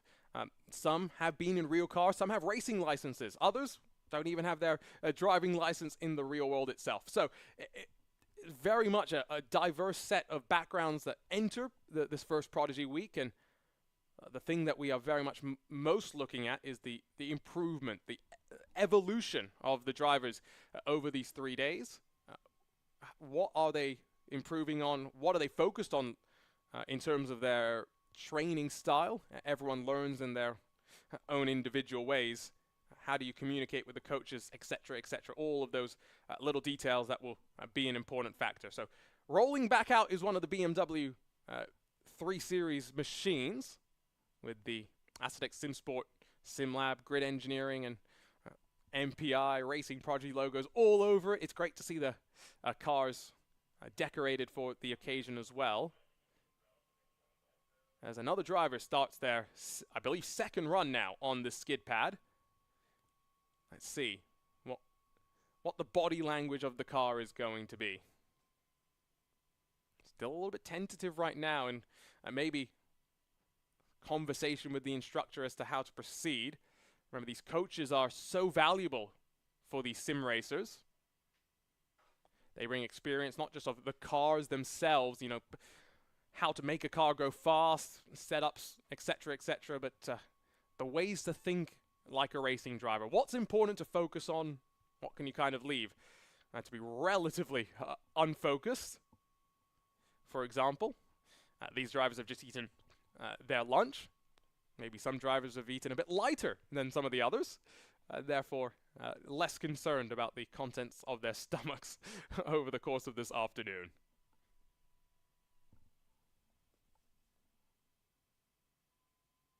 Let's see if we can head on down to the side of the skid pad to Jen Moxley, who has been watching everything that's been going on. Let's see if there's anything interesting that she can find out about.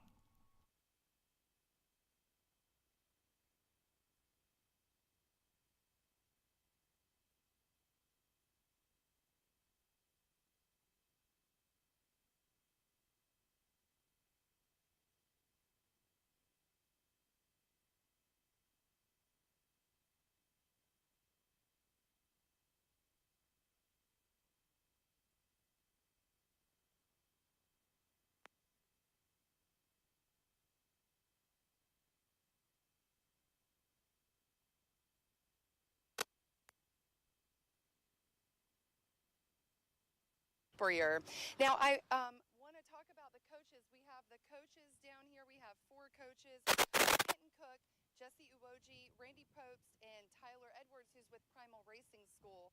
They're down there with the 12 drivers, and they're making sure that these drivers are being as safe as possible through this process of working on the skid pad.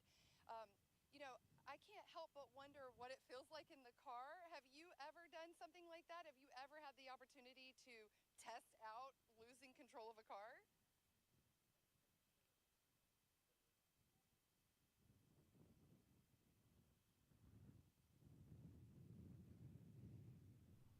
Yeah, I'm not sure, Jen, what the feeling must be like for the drivers. I've just been watching from up here and kind of been seeing how the cars break loose, settle down, break loose again. And we talk about this Atlanta Motorsports Park being a roller coaster in and of itself. This is kind of the introductory ride for them to get used to everything.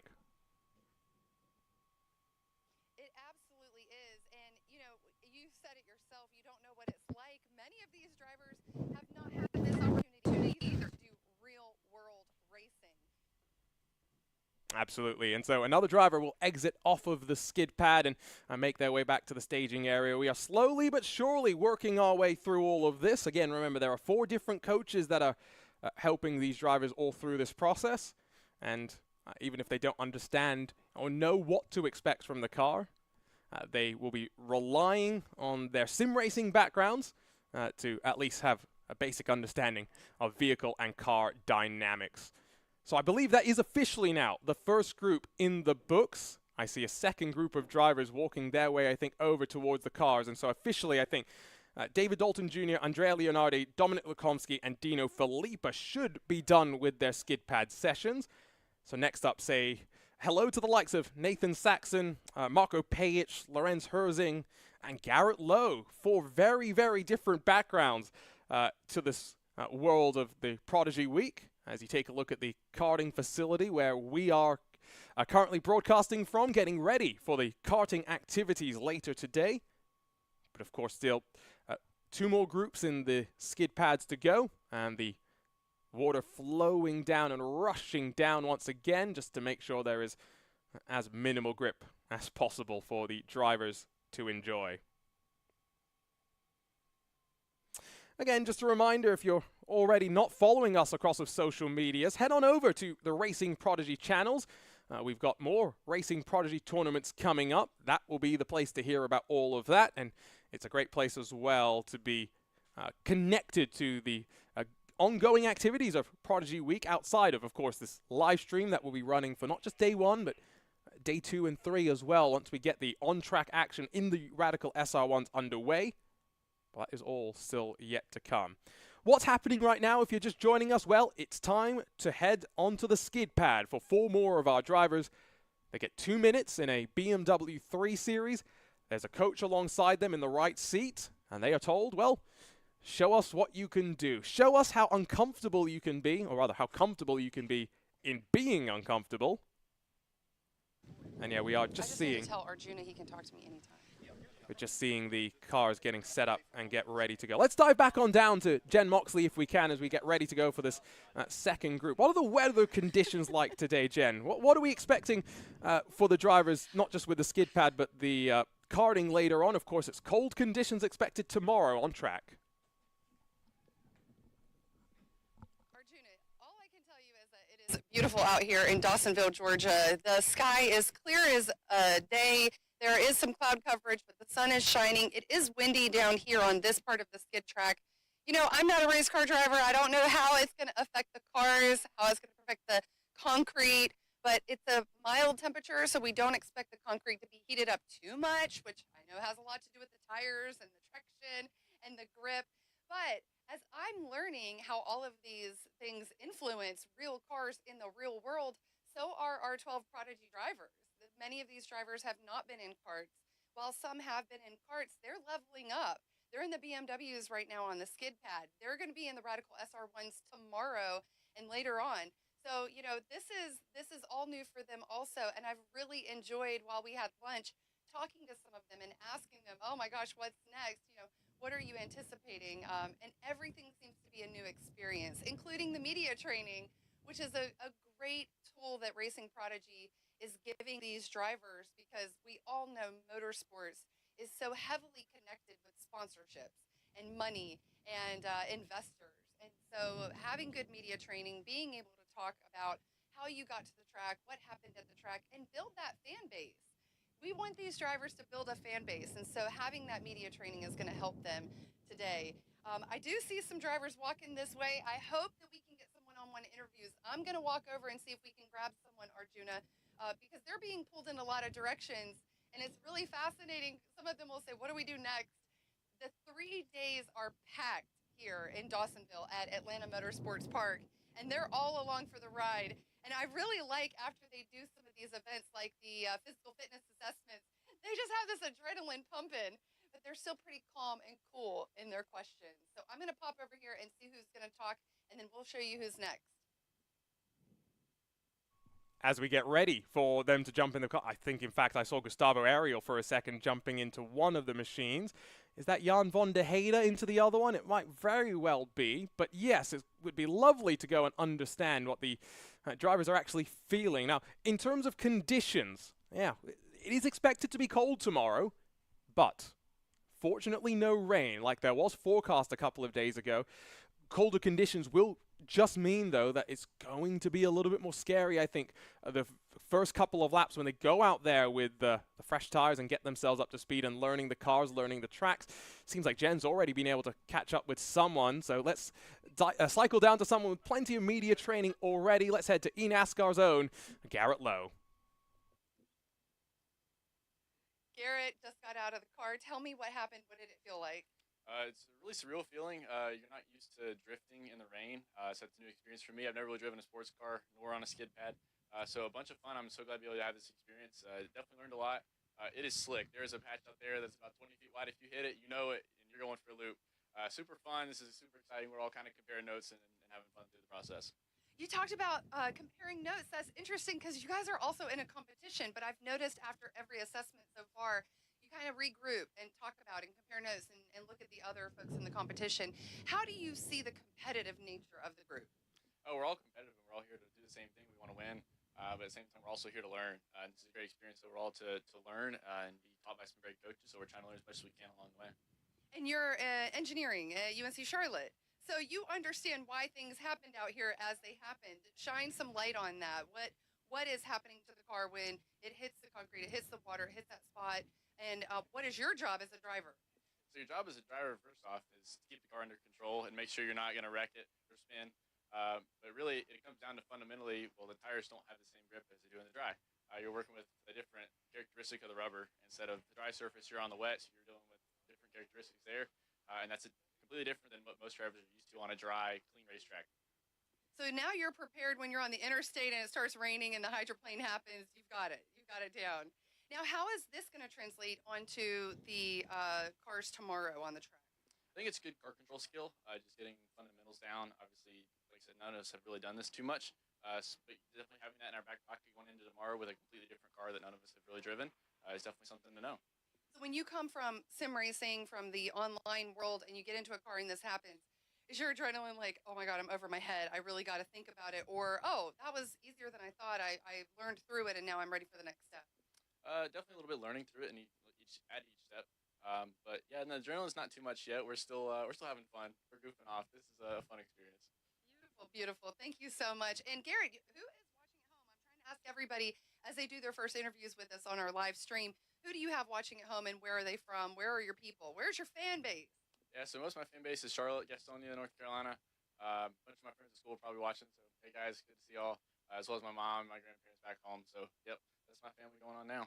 I love that, and I know they're cheering for you to do well here, so that way we know in the future, in the next steps, what happens with the Racing Prodigy League and the draft, and then the season for the person who wins and gets a racing deal. Because isn't that ultimately the goal of all the drivers, whether they're real world or sim, is to get that contract? Absolutely. I mean, every driver's goal is to make it to the top level no matter what. So to be able to continue to make those steps is an important process. Beautiful. Thank you, Garrett. Thanks. All right. They're all talking about stuff with the coach. You better get over there. Arjuna, it's definitely exciting to see the drivers learning new experiences, taking on new experiences because of the Racing Prodigy program and the opportunities that this tightly packed schedule of 3 days with Indy winning, NASCAR winning, global winning drivers with equipment that they could not have afforded on their own, with access to a skid pad, to a track that they also could not have afforded on their own. So what a blessing to be a part of this. And for Garrett Lowe in particular, of course, let's not forget, works on the Formula SAE team at his University of North Carolina Charlotte school, and so that obviously also gives him a little bit more of a background when it comes here. Arjuna Kankipati still here in the broadcast booth, but now joined by Matt Fasanacht as we continue to watch the drivers out there for the skid pad. Matt, you were talking with Randy a couple of hours ago about your own journey in motorsport and how you kind of can appreciate what these drivers are feeling right now, at least in terms of the uncertainty. Yeah, I really want to go out there, actually. Can I have a chance? It's funny. Running a skid pad has always been... there are people that think it really helps, and there are people that really don't believe in it. I've always thought it can really help, but I haven't had really a lot of chances to do it. It's hard to get access to one of these tracks, which is why I want to go out there. But as I would explain it, what this teaches you to do, this is just my intuition, nobody's told me, is you really learn the rear end of the car. You really learn about, and you get better at the inputs on the wheel and the pedals. It takes it to that extreme where it's just great car handling practice, and you need that as a driver because you're always going to get to that point where the car does something you don't expect, and you need to be able to know how to recover it. And I guess in some ways as well, we often say that, the best racing drivers are the ones that can adapt to changing conditions. And so this is part of that. That's a bit of a spin as they run a bit out of that skid pad area. But of course, as mentioned, the water is continuing to flow. So it's not drying up. Garrett Lowe said there was, a 25-foot puddle or something like that. And I'm sure your experience of having raced in mixed conditions, when the car is bucking around, if you don't know how to respond quickly, that's going to be a trouble. Yeah, it's racing in the rain is the greatest thing. It's the one experience you can't pay enough for. Every time I'm on a track and it's raining, I'm probably one of the only few cars out there, and that teaches you how to do car control. But it's quite dangerous on a racetrack, and this is a much better opportunity. Well, Jennifer Moxley is enjoying the beautiful sights of the Atlanta Motorsports Park. She's getting ready to chat, though, to another one of our prodigies. Dominic Lukomski is here all the way from Poland. So welcome. Is this your first time in the United States? Yes, I've never been here before. This is great. Yeah, I've never been here before. And that is quite an adventure to go all the way from where you're from to here to Atlanta Motorsports Park. What was this experience like specifically on the skid pad? It was great. I've never done anything like that before. I mean, maybe a couple donuts in the snow, but like this is way different for sure. It was like not as hard as I imagined it to be, but I kind of struggled going through over the grippy section to the slippery section because the car was super understeery. I couldn't get it to slide. But yeah, other than that, it was great. So how did that compare to your sim car? What was the difference? What do you have to compensate for? Oh, it was way different because in the sim, first of all, the cars have way more power, but we don't really drive in rain, at least not in my simulator. I mostly do oval stuff, NASCAR, so the tracks are banked. We don't really want to slide at all, because if you slide, then you're slow. So yeah, we just want to keep the car rolling through the corner. And are you comparing notes with the other drivers? Are you learning from their experiences in the car? Because you only got a couple laps on the skid pad. Yeah. So before we got into the car, Randy and Jesse gave us a couple of tips how to do that, and it was really helpful. But yeah, obviously after we got off of the cars, then we kind of talked about it. And yeah. It has to be surreal to have coaches such as Jesse Iwoji and Randy Probst to help you one-on-one and want to see you succeed. I mean, these are legends. These are current drivers. The coaches here have such knowledge that is on the ground knowledge that you can add to your sim racing knowledge and technique. What is one of the most valuable points that you've gotten this far? Well, I'm not really sure because we've talked about lots of things, but the one that really helped me was not to look in front of me through the windshield, but to look slightly to the left, to where I want the car to go. So yeah, that's the main point, I guess. I love that because once you get into a real world car, you've got to have real world applications. And that's one of the techniques whenever you're cutting wrapping paper for Christmas presents or holiday presents, you have to look where you want to cut, not where you are cutting. And so now that's something you're going to be able to take with you all the time. Yeah, sure. Like especially on the racetrack, you want to look into the apex all the time. You don't want to just look in front of you when the corner is like, let's say, to the left or to the right. So yeah, just you want to make sure you're looking where you want the car to go. And one last thing before I let you get back to your coaches and your teammates, or your competitors, rather. Who is watching from home? Where do you have family watching? And where are your fans? Yeah, I'm pretty sure my girlfriend is watching, Zuza, so hello. I think my parents as well, and my sister for sure, and a couple of my friends. So yeah, they are all in Krakow, which is my hometown. So yeah. Beautiful, beautiful. Great job today. Thank you so much for your time. And hopefully you can get some more pointers from the competitors. And we'll see how this compares to the track later on. Thank you. Thanks a lot. And so, thank you, Jen, for that chat with Dominic Lukomski. If you want to follow Dominic on Twitter, by the way, he's got maybe one of the best Twitter/X handles, whatever you want to call it, that I've seen recently. Polish Bozo. You can go and follow him and his journey through Prodigy Week. Jen has been asking each of these drivers where their support is coming from. We had a chat with Garrett Lowe just a few moments ago. It's been really cool to see that Garrett Lowe, local to the area, based in North Carolina, his father's here to support him as well. Well, it's amazing. I didn't know that. I want to meet him. I still haven't met all the drivers. What a fantastic group of people. I've heard them talk, but I really want to get to know them better. I just feel so lucky to have these people here and participate and believe in what we're doing. Yeah, it's great to see families supporting them too. And, I haven't competed in an IMSA and an SRO paddock, but I have gone to some of these events. I've competed in club-level races. The thing that I always enjoy about motorsports is, yes, there's competition, and sometimes it gets fierce and frustrating, but at the same time, there's a real sense of camaraderie that the motorsports community has. Jen was saying all the drivers are talking to each other, giving each other tips, and sitting down at lunch, I was seeing them do the same. It's really cool to see, even though they are, yes, competing against one another, they recognize what an opportunity this is. Yeah, the racing community to me is like another family. It truly is. The relationships you make with your crew, with the team, with the officials, but in particular the other drivers is an amazing thing. You know, once you strap on the helmet, it's a different game, but we're all out there looking for each other, looking out for each other. If you don't, then people won't race well with you. So it is a community of friends who compete with each other. And you always will know who is not going to work with you on track as well. That's the other thing. Back down to the skid pad. We're enjoying these chats with the drivers. Let's talk to Nathan Saxon standing by with Jen Moxley. Arjuna, this is a fabulous time to meet the drivers. They've been so busy since they first hit the track this morning early. It's really nice to be able to get to know them as drivers. And even those who have online followings and online personalities, there's still so much more to them that they don't share in that. And so Nathan Saxon, all right, Nathan, so start with who's watching you from home? Where are your people? Where are your fans coming in from around the world? Well, I got to say hi to my mom, dad, girlfriend Gabrielle. They're all back in Rhode Island. I'm sure Gabrielle's at work watching, hopefully. And then everyone else has been part of my real world stuff in the Mazda ladder. I assume a lot of them are tuned in and happy to be here and represent a lot of them. How do you feel about the opportunity now that you've been in a car here and the morning's gone on and you've been put to the test? You had that Cooper test, right? You did yours?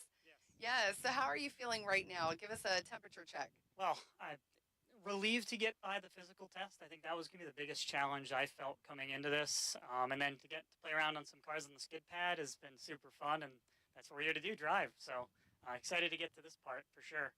How do you feel about your performance on the skid pad? Because to me, this is just completely out of control. You hit the water, you start sliding. I don't know what to do. How do you feel about how you did today? I thought I did pretty good. It's a hard thing to kind of judge because it's all about vision and where you're looking. And when you're on a skid pad, there's not one direct path that you're looking to. So kind of finding that. And once you find that, it's fun to kind of slide the cars around. But I'd say I did pretty good. But we'll see on the real track when we get to slide some radicals around. And also a mechanical engineer. We have a lot of engineers among our group of competitors here. So tell me how your knowledge as an engineer helps you in these types of situations. I think the knowledge of vehicle dynamics, like we take a lot of physics classes when we're getting our engineering degree, and just that knowledge of where the weight's going and understanding what it does to a car, it's super valuable, and it's something that all drivers learn. It's just you have it instinctually in you when you're a trained engineer. One of Racing Prodigy's biggest North Stars is removing the financial barrier for talent, such as yourself, such as your competitors, to be able to have this opportunity. Would you be able to have done this on your own? Was this a goal that you had to do, like this kind of testing and performance and practices? Well, I think it wasn't even something that was thought about until David, everybody created this opportunity earlier this year. But it's such a cool opportunity to showcase our skills and show that you can come from all kinds of backgrounds. I mean, we have people here from all over the world, and to be able to showcase all of our skills in a way that's not really possible if you don't have funding coming in usually. So I'm super grateful and super honored to be part of the first Prodigy Week. Amazing. Thank you so much. Good luck on the rest of the competition, because it's going to get spicier from here.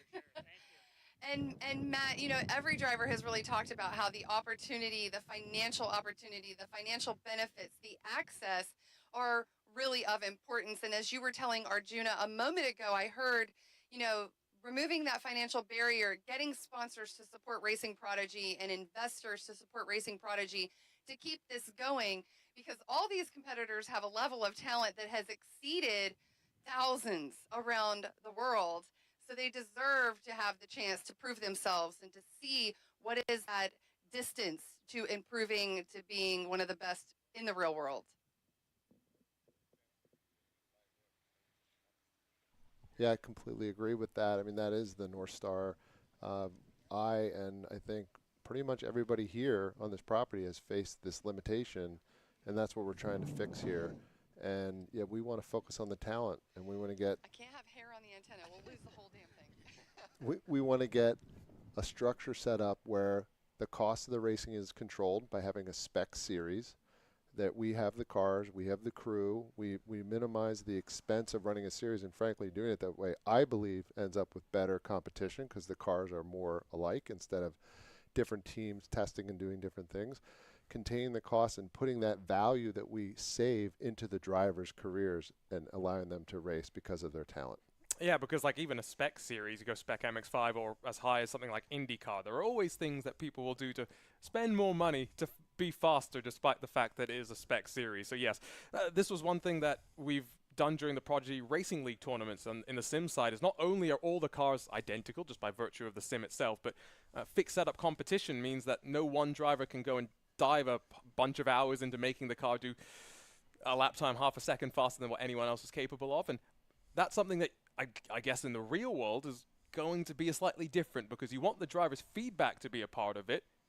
A critical part of being a great race car driver is being able to communicate to your crew chief, to your crew on what the car is doing.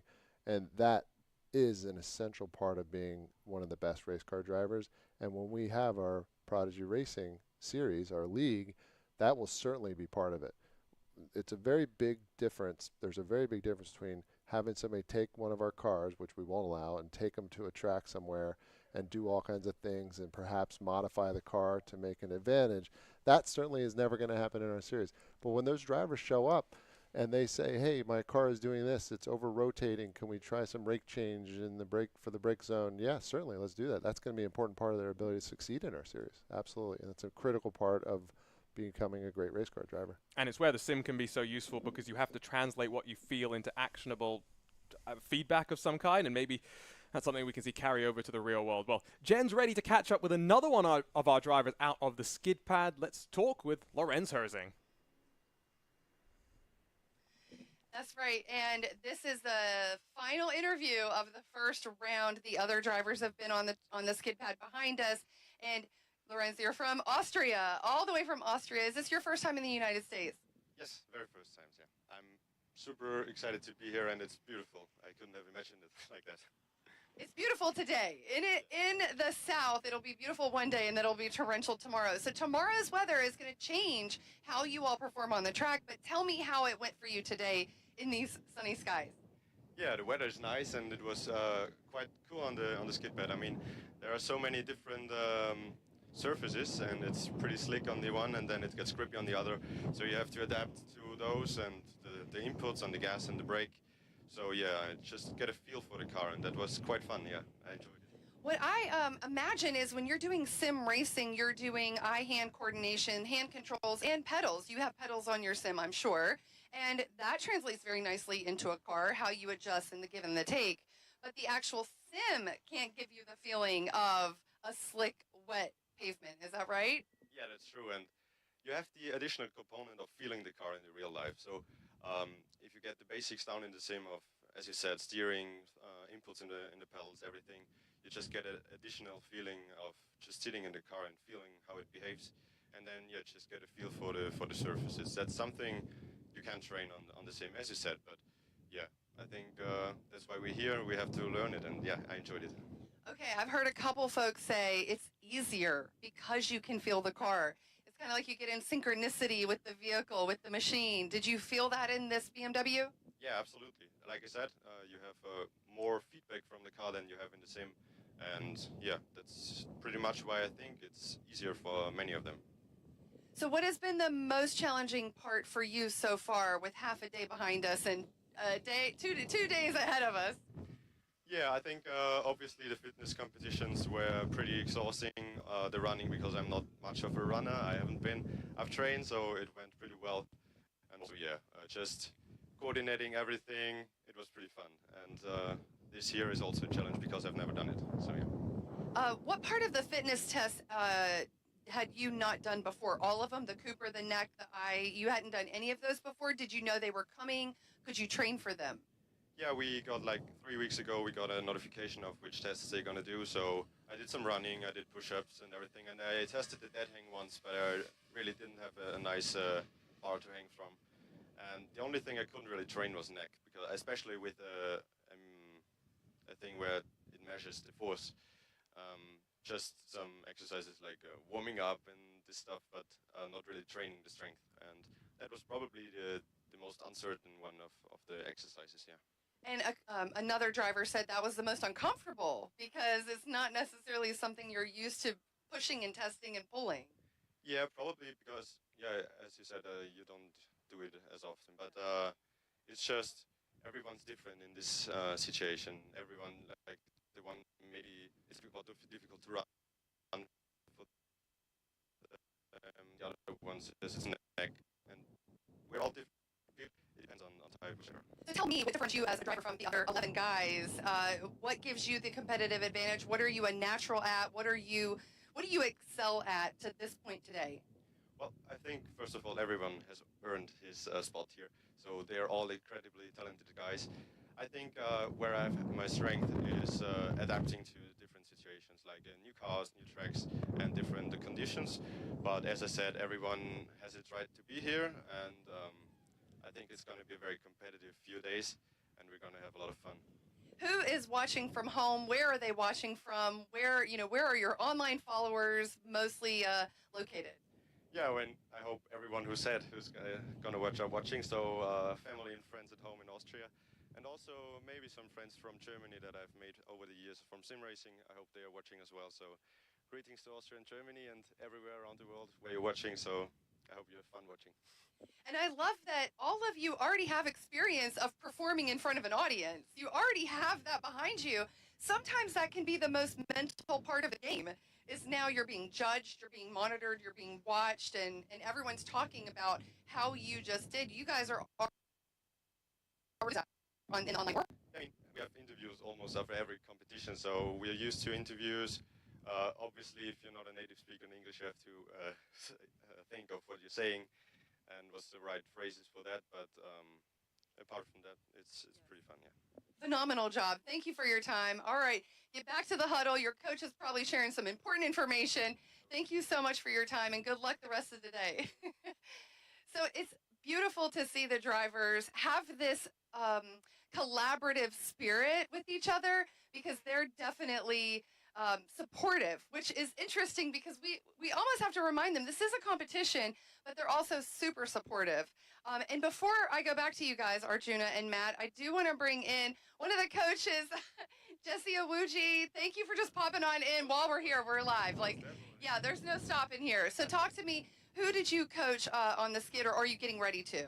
Yeah, so we had all the drivers. It wasn't any one particular person that we had out there. So all the drivers have been rolling through, going from training in the gym, right, doing some tests, to now out here. And that's what drivers have to understand. All the folks who are watching out there who want to go become a real driver, right? You have to understand it's more than just hopping into a car and going and driving. You have the physical side of it. You have the mental side of it. You have the media side. They've all been going through this entire ringer this entire time, and now they're out here on track for the first time doing some skid pad training where basically they're on this wet surface sliding around a car, and although it looks fun and it might look easy, it's not easy. It's actually more difficult doing this than actually doing it in the rain. In the rain, you have a more consistent feel around the track for the most part. On here, it's ridiculously slick, and the slickness changes depending on what part of the skid pad you're on. So now these drivers are having to adjust to, okay, a little bit drier, a little bit more wet, a little bit drier, a little bit more wet, work on their throttle input, steering input, and then control the car. All these folks are going from sim racing to real life, and in real life, you have more sensory parts of your body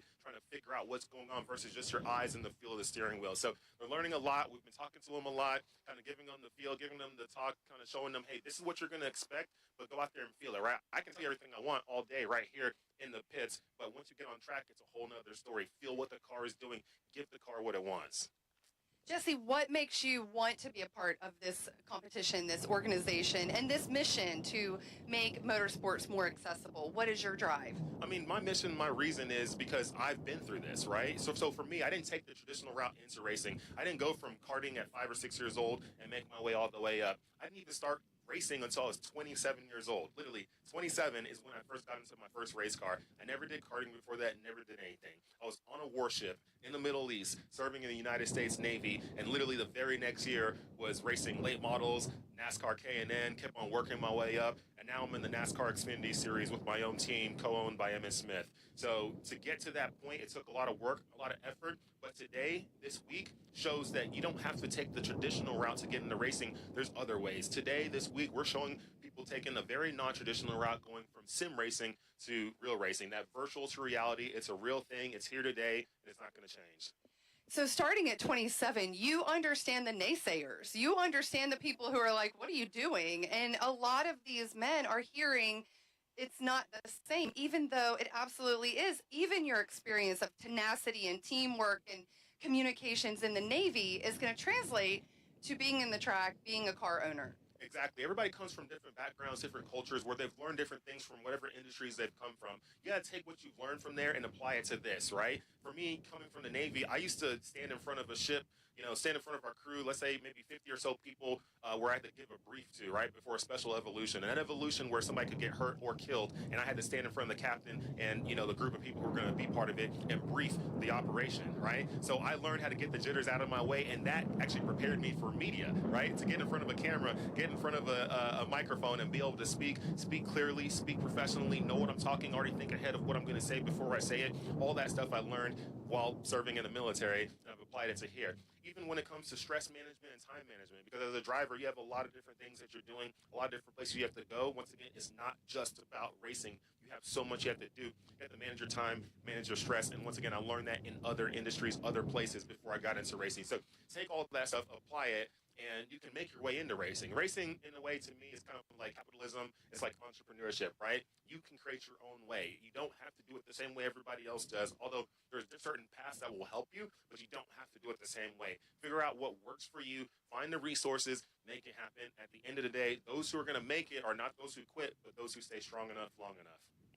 And before you go, I want to talk about also your production company is documenting all of this. Yes, all over multiple cameras, multiple crew members, in an effort to help Racing Prodigy tell their own story and bring in sponsors, bring in partnerships, bring in more coaches and drivers and mentors, because this is a journey to, open up and make more accessible motorsports to everyone, to talent.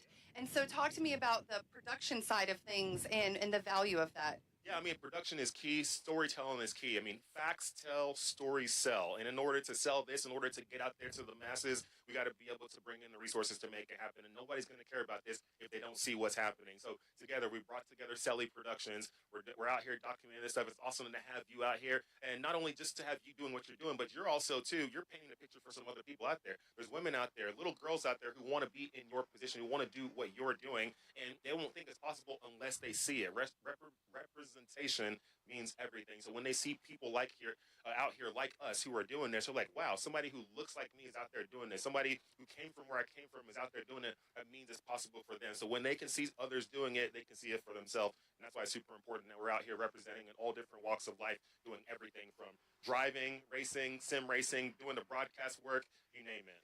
I love that you mentioned that because, just the car. Because 40% of online gamers are girls and women. And while we don't have any girls or women drivers here today, that we will. That is just by happenstance. That was not, handpicked. These drivers just happen to win because of the statistics. But there are girls and women who want to be drivers, who want to be engineers. And there are plenty of movements here in the United States, like Women in Motorsports North America, for example, working to say, I see someone like me, I can do it also. And that also opens up another level of access. And seeing the global competition here at Racing Prodigy, 9 countries, also beautiful. So people know no matter where you come from, right, no matter what your background is, there's a place for you. Yep, exactly. No, it's huge. I mean, we have, like I said, 9 countries, all these different folks from different places. I mean, every single person I've talked to have been from somewhere else, which is, for me, that's incredible, right? We're not just keeping it secluded to just one group of people, one type of people, one culture, whatever. It's worldwide. Sim racing is worldwide. Racing is worldwide. The love of cars is worldwide, right? So this is what I love about cars. This is what I love about racing. You bring together all walks of life into one place, and it's all about getting on track and having a good time, and not just having a good time, but putting on a show for everybody who's watching. So thank you to everybody who's watching. This is incredible. Share this to your friends. Share it to your family. Let's get a lot of people on the live stream. Let's watch this whole thing. Let's have a good time. Let's really, truly tell an amazing story here and watch these kids, jump in here and do what they do best.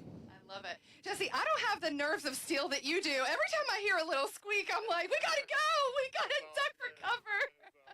Thank you so much for your time. I'm sure I'll tap in again with you throughout the next couple days just to see how you're assessing the drivers, because having one-on-one interaction with them, having group interaction with them, it's always the in-betweens. It's the lunches, it's the walks, it's the downtime that you really get to assess, like someone's headspace and someone's competitive nature and making sure that they are you sticking with us? Are you going along? Exactly. No, it's a whole journey. It's a whole journey the whole way. This whole next 3 days, these folks are going to do more in 3 days than they've done, and I don't even know how long. So I've already seen. I'm tired for them. I'm like, man, it's only been a few hours. They've already been in the gym, media training, on track. We haven't even gotten to everything else, and there's so much more. So super incredible experience for these folks. Everybody who's supporting this venture is absolutely incredible. And once again, we're just looking to come here, put a group of people together, see what they can do, tell a story, and then get this going again. For sure. The vision of David and Matt creating this opportunity is really, really just profound.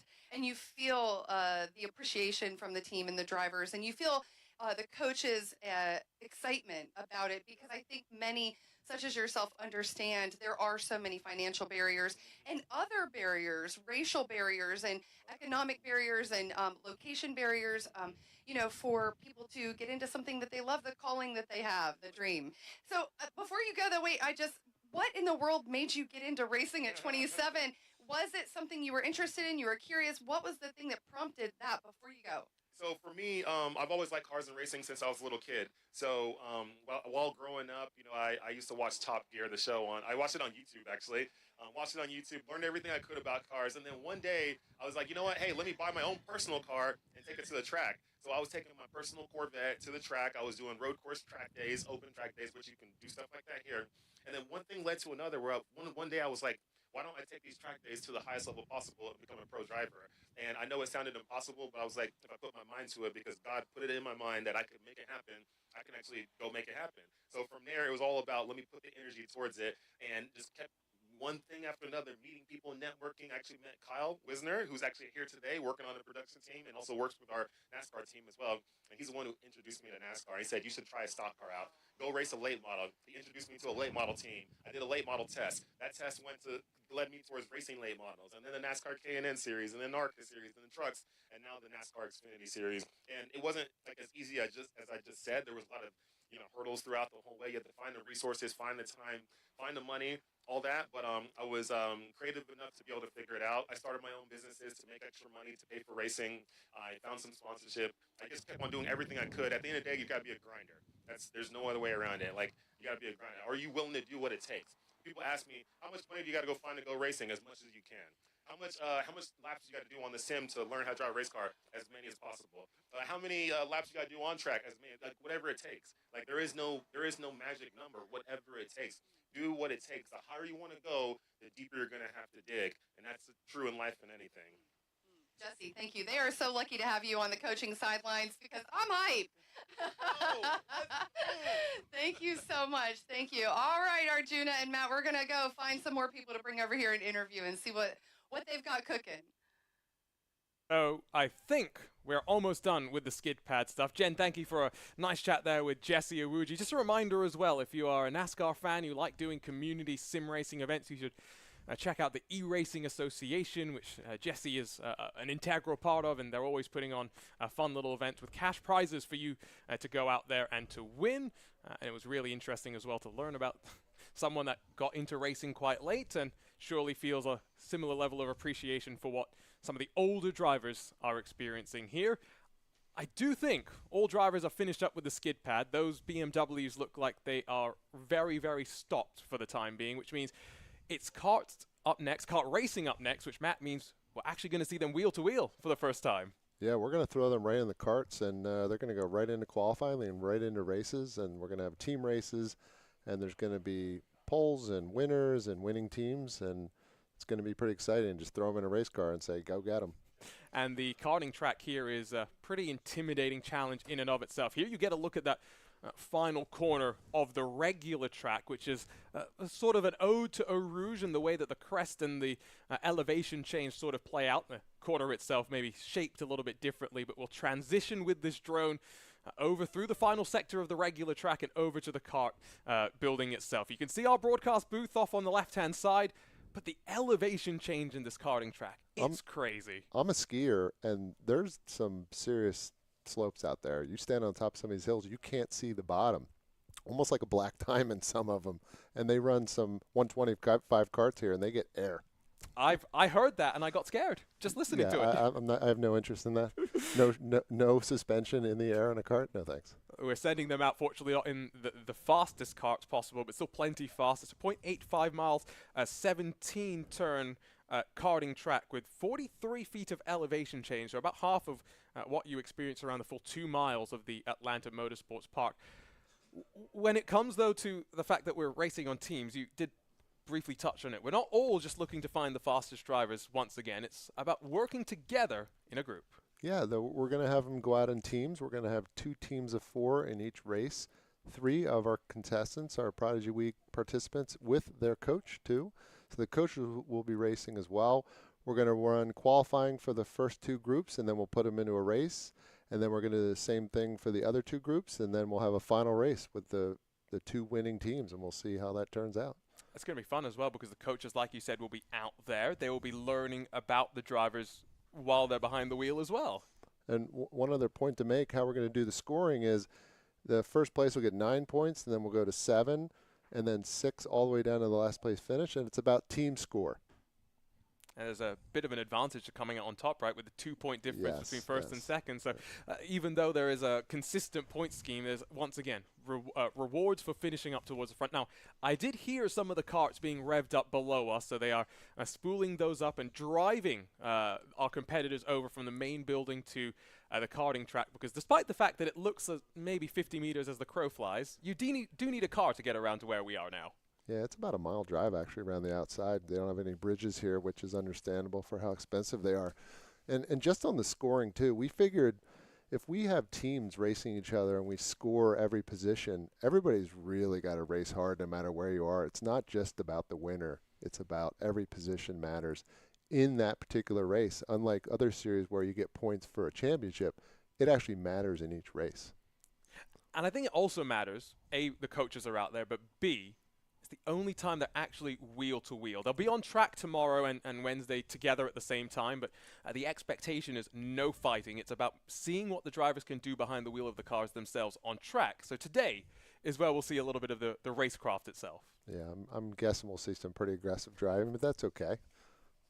I still remember the last time I saw a sim racer karting race would have been end of July, and it was at an indoor track with a hairpin to start the lap off. Every single driver didn't have the lock in the cart to turn it around, so they would bash off the walls. I don't think they could get away with that one here. You can see there are some curbs to use as well. Yeah, it's the physical danger that is definitely going to be part of it. Have you had the chance to rip around the main Atlanta Motorsports Park facility? Oh, yes. I've been in the Radical SR1 many times around this track. It's a lot of fun. It's a proper race car. I have not gone on the kart track. Karting's very different. I mean, it is physically exhausting. I think I'd like to try it, but you can only do small sessions because it is a ton of work. When we go to our pro races, there's a great track at Circuit of the Americas. And, we go out on the track and race our GT4s or whatever else we're racing, and you can't be banging into each other. But, boy, you get some top pro drivers in a casual kart race after the day's over, there's a lot of banging. Yes, and the heads go flying as well. That's what I noted when I saw the karts in July bumping off of the walls. Because of the fact that they're, again, racing in teams, it means slightly different complexion. It's going to be interesting what the coaches will tell to the drivers, and we'll get that over to you in a few moments' time. You can see the karts, I think, heading out there and just getting final preparation tune-ups before the drivers jump into them and they go racing. You are watching day one of Prodigy Week, though. 12 drivers from around the world, 12 sim racers from around the world have landed at the Atlanta Motorsports Park to be tested physically, mentally, and in every way in between as to their capabilities as real racing car drivers. The goal being a second Prodigy Week in 2024. More drivers get this opportunity, all leading, hopefully, to a real Prodigy Racing League in the future. Don't go anywhere, though. When we come back here to this live stream, we'll hopefully have karts not spinning down at the bottom of the hill, and instead we'll be going racing with our Prodigies.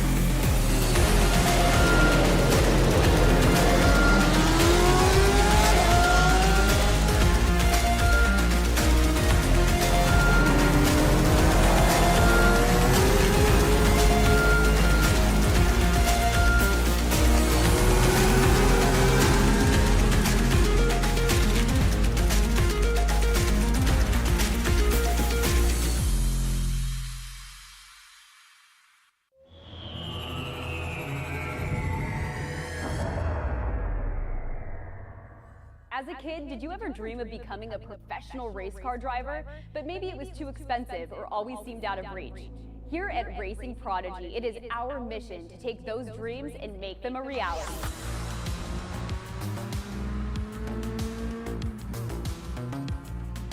You too can be just like Jeff Gordon, Lewis Hamilton, Max Verstappen, some of the greatest drivers ever, and be a part of a world where real-life racing and motorsport opportunities are available to everyone. That world is now here. Here at Racing Prodigy, we provide real-world racing opportunities to those with grit and skill who may otherwise never be discovered. Thanks to esports competition, a new insight has been found. The skill set of virtual racing transfers to real race cars and tracks. Gamers and sim racers have proven that they can race real race cars against the professionals and win. It's now time for the world's first E2 Real Sports League, taking esports competitors to real-life racing competitions. Prodigy Racing League is here to offer aspiring real-world race car drivers the opportunity to compete across multiple gaming platforms to earn titles and coveted Prodigy Passes. These golden tickets in motorsports allow you access to trips that are fully paid for you to train, learn, and even compete at Prodigy Week, our real-world racing academy held at Atlanta Motorsports Park in November. It is our goal and vision to draft the first class of racers from those who compete at Prodigy Week to fill the grid for our inaugural series to debut in 2024. We can only achieve our vision together, so join us today to test your skills, earn your spot at Prodigy Week, and enjoy the thrill of racing. Racing Prodigy, where dreams become a reality.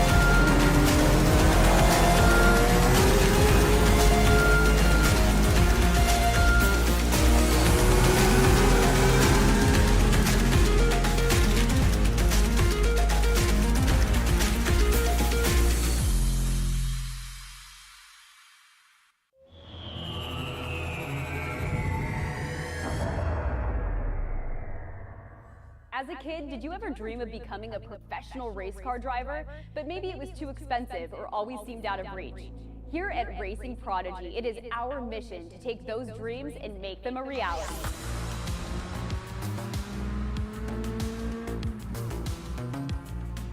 You too can be just like Jeff Gordon, Lewis Hamilton, Max Verstappen, some of the greatest drivers ever, and be a part of a world where real-life racing and motorsport opportunities are available to everyone.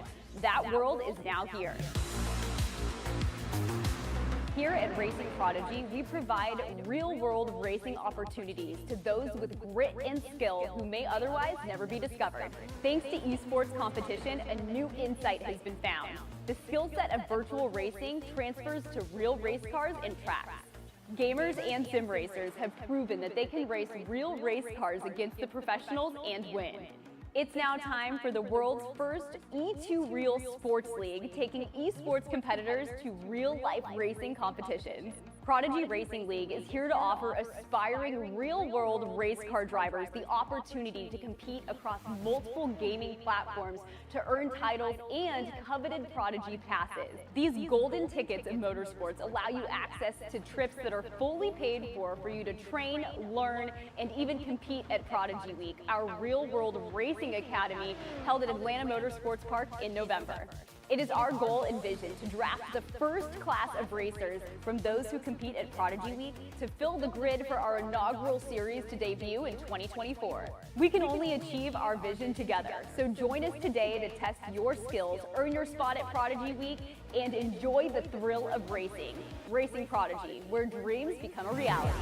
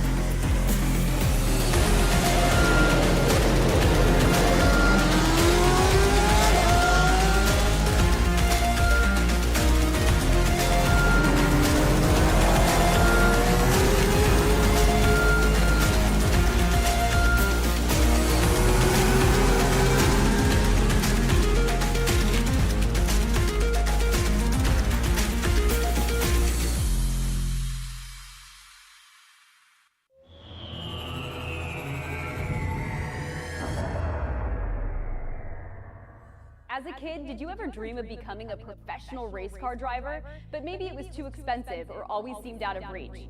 Here at Racing Prodigy, it is our mission to take those dreams and make them a reality.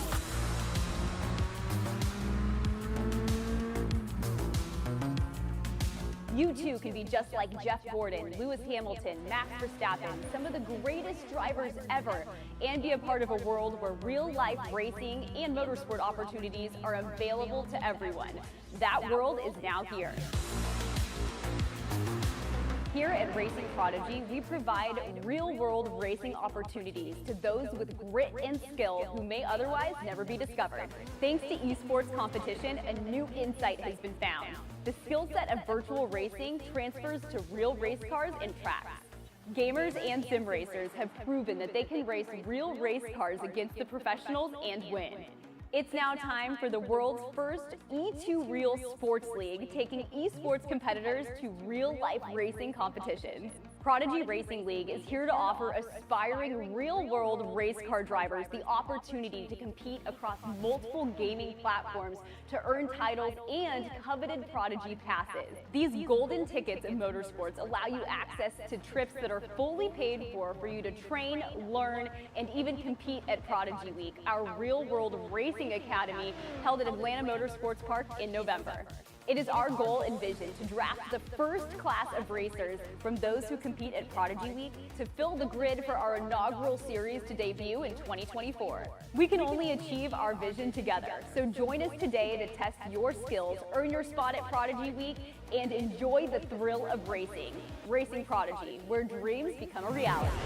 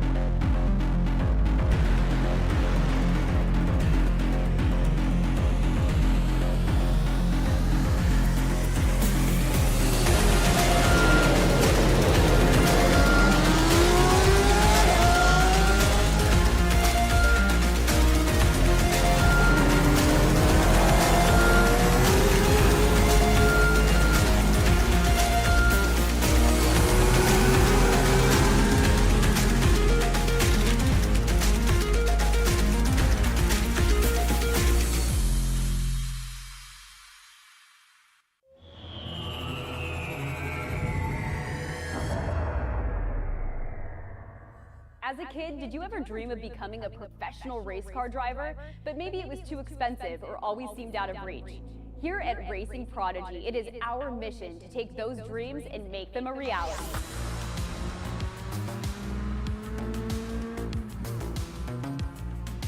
You too can be just like Jeff Gordon, Lewis Hamilton, Max Verstappen, some of the greatest drivers ever, and be a part of a world where real-life racing and motorsport opportunities are available to everyone. That world is now here. Here at Racing Prodigy, we provide real-world racing opportunities to those with grit and skill who may otherwise never be discovered. Thanks to esports competition, a new insight has been found. The skill set of virtual racing transfers to real race cars and tracks. Gamers and sim racers have proven that they can race real race cars against the professionals and win. It's now time for the world's first E2 Real Sports League, taking esports competitors to real-life racing competitions.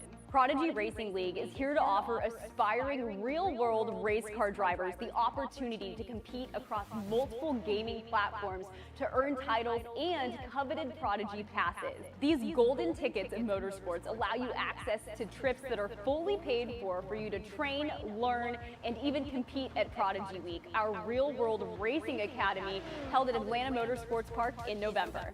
It is our goal and vision to draft the first class of racers from those who compete at Prodigy Week to fill the grid for our inaugural series to debut in 2024. We can only achieve our vision together, so join us today to test your skills, earn your spot at Prodigy Week, and enjoy the thrill of racing. Racing Prodigy, where dreams become a reality.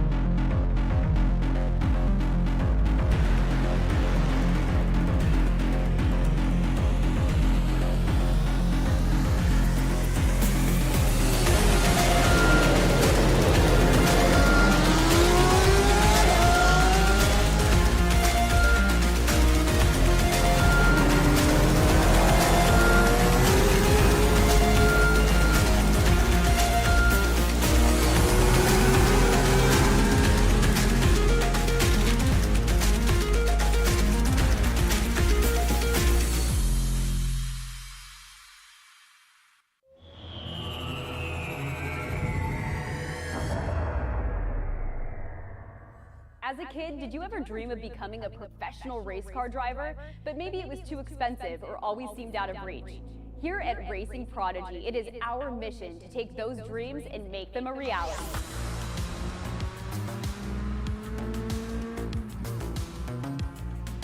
You too can be just like Jeff Gordon, Lewis Hamilton, Max Verstappen, some of the greatest drivers ever, and be a part of a world where real-life racing and motorsport opportunities are available to everyone. That world is now here. Here at Racing Prodigy, we provide real-world racing opportunities to those with grit and skill who may otherwise never be discovered.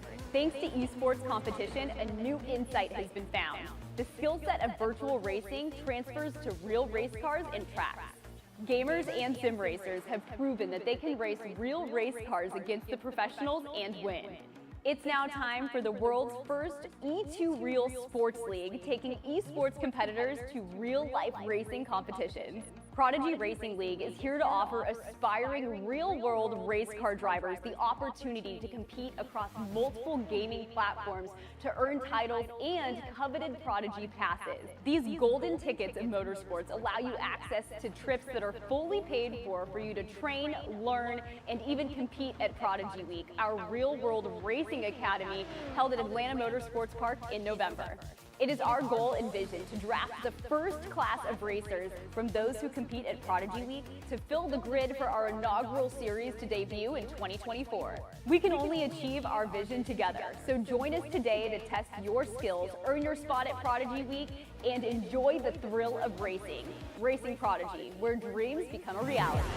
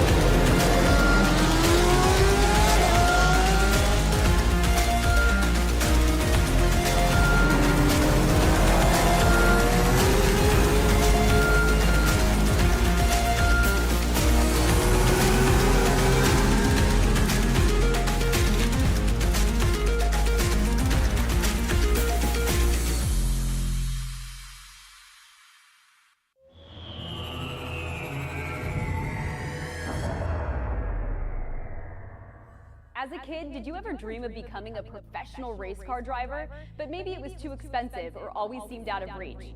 Here at Racing Prodigy, it is our mission to take those dreams and make them a reality.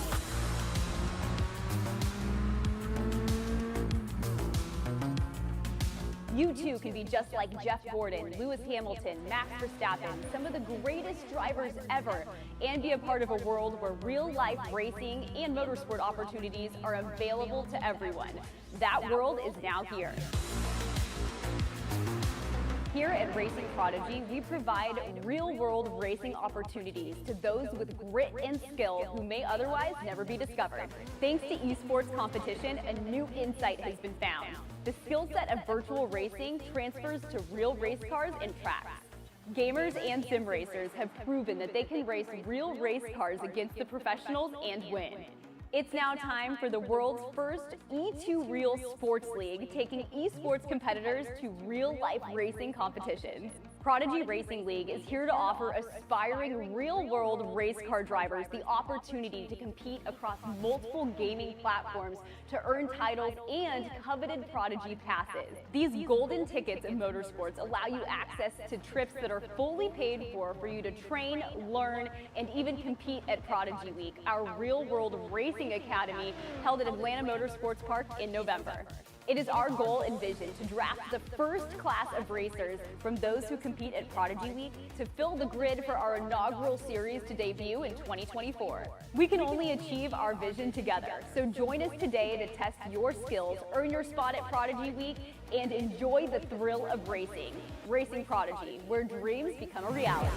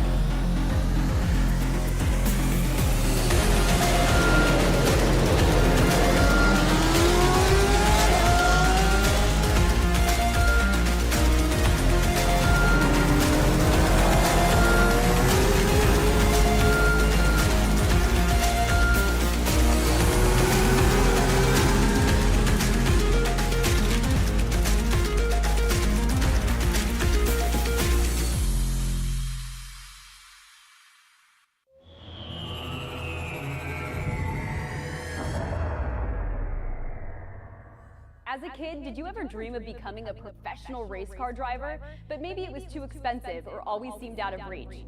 Here at Racing Prodigy, it is our mission to take those dreams and make them a reality.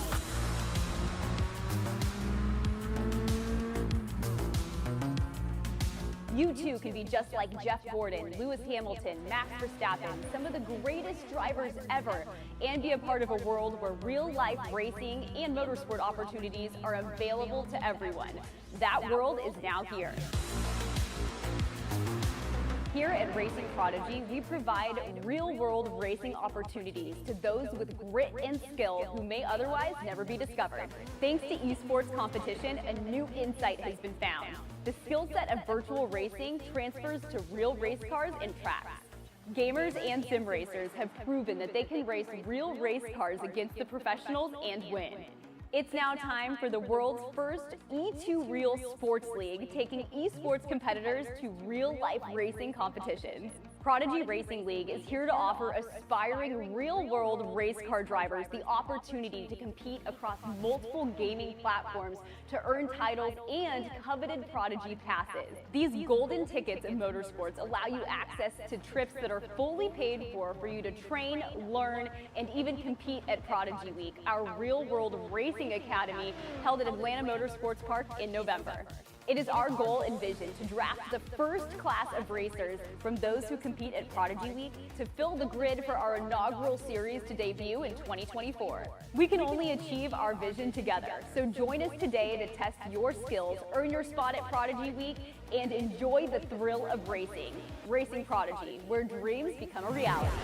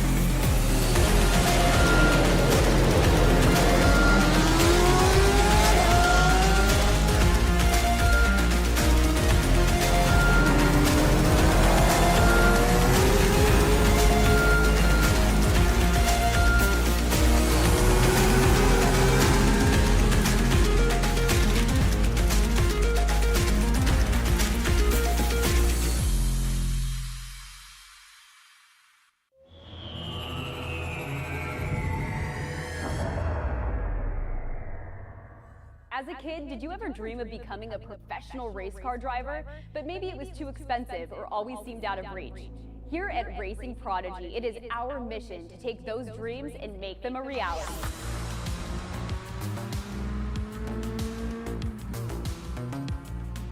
You too can be just like Jeff Gordon, Lewis Hamilton, Max Verstappen, some of the greatest drivers ever, and be a part of a world where real-life racing and motorsport opportunities are available to everyone.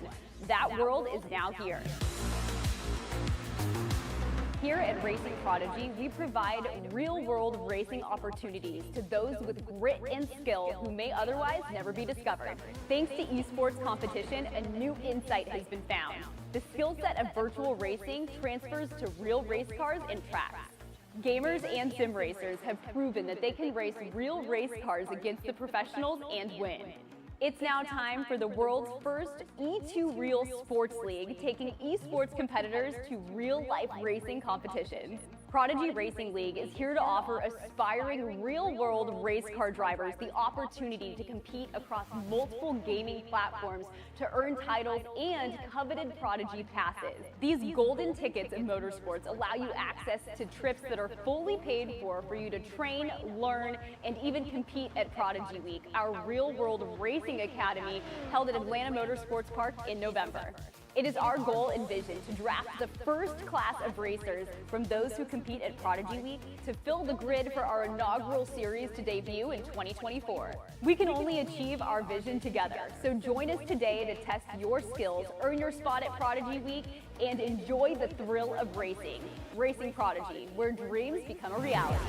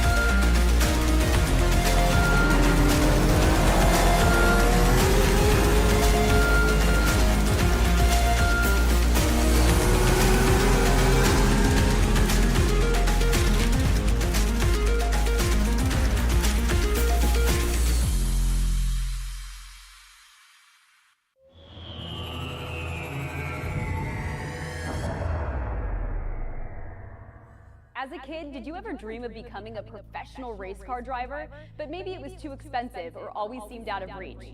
Here at Racing Prodigy, it is our mission to take those dreams and make them a reality.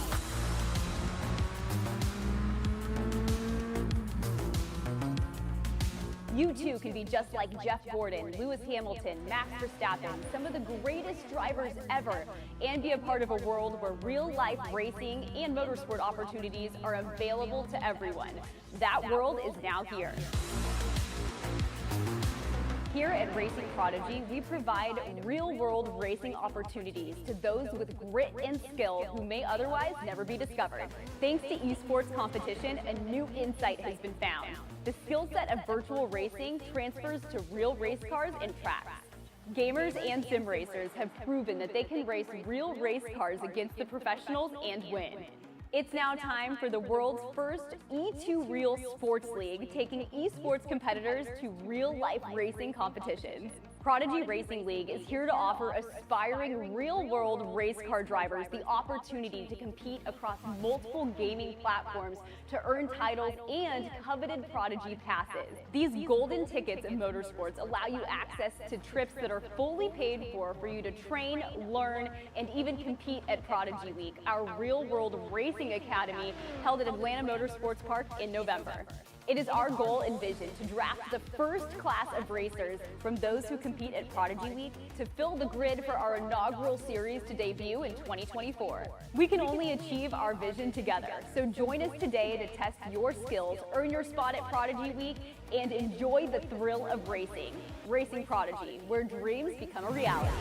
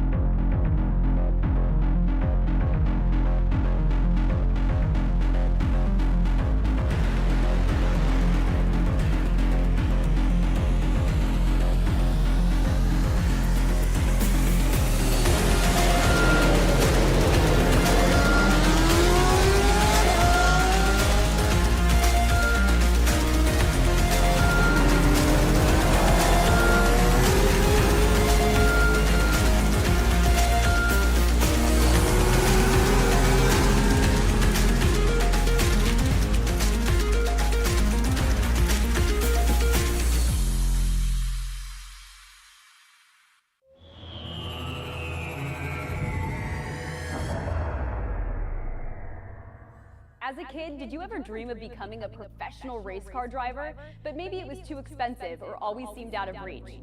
Here at Racing Prodigy, it is our mission to take those dreams and make them a reality.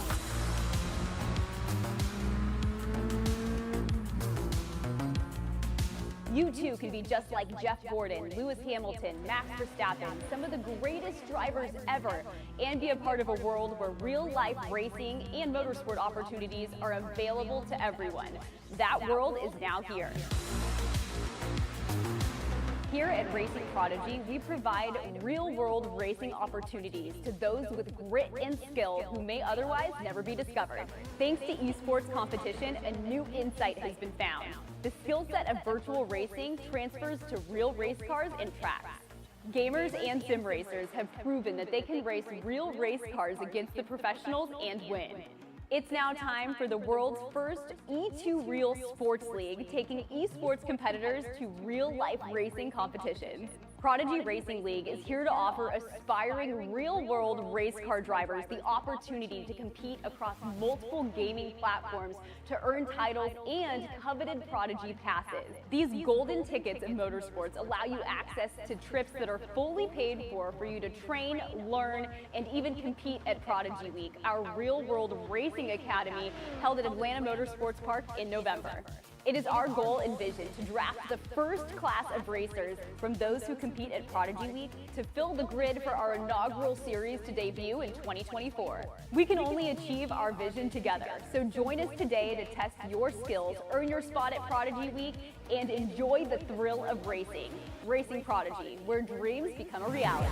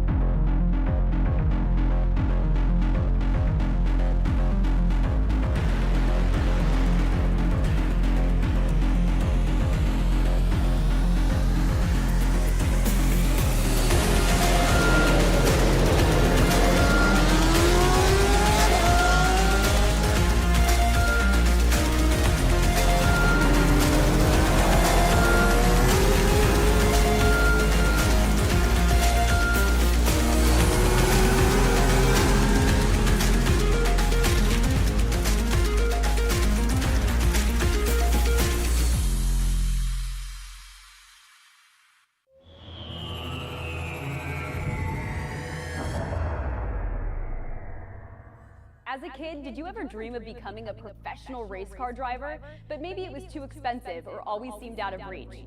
Here at Racing Prodigy, it is our mission to take those dreams and make them a reality.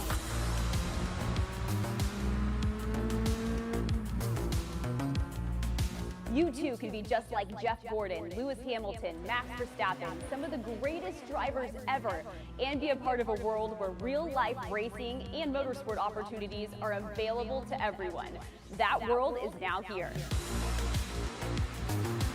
Here at Racing Prodigy, we provide real-world racing opportunities to those with grit and skill who may otherwise never be discovered. Thanks to esports competition, a new insight has been found. The skill set of virtual racing transfers to real race cars and tracks. Gamers and sim racers have proven that they can race real race cars against the professionals and win.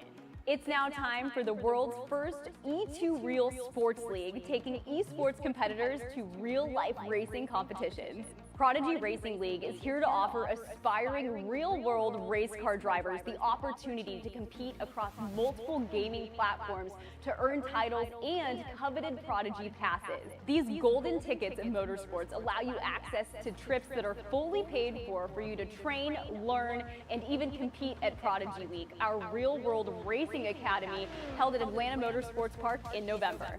It is our goal and vision to draft the first class of racers from those who compete at Prodigy Week to fill the grid for our inaugural series to debut in 2024. We can only achieve our vision together, so join us today to test your skills, earn your spot at Prodigy Week, and enjoy the thrill of racing.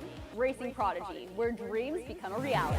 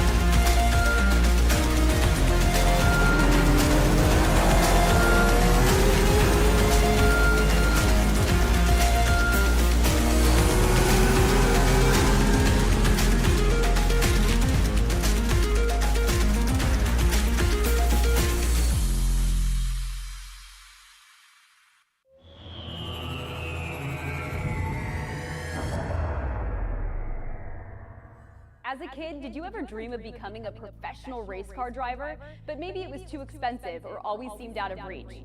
Here at Racing Prodigy, it is our mission to take those dreams and make them a reality.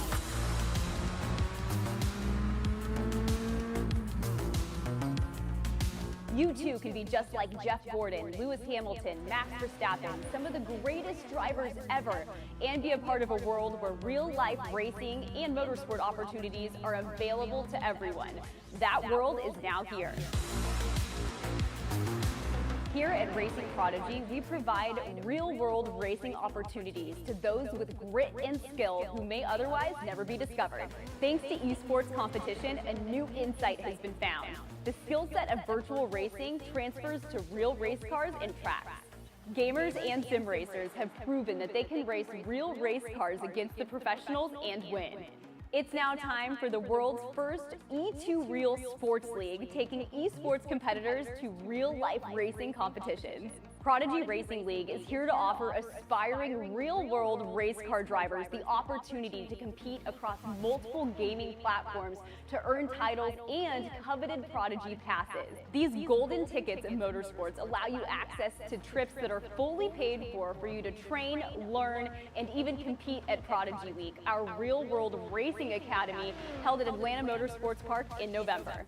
It is our goal and vision to draft the first class of racers from those who compete at Prodigy Week to fill the grid for our inaugural series to debut in 2024. We can only achieve our vision together, so join us today to test your skills, earn your spot at Prodigy Week, and enjoy the thrill of racing. Racing Prodigy, where dreams become a reality.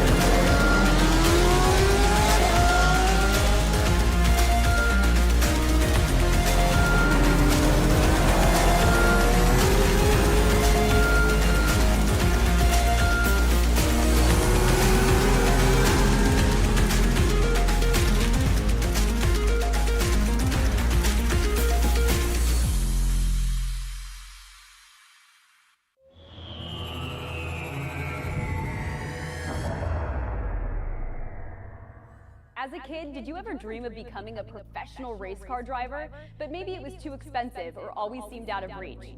Here at Racing Prodigy, it is our mission to take those dreams and make them a reality.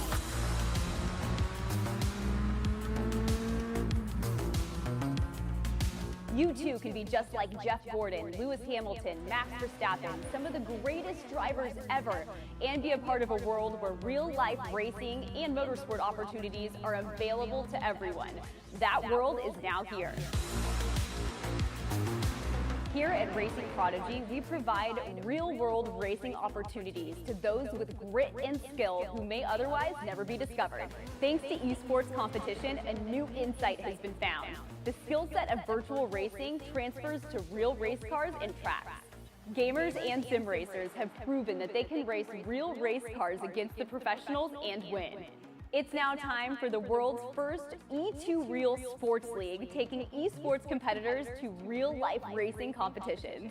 Prodigy Racing League is here to offer aspiring real-world race car drivers the opportunity to compete across multiple gaming platforms to earn titles and coveted Prodigy Passes. These golden tickets in motorsports allow you access to trips that are fully paid for you to train, learn, and even compete at Prodigy Week, our real-world racing academy held at Atlanta Motorsports Park in November. It is our goal and vision to draft the first class of racers from those who compete at Prodigy Week to fill the grid for our inaugural series to debut in 2024. We can only achieve our vision together, so join us today to test your skills, earn your spot at Prodigy Week, and enjoy the thrill of racing. Racing Prodigy, where dreams become a reality.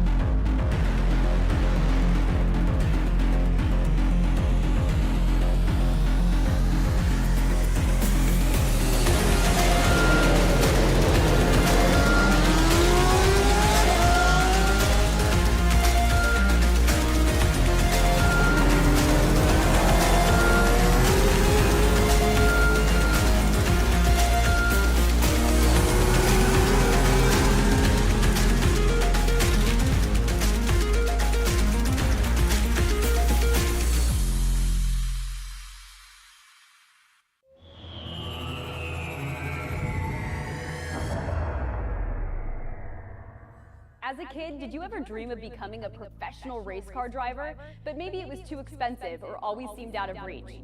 Here at Racing Prodigy, it is our mission to take those dreams and make them a reality.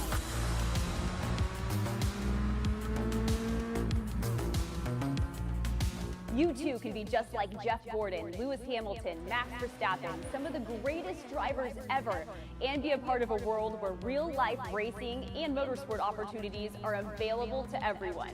That world is now here.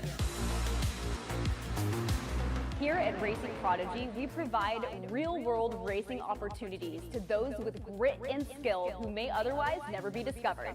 Thanks to esports competition, a new insight has been found. The skill set of virtual racing transfers to real race cars and tracks. Gamers and sim racers have proven that they can race real race cars against the professionals and win. It's now time for the world's first E2 Real Sports League, taking esports competitors to real-life racing competitions. Prodigy Racing League is here to offer aspiring real-world race car drivers the opportunity to compete across multiple gaming platforms to earn titles and coveted Prodigy Passes. These golden tickets of motorsports allow you access to trips that are fully paid for you to train, learn, and even compete at Prodigy Week, our real-world racing academy held at Atlanta Motorsports Park in November. It is our goal and vision to draft the first class of racers from those who compete at Prodigy Week to fill the grid for our inaugural series to debut in 2024. We can only achieve our vision together, so join us today to test your skills, earn your spot at Prodigy Week, and enjoy the thrill of racing. Racing Prodigy, where dreams become a reality.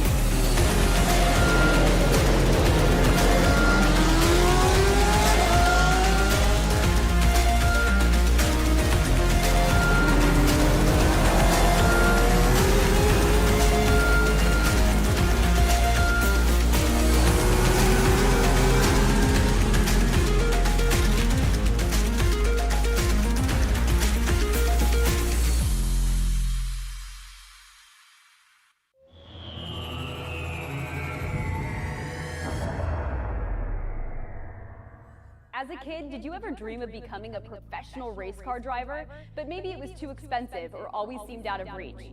Here at Racing Prodigy, it is our mission to take those dreams and make them a reality.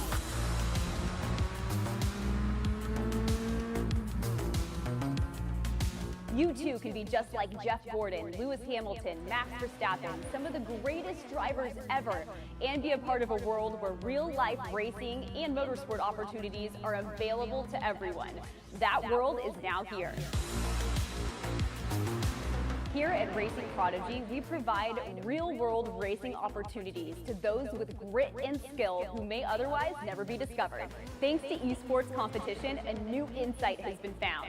The skill set of virtual racing transfers to real race cars and tracks. Gamers and sim racers have proven that they can race real race cars against the professionals and win. It's now time for the world's first E2 Real Sports League, taking esports competitors to real-life racing competitions. Prodigy Racing League is here to offer aspiring real-world race car drivers the opportunity to compete across multiple gaming platforms to earn titles and coveted Prodigy Passes. These golden tickets in motorsports allow you access to trips that are fully paid for you to train, learn, and even compete at Prodigy Week, our real-world racing academy held at Atlanta Motorsports Park in November. It is our goal and vision to draft the first class of racers from those who compete at Prodigy Week to fill the grid for our inaugural series to debut in 2024. We can only achieve our vision together, so join us today to test your skills, earn your spot at Prodigy Week, and enjoy the thrill of racing. Racing Prodigy, where dreams become a reality.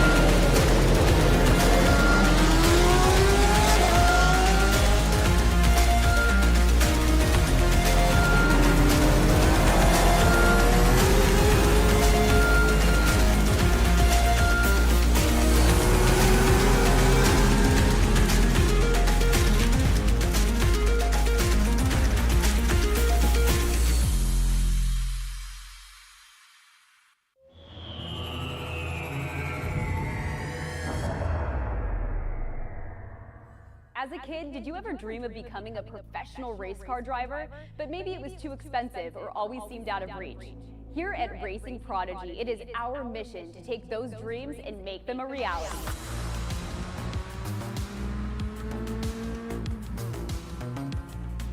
You too can be just like Jeff Gordon, Lewis Hamilton, Max Verstappen, some of the greatest drivers ever, and be a part of a world where real-life racing and motorsport opportunities are available to everyone. That world is now here. Here at Racing Prodigy, we provide real-world racing opportunities to those with grit and skill who may otherwise never be discovered. Thanks to esports competition, a new insight has been found. The skill set of virtual racing transfers to real race cars and tracks. Gamers and sim racers have proven that they can race real race cars against the professionals and win. It's now time for the world's first E2 Real Sports League, taking esports competitors to real-life racing competitions. Prodigy Racing League is here to offer aspiring real-world race car drivers the opportunity to compete across multiple gaming platforms to earn titles and coveted Prodigy Passes. These golden tickets in motorsports allow you access to trips that are fully paid for you to train, learn, and even compete at Prodigy Week, our real-world racing academy held at Atlanta Motorsports Park in November. It is our goal and vision to draft the first class of racers from those who compete at Prodigy Week to fill the grid for our inaugural series to debut in 2024. We can only achieve our vision together, so join us today to test your skills, earn your spot at Prodigy Week, and enjoy the thrill of racing. Racing Prodigy, where dreams become a reality.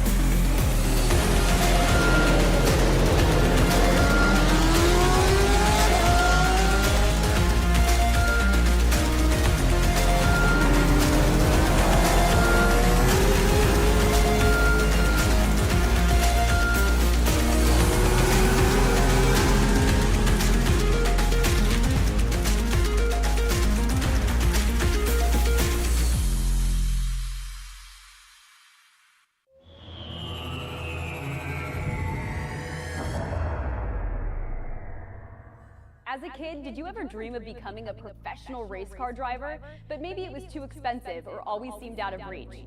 Here at Racing Prodigy, it is our mission to take those dreams and make them a reality.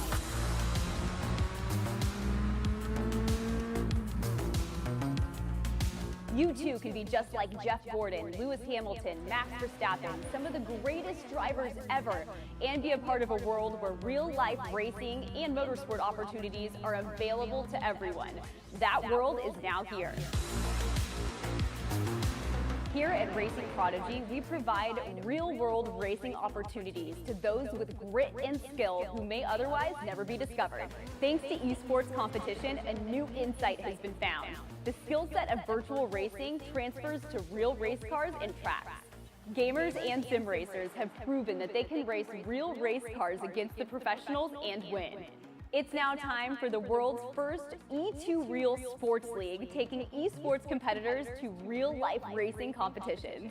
Prodigy Racing League is here to offer aspiring real-world race car drivers the opportunity to compete across multiple gaming platforms to earn titles and coveted Prodigy Passes. These golden tickets in motorsports allow you access to trips that are fully paid for you to train, learn, and even compete at Prodigy Week, our real-world racing academy held at Atlanta Motorsports Park in November. It is our goal and vision to draft the first class of racers from those who compete at Prodigy Week to fill the grid for our inaugural series to debut in 2024. We can only achieve our vision together, so join us today to test your skills, earn your spot at Prodigy Week, and enjoy the thrill of racing. Racing Prodigy, where dreams become a reality.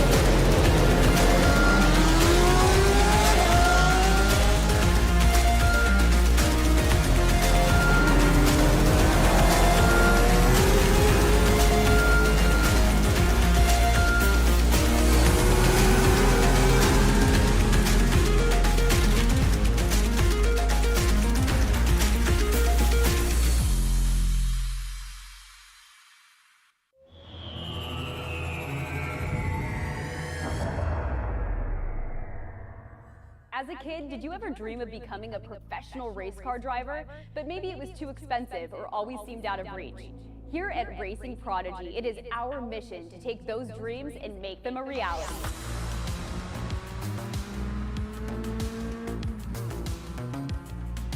You too can be just like Jeff Gordon, Lewis Hamilton, Max Verstappen, some of the greatest drivers ever, and be a part of a world where real-life racing and motorsport opportunities are available to everyone.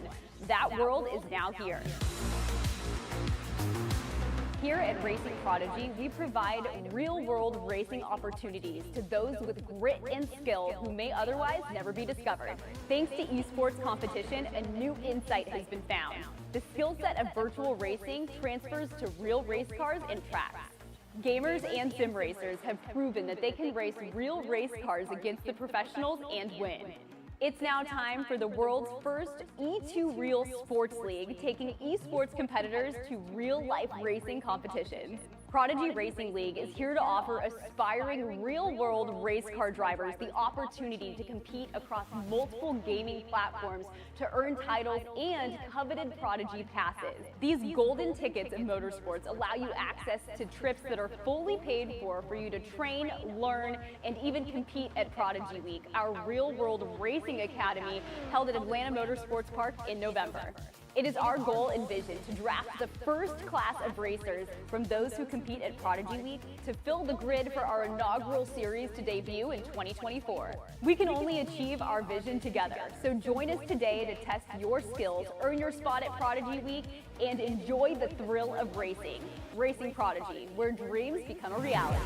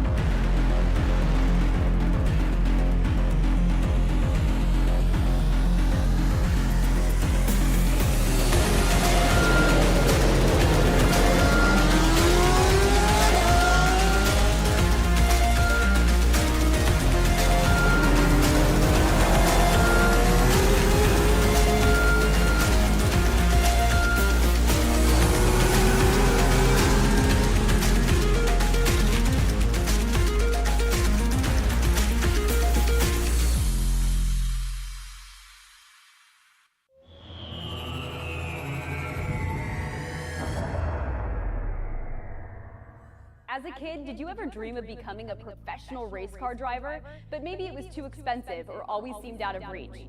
Here at Racing Prodigy, it is our mission to take those dreams and make them a reality.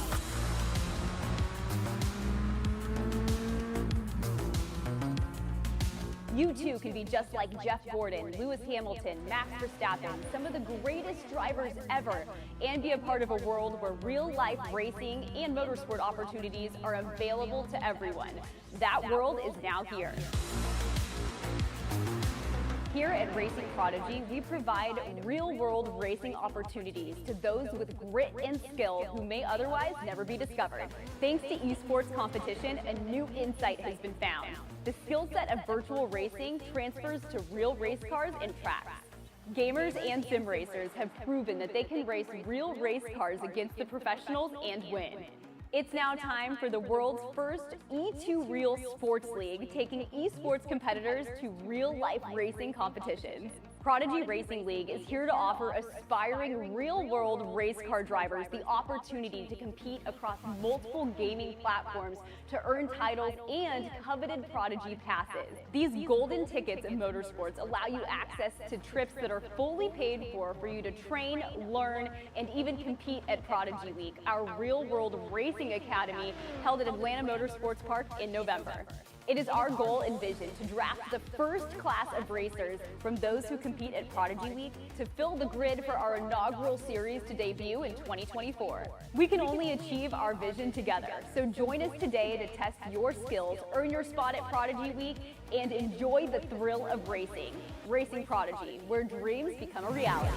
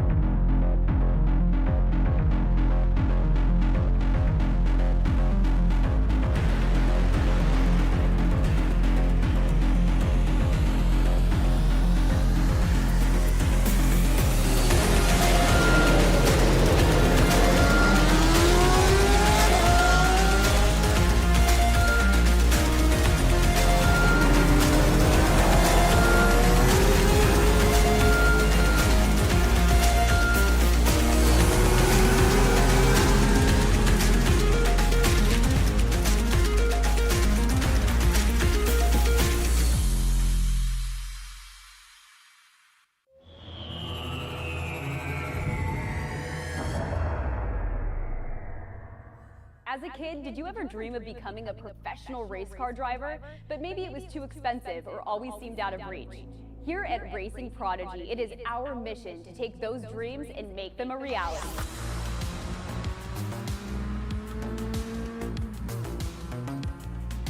You too can be just like Jeff Gordon, Lewis Hamilton, Max Verstappen, some of the greatest drivers ever, and be a part of a world where real-life racing and motorsport opportunities are available to everyone. That world is now here. Here at Racing Prodigy, we provide real-world racing opportunities to those with grit and skill who may otherwise never be discovered. Thanks to esports competition, a new insight has been found. The skill set of virtual racing transfers to real race cars and tracks. Gamers and sim racers have proven that they can race real race cars against the professionals and win. It's now time for the world's first E2 Real Sports League, taking esports competitors to real-life racing competitions. Prodigy Racing League is here to offer aspiring real-world race car drivers the opportunity to compete across multiple gaming platforms to earn titles and coveted Prodigy Passes. These golden tickets in motorsports allow you access to trips that are fully paid for you to train, learn, and even compete at Prodigy Week, our real-world racing academy held at Atlanta Motorsports Park in November. It is our goal and vision to draft the first class of racers from those who compete at Prodigy Week to fill the grid for our inaugural series to debut in 2024. We can only achieve our vision together, so join us today to test your skills, earn your spot at Prodigy Week, and enjoy the thrill of racing. Racing Prodigy, where dreams become a reality.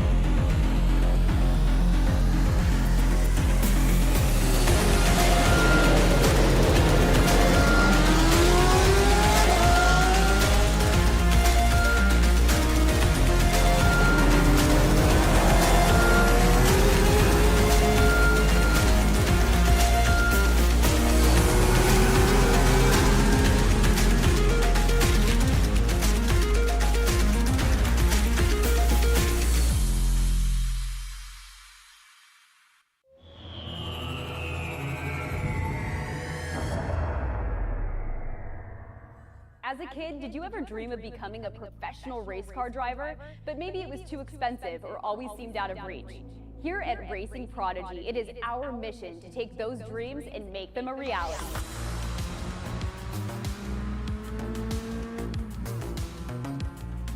You too can be just like Jeff Gordon, Lewis Hamilton, Max Verstappen, some of the greatest drivers ever, and be a part of a world where real-life racing and motorsport opportunities are available to everyone. That world is now here. Here at Racing Prodigy, we provide real-world racing opportunities to those with grit and skill who may otherwise never be discovered. Thanks to esports competition, a new insight has been found. The skill set of virtual racing transfers to real race cars and tracks. Gamers and sim racers have proven that they can race real race cars against the professionals and win. It's now time for the world's first E2 Real Sports League, taking esports competitors to real-life racing competitions. Prodigy Racing League is here to offer aspiring real-world race car drivers the opportunity to compete across multiple gaming platforms to earn titles and coveted Prodigy Passes. These golden tickets of motorsports allow you access to trips that are fully paid for you to train, learn, and even compete at Prodigy Week, our real-world racing academy held at Atlanta Motorsports Park in November. It is our goal and vision to draft the first class of racers from those who compete at Prodigy Week to fill the grid for our inaugural series to debut in 2024. We can only achieve our vision together, so join us today to test your skills, earn your spot at Prodigy Week, and enjoy the thrill of racing. Racing Prodigy, where dreams become a reality.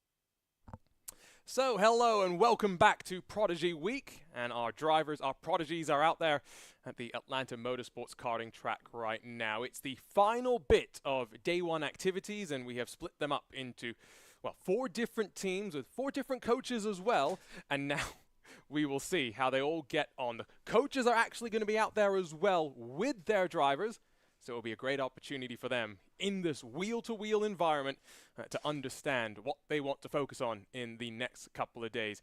You'll note, well, elevation change. That is effectively the penultimate and final corner as we rise up towards the karting facility and the main buildings here at the Atlanta Motorsports Park. Out there for this first session, it is Team Koch versus Team Das. It's Marco Page, Lawrence Beertens, and Nathan Saxon underneath the wing of Kenton Koch. And then, of course, for Cameron Das, Dominic Lukomsky, Jan von der Hede, and Gustavo Ariel. So they are the first 2 drivers, first 2 teams and set of drivers that are heading out there. They're going to get a brief qualifying session right now, and it's an important qualifying session because it will determine which side of the grid our 2 different teams will start on. The fastest team in qualifying will grab the inside line. The second fastest team, the only other team effectively in the qualifying session, will be on the outside of each of those grids. As we were talking about slightly earlier as well, as you can hopefully hear some of those engines rumbling outside this broadcast booth, 9 points will go the way of our winner in each of the races, 7 points to second, 6 for third, and etc., etc. The final driver will grab just 1 point down in 8th. If we do end up with a tiebreaker, we'll tot up all the points for each respective team. Then the tiebreaker is pretty simple. It's whoever wins the race, and in each of our 2 semifinals, one winner will advance with no qualifying for the main event.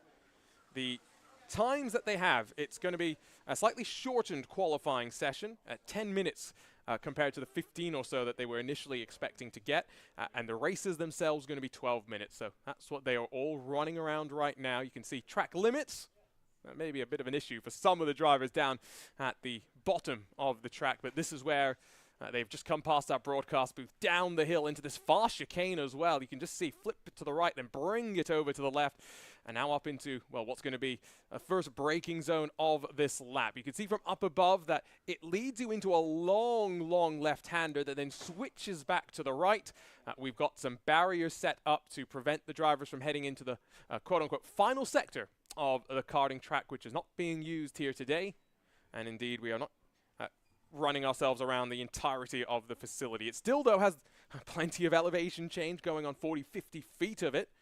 That's what these drivers are all having to deal with.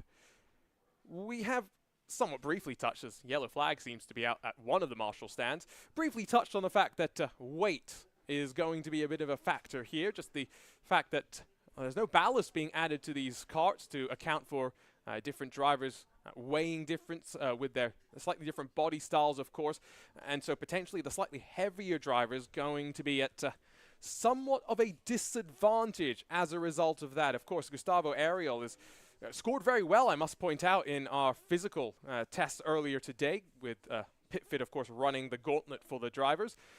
He's a 6'2", about 210 pounds, somewhere around what I weigh as well. But then Dominik Lakomski, as an example, is also 6'2", but 140 pounds. So there's a big difference there, as we've got a spinner around the track, and now hoping to get back into the session and get a qualifying time onto the board. The drivers are all basically, by the way, in identical racing Prodigy racing suits, and then they've got their helmets as well. Some of the karts have some GoPros riding over the shoulder as well, and so we'll have some pretty interesting footage to analyze after this race. Another brief moment at the entry into what will be the final sector effectively there for one of these karts. It is a difficult challenge, this track. Let's not doubt that. Just like the regular facility is Herman Tilke designed, this karting track is also Herman Tilke designed. And it does bear a lot of similarities in a lot of ways to the main track itself. Of course, the elevation change and the way the corners kind of rise and fall. But those rises and falls, those crests and valleys, that's what really requires the drivers to adapt around to the situation that they are dealing with, as the cars themselves will bottom out and rise in each respective physics situation. That will be something to keep in mind. Again, just joining us for the first time, if you are here on the Racing Prodigy YouTube channel or Facebook page, welcome along to Prodigy Week. These are 12 sim racers. 7 of them won Prodigy Racing League tournaments on R-Factor 2, on Race Room, iRacing, and Street Kart Racing. The remaining 5 drivers, though, all made their way to the Atlanta Motorsports Park for a golden ticket and all expenses paid trip for what is an incredible opportunity courtesy of the Prodigy Search Selection Committee. We paired up the likes of Max Pappas and Random Call Sign, Linus Lundqvist and Arava, Bobby Labonte and Cameron Das as our Search Selection Committee. They whittled down the submissions from each of the top 500 in the Prodigy Racing League tournaments. And then through video resumes and through various different methods of whittling down that list, the top 20 was formed. And from there, the Prodigy Search Selection shows rolled on. Of course, none of this possible without the support of our partners and friends at Acetec SimSport, SimLab, and Grid Engineering as well. These drivers do have a couple of sim rigs loitering around the Atlanta Motorsports Park. And for good reason as well, as much as they will be doing some sim work over the next couple of days as they challenge themselves in this Radical SR1. Gustavo Ariel is going to be using those sim rigs for competition. Of course, he's here after winning the very first Prodigy Pass, but he wasn't also in a spot to be giving up his seat in ESLR1. So this Thursday, and hopefully this Friday, if Gustavo gets out of the quarterfinals, he will be racing in the next round of ESLR1 from the Atlanta Motorsports Park, but his focus for the time being very much on the karts that continue to run themselves around. There's that plunge out of effectively what is now turn 1 and 2. Not sure exactly where we will start this race, but that's going to be a fascinating story to keep our eyes on. Just seeing the times as they've begun to trickle on down.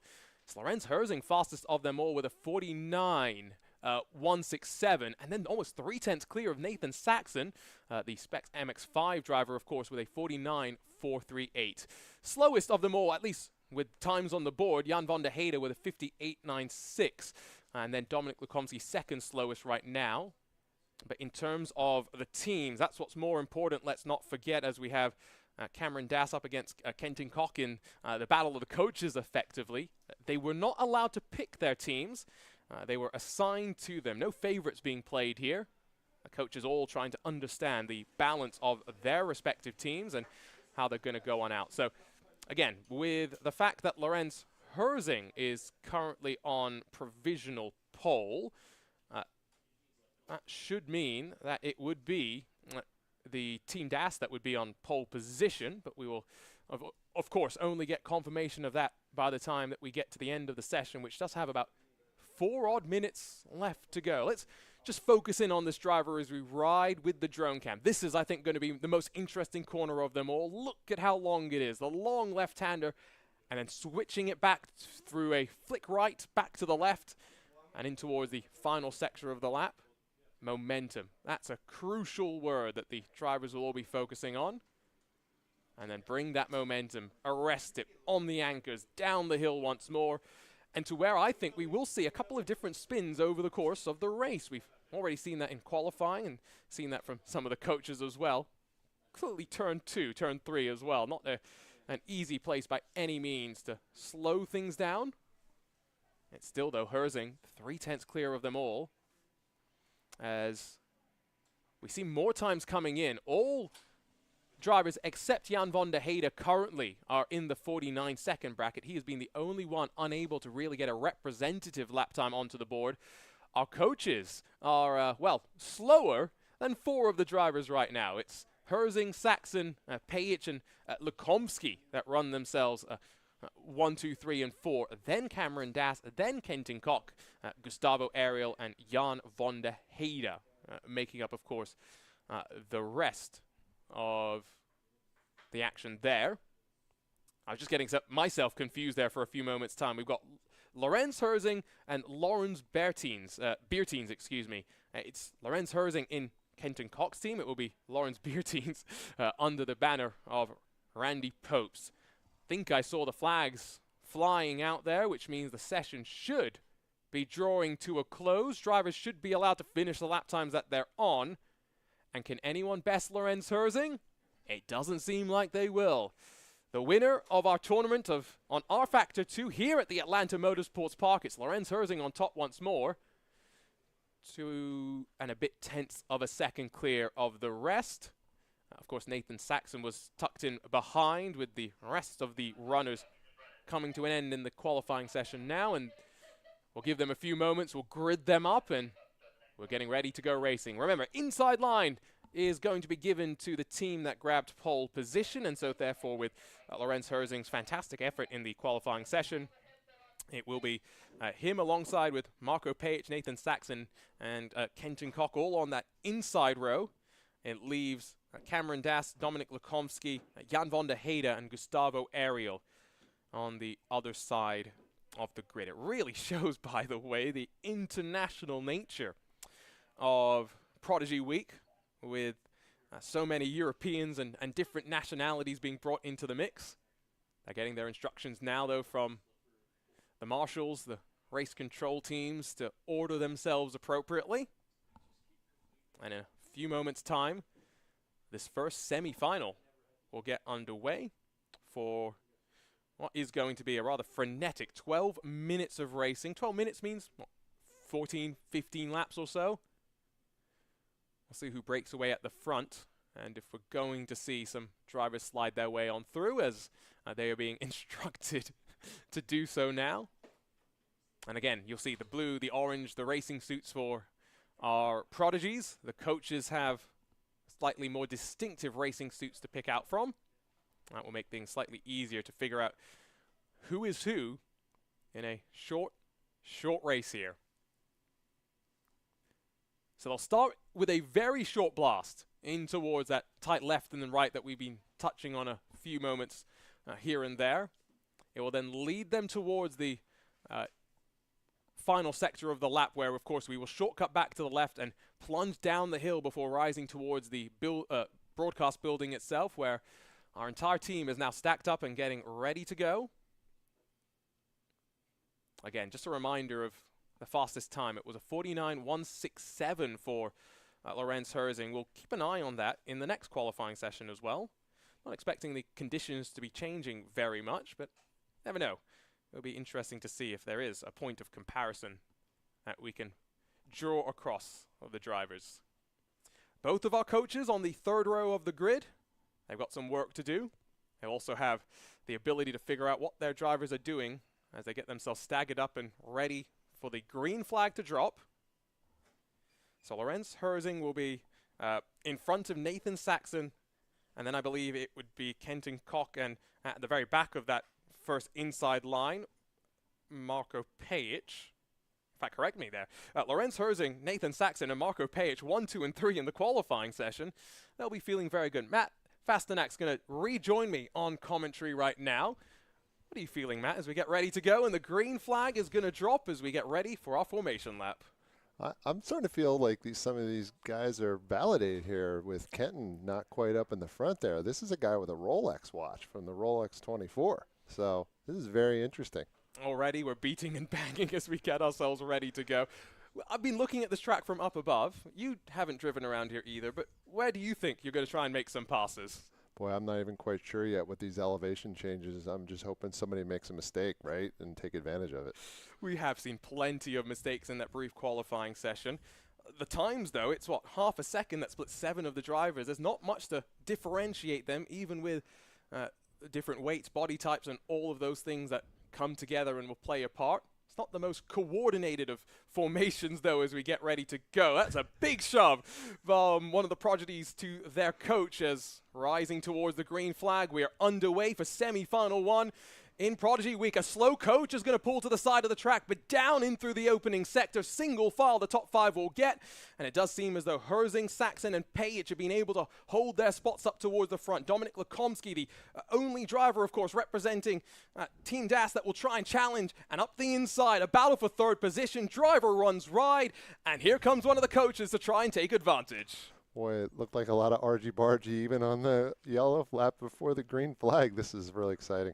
And this is where they will shortcut to the left instead of running through the full final sector of the karting track. That's an aggressive shortcut line being taken from one of the coaches that's now going to check up the rest of the pack. We're side by side for the lead as we rise towards the line. It will be Herzing, I think, and Nathan Saxon that battle up towards the front, but for those behind, it's all now just about maintaining your momentum and not losing too much ground to those 2 at the front that will surely try to break away. Remember, it's a 12-minute race. We don't have much time to be played out, and confirmation, it's Lorenz Herzing, Nathan Saxon, and Kenton Koch, the top 3. Got Dominic Lekomsky and then Marco Page running behind them. We did see one of the coaches pull to the side, so that will be Cameron Das, unfortunately, whose kart clearly didn't want to play ball for him, but almost 3 wide in towards that final sector once again. Herzing and Saxon are keeping each other honest, but their teammates, Matt, they both are scoring points for Team Koch. Wow, this is a lot closer than we thought it would be. They're all over the place. Boy, consistency is going to be the thing that's going to get you ahead. Oh, and there's a bit of a mistake running up in through that penultimate sequence of corners. I think that would have been Lekomsky, who will now feel pressure from Page, but already Kenton Koch is closed on the top 2. This is where maybe that experience will settle in now that you're not fighting wheel to wheel. Will he be able to close and bring that margin back down? In terms of points as it scores right now, there is a definite advantage going the way of Kenton Koch, but ultimately there's still potentially a long way for them to go and mistakes potentially to be made as well. Matt Fasternak was fascinated by those opening couple of laps of the race, but now, of course, still with the time burning off, it's Herzing that will lead them.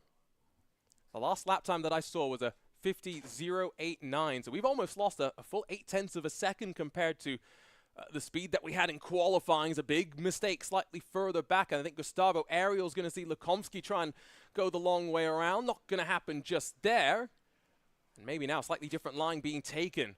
It's Gustavo Ariel still on the hunt then as we run our way down the hill once more. That looks like a really, really fun complex. Just send it maximum attack, and maximum attack here now coming as the charge from Dominic Lekomsky alongside with Gustavo Ariel and up the inside. Not done just yet. Ariel holds on for a moment, but finally Lekomsky gets on through. Those are really important points. I mean, every position's a points-paying position in this mini championship we're running here, so every position matters. It's not about winning the race. It's about team play and getting as many positions as you can. I've just realized, though, 1, 2, 3, and 4, all Team Kenton Koch right now, so he'll be feeling very, very happy with how things are going. We're not too worried about the tiebreaker either. If by some miracle both teams end up equal on points at the end of this, that's not necessarily a concern. The gap, though, between those top 3 hasn't really changed the last time around, because Lorenz Herzing actually was the fastest driver of them all. A 49.356 compares to closer to 49.8 for the rest of the drivers, and that gap now at the front is up to 1 and a bit seconds as we continue to ride. Lorenz Herzing's really been through an emotional roller coaster in the world of sim racing as well. Those that followed a lot of the news a couple of years ago might recognize his name. He took a step back after all of the furore and has jumped back in 2023 because he saw Racing Prodigy's journey, wanted to be a part of it. He'll be going to flight school later this year, and he'll be training to become maybe another 737 pilot, joining Lawrence Beertens in that sort of role. But ultimately, he's trying to make sure that today he shows us exactly how he wants to kick off Prodigy Week. The wheel-to-wheel action between him and Nathan Saxon was also pretty good, which is, I think, kudos to Lorenz Herzing. Nathan Saxon, you've raced in your fair share of MX-5 races. You know just how crazy those can be. Yeah, that's a lot of car to handle for a Mazda. It's that stage between the two initial Mazdas, the NA and MB. It's the NC, and they put adjustable shocks on that car to get people ready for a more professional series, and it's something to figure out. That's a challenging series, and it's a great stepping stone to MX-5 Cup, which is the new Mazda, the ND, in the MX-5 Cup series. And of course, just like with these karts, these slower cars where you build up your racecraft, you build up your ability to battle, and that's where, for some of these drivers, the baseline experience will be so important. It does seem as though, by the way, Cameron Dass was able to get back out there, albeit with a slight time penalty, so he will still potentially be learning something from the drivers. What do you think the coaches will be learning, Matt, as they race wheel-to-wheel against some of their prodigies? Well, they're going to be learning about what these drivers are capable of and how they make decisions and how they race with their competitors. I think it's a very valuable perspective these coaches have. It's one thing to sit out here and watch it, but you can see the detail of what everybody's doing and how they treat the other drivers. And I think me and Randy were kind of talking about this as well, as that's a big send to the inside. Jan van der Heide tries to get past, I think, Dominic Lukomsky, or maybe that was Lukomsky on Pajic, but effectively for the time being, it's not really for anything important. They'll swoop past our building. We can hear the engines roar as the door is open briefly for us. It's a fun sound as well, given that a lot of the sound today has been drivers talking in media training, drivers in exercise rooms, or things like that. It's good for them to be able to enjoy the engine sounds rather than be cooped up in a classroom. That was a mistake, though, from Kenton Koch, and it's going to allow Gustavo Ariel to close for third position.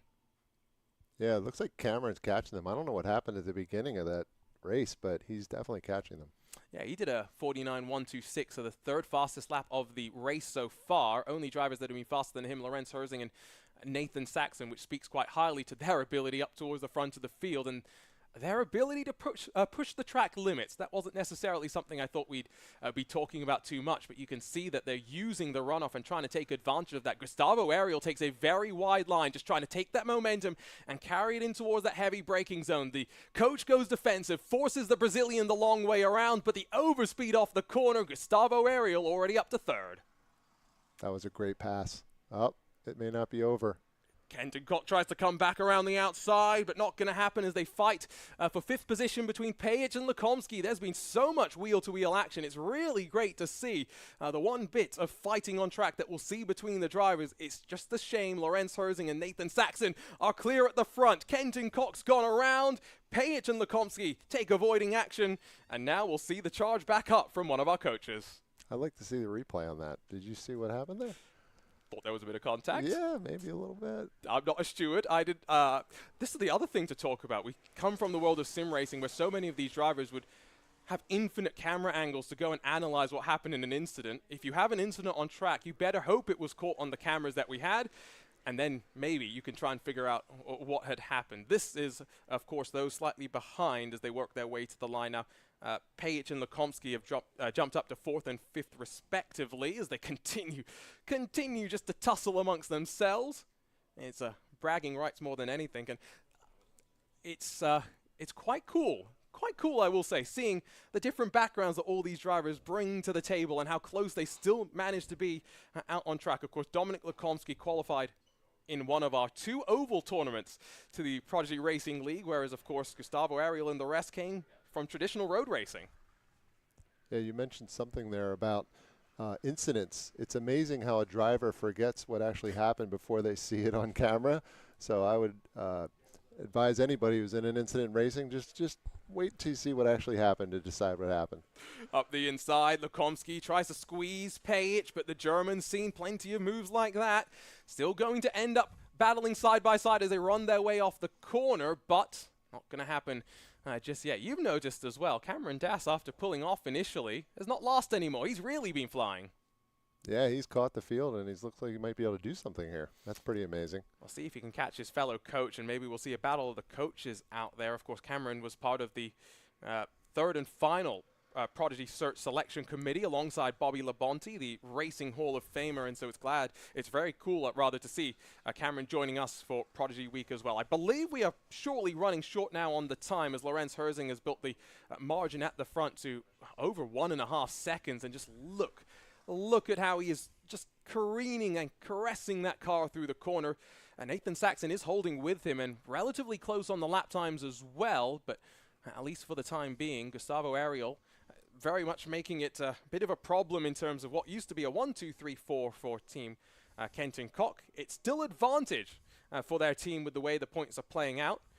The one thing I don't know, Matt, maybe you can help me clarify this as well. How are we setting the grid for our final?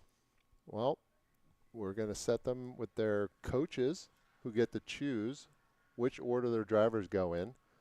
The fastest team will get the pole position and the whole inside lane, and the other team will get the outside lane coaches picking the positions of the drivers. Interesting. So there's a bit of strategy as well now. We're making this a team sport. A team sport when all the drivers are still very much representing themselves here in Prodigy Week as well. Top 6 or so filter their way through the shot. There's Cameron Dass that you've just seen. Jan van der Heide will be the next one, I think, that would pop up just there at the top end of your screen as your leaders dive down in through the very, very interesting downhill climb. And then I've been really watching just how wide they come up out of that corner. Some of them are almost getting up to the tire wall and getting up to the grass as well. Kenton Koch's going to try and slide up the inside, though, of Marco Pajic. The German has got the inside, and the Veloce Mercedes-AMG Petronas esports driver will hold on for the time being. But once again, the coach uses all that runoff to try and set up some momentum down the hill. That turn where they come down the hill, they changed the track configuration as it turn 6. I stood at the top of that. You can't see the bottom. And this is only with, 40, 50 feet of elevation change. Tomorrow we'll send them out at the full Atlanta Motorsports Park layout with a full 100-odd feet of elevation change at this Herman Tilke design track. Our drones continue just to keep a watchful eye on the action as it unfolds. I'm keeping an eye on the timing screens that continue to show the margin up to the front, continuing to build as Lorenz Herzing. Oh, look at that line being taken, bumping around as well. And what is not a clean racing surface. There are plenty of marks in the road and indeed cracks that run along the entire track width at times as well.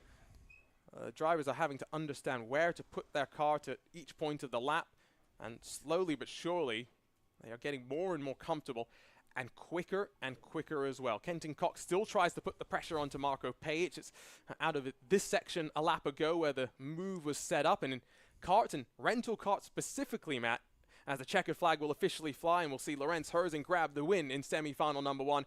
What we have seen, moves have all been about momentum.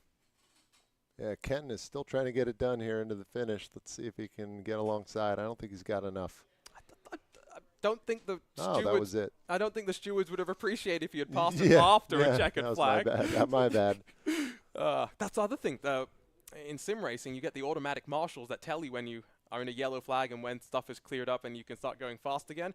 I still remember the first time I ever drove around a track and having to remember where the different marshal posts were. That's a really important point. I tell all the drivers when they first go on the track for a weekend, just wave to the marshals so you know where they are.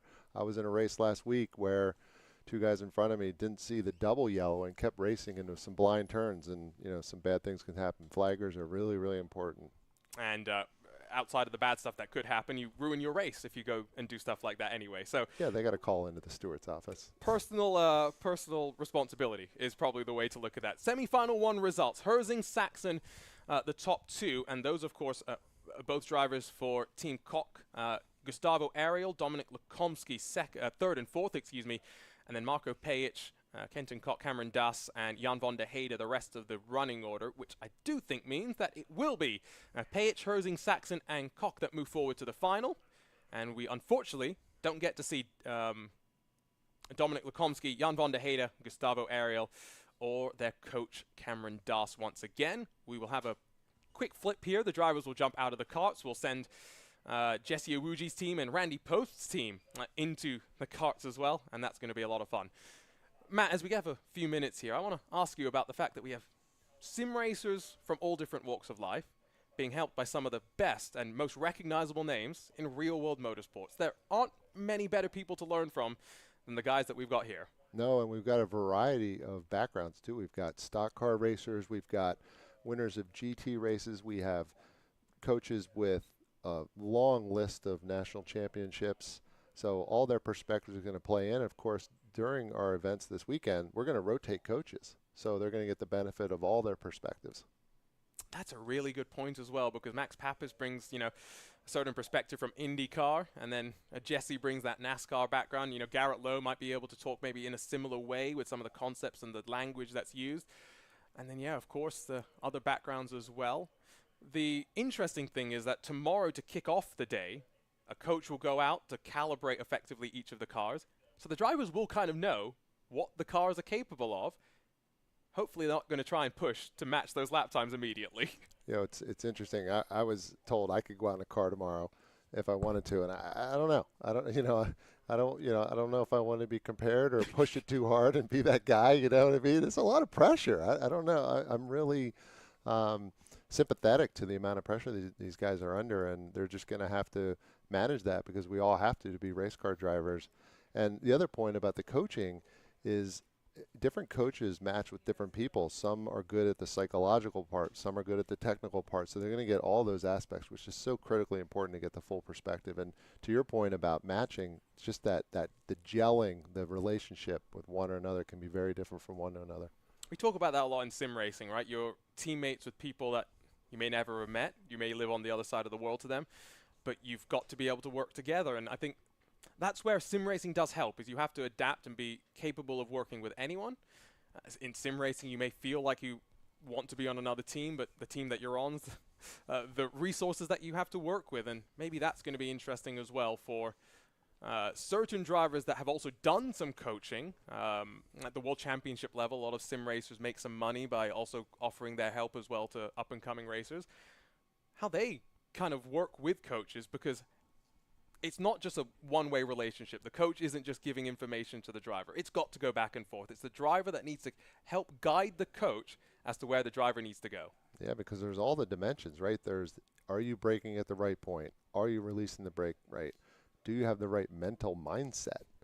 Do you have the right attitude? Do you handle things the right way when things go wrong? Do you just drive the car you have instead of wishing you had a good car? All those things come into play as these coaches work with the drivers. And it all comes together to have some result, whether it's good or bad. One thing I'd like to point out is we didn't ballast these karts. So if you're a bigger person like I am, you're always at a disadvantage because they weigh so little. We're going to great lengths to make these SR1s equivalent total weight with the drivers. We're doing different fuel loads.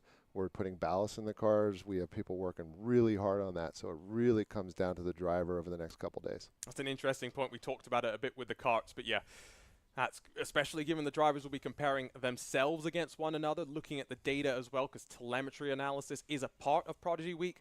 Those are all things that will come into play. Did you get offered the chance to go out in the SR3 or the SR1? The SR1. I used to have an SR3, and frankly, it's one of the most favorite cars I've ever driven. It's what, 230 horsepower, 600 kilograms. We use that, of course, for our R-Factor 2 tournament.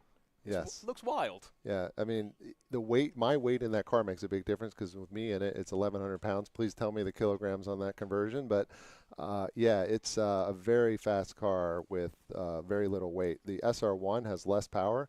I've driven that car here with the power we're running at it now and the higher power. The power they're running at it is plenty good enough. It is a lot of power in that car because it weighs almost nothing. Just before this weekend, I was commentating on the Radical Esports UK Cup, and we were talking in that about how this is a car that maybe a lot of people don't know a lot about, in that it is a very important car for the development of many drivers because there's not many ways to get into downforce racing outside of open wheelers. If you wanted, for example, go and do prototype racing, LMP2, DPI, new GTPs and hypercars, this is the kind of car that you may start with and make your way up the ladder. I absolutely experienced that myself. I purposely got Radical so I could get that exact experience because I was going to be running a Daytona prototype, which I did, and I think that would have been too much of a transition if I hadn't had that experience, because you have to trust that the car is going to have that extra grip. You can't see it. It physically doesn't seem possible as you think about what's going to happen, but with that extra downforce and that pressure on the tire, you actually have to go faster for the car to work well. For example, these cars don't have anti-lock brakes, and you can get really hard on the brakes early on in the braking because there's so much downforce, you're not going to lock the tires up. But as you lose that downforce and slow down, you got to ease off the brake enough, not only just to make the turn and make the car rotate, but also you're going to lock up if you don't get off the brake. It's why I'm always so impressed at Ben Keating in particular, because he's a fantastic driver in general anyway. But the way that he's able to jump between an LMP2 car and a GT3 machine in the same race, that's difficult. I've raced TCR and GT4 in the same weekend, front wheel drive, no ABS, and then rear wheel drive ABS.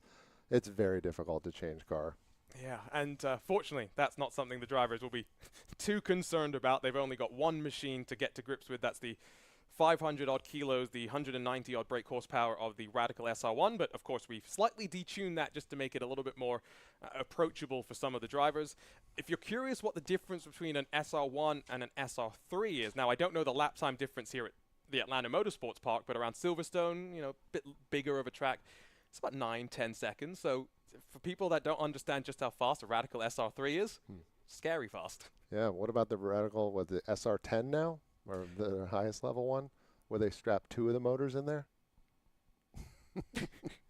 That's a lot of car. That's how you get ready to go into a Daytona prototype, I guess, nowadays. Yeah. You talk about having to trust the downforce, but even this Radical SR1, you have to trust the downforce.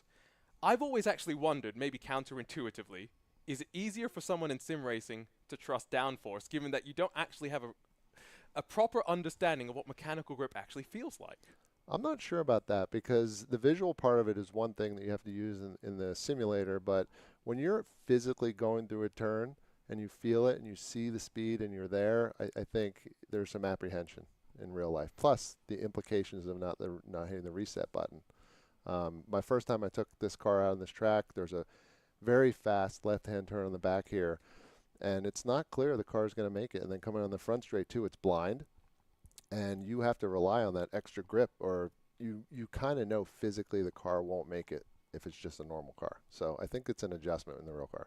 This, of course, a track designed by Herman Tilke. A lot of people I've talked to have talked about that final quarter, Eau Rouge-esque in its way. Yes, it's uphill blind, not quite as steep, but it's a proper turn. First few times I went in the car, I was like, okay, I can go faster now. The one thing that I'm curious about, what's the feeling like coming over the top of that crest, though? Because that stomach rising, do you feel that? Yeah, and when you get to the top of the hill, the car characteristics change so much when you're going up the hill. You've got so much grip in the front. You can turn the car as much as you want. And then you get to the top, and then the front unweights, so you lose the front. And then the back's got grip, and then the back loses grip. And then you go down the hill, and the front gets grip. And then in this particular turn, it goes off camber at that same time. So there's a lot going on.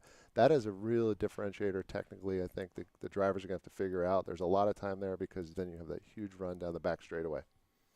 Another look from up and above, this country club-esque facility. They've got some condominiums being built up at the top of the screen if you ever wanted to live by a race track and be able to wheel your car out at, well, almost free will, I was going to say. It's been a really fun day so far. It's still not come to a close. We've probably got an hour and a bit still before the drivers wrap things up. And then dinner, sleep, get ready for tomorrow to jump into the car. And it's not straight into the car for all of them. They're basically going to rotate between 3 different sections on on-track days: the on-track action itself, the simulator work, and then the data review. So there are simulators here at the Atlanta Motorsports Park if they want to jump in and try out a few different things. That will be part of course, what we will be seeing the drivers kind of learn their way on through. It's the telemetry analysis that I think I'm most curious about, because telemetry is so important in the world of sim racing. It's how you try and often find ways to make your setup faster. But this is a different type of data that often is being looked at, and maybe not in the same format that they're used to. Yeah, you know, I've used the same formats online where you can download your data from, say, iRacing, and we use those same data tools at the racetrack. And there are two sets of data. There's the engineering data that the guys that engineer the car will look at, and then there's the driver data. And oftentimes that's where you have those communication between those two where you solve the problem. It may not be a driver problem, it may be a car problem. It tends to be a driver problem in my experience. But yeah, that data is so important. You can learn so quickly by just comparing your data laps to somebody else to see, well, I'm braking 30 feet too early. That's something I can fix right away. And data and analysis is critical. This is a very intellectual activity. It's very precise, and then there's the whole part of intuition and feel too, so you have to have them both. I mean, a lot of people that go and work in the engineering side of motorsport come from, you know, aerospace, aeronautical background, so yeah, there's it's literal rocket science a lot of the time that we are working through. Still waiting for the drivers to go out there for qualifying for the second semi-final. If you're wondering who's going to be out there on track, it's going to be Team Jesse Owuji up against Team Randy Popst. It's going to be Dino Lombardi, Garrett Lowe, and David Dalton Jr. Representing and running alongside Jesse Owuji. Randy Popst will be out there with Andrea Leonardi, Lawrence Beertons, and Ciro Zambra when we go out there for the second semi-final. Of course, for Kenton Cook, for Marco Pajic, Lorenz Herzing, and Nathan Saxon. Those are 4 drivers already with their tickets to the finals locked and loaded, and now just waiting to see who will join them. We all are also having the sun begin to set, so maybe there are going to be some changes in the track condition that the drivers from semi-final 1 will be potentially having to contend with. I'm wondering I'm really curious how the drivers are going to feel after today. I'm looking forward to sitting down and talking with them, because for Gustavo Ariel's been waiting for this now since, what, July, June, versus Jan van der Heide that's had 24 hours notice to get on a plane and jump over to the US. I'm guessing that this first day, for some, will have met their expectations. For some, it will have been slightly different from what they thought it would be. Sure, and I think the first answer to your question is exhausted. These guys have been traveling all day yesterday. This is an exhausting day, even if you weren't traveling yesterday. The mental, physical, and emotional challenges of today. I'm expecting some of them will be at dinner tonight when we go out and be a little bit ready to go to bed. But yeah, I am so curious to hear what they think about what we've offered here and what their experience has been. And I'm sure it's been an exciting opportunity and they've learned a lot. And even for those that have been at the top level of sim racing, again, Gustavo Ariel, Marco Pajic, those are 2 drivers that have spent time in in-person sim racing events. It's a different type of an adrenaline dump that they will be getting from this experience, and that's where their ability to adapt to it is going to be so very important. I'm also just looking, as you kind of just see, we were talking about that final turn. I think you can kind of see part of it at the top right of your shot. There's plenty of wonderful views to examine here at the Atlanta Motorsports Park as we get ready for the second of our semi-finals to get underway. There is a Radical SR3 here this week, isn't there, as well? I wasn't aware of that, but it'd be interesting. I was looking at the schedule yesterday, and I saw Radical SR3 hot laps, and I was like, who can I get to jump into the booth for about 30 minutes while I get into the car? At least the right seat. There are some SR10s here, too, and their newest car, which I can't recall the name, that's got proper aero. It's like a... Proper aero. Yeah. So these don't have proper aero? No, I mean like proper aero, like you know, top-level prototype aero. Yeah, I half joke because you know, you've done your fair share of GT4 racing, which you were talking about the importance of rake in that car. You step up to the GT3 cars and people think, oh, they're still sports cars. No, those have a crazy amount of downforce as well. Yeah, there's a lot of bottom downforce with the diffuser and the splitter. I mean, these cars, when you go through turns, you have to manage the level of the splitter with your brake pedal and your gas pedal. For example, you know, at the carousel at COTA, you know, sometimes you're on there with brake and throttle. You're trying to keep the throttle and to keep the front end down while you're slowing the car down and letting it turn. It's really important to manage the aerodynamics in those GT cars. And, and the Radical. Yeah, no, how much setup work are we going to be seeing tomorrow initially? I'm guessing for the most part that the drivers will be just getting their rhythms up to speed. Yeah, we're contemplating letting them change some setups on Wednesday. We're not quite sure what we'd allow to happen yet. We want to see how it goes, but these cars are going to be set up identically.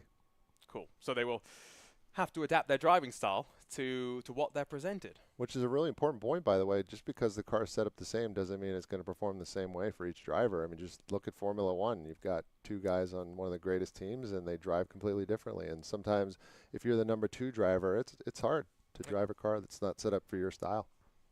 Yes, and kind of also to that is, especially in endurance racing, if you've got teammates, you have to compromise for everybody. You want a setup that works in all conditions, that works no matter who's in the car in those conditions. So yeah, you're never going to get it perfect. And yeah, you bring up the example of Formula One, you know, Red Bull Racing proving just how different the same car can handle in the 2 different drivers' hands. One at the very front, one struggling to get the most out of it and putting the pressure onto themselves. I think that's maybe part of it as well. Hopefully none of these drivers have been putting too much pressure onto themselves as well, because as much as it is a fantastic opportunity, for so many of them, it will be an unexpected opportunity as well. Yeah, like anything you're trying to do in life, if you're so focused on the result, sometimes that's the biggest thing that gets in your way. You got to stay present. You got to work on what you have in front of you. And to your point about the car, one of the most important things to learn as a race car driver is you got to drive what you have, and you got to change your driving style. If a car's not rotating, you got to use the inside curve to get it to rotate. You know, this is not an exact science. These cars changes during the race.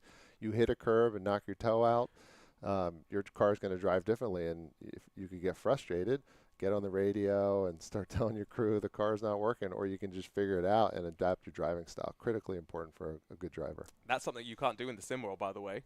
If you bump your car over a rock, your toe will be fine. So those are the little things that, yeah, there are so many things in real motorsport that sim racers will be like, oh, we deal with that. And yes, there are plenty. For example, we don't have to deal with engine failures, but we deal with our brake pedals going boom. I just asked Max Verstappen back in 2019. But yeah, the different things that you're all dealing with, that's part of it. This is a really fun drone shot that we've been having, by the way, just running around this shortened layout of the Atlanta Motorsports Park karting facility that we're using. If you're in the local area, there's seemingly almost karting activity almost every single week here, and it does seem like quite a fun track as well. So I think we're going to take a short break here as we get ready to go for semi-final number 2, but don't go anywhere. Day 1 of Prodigy Week is coming to a close.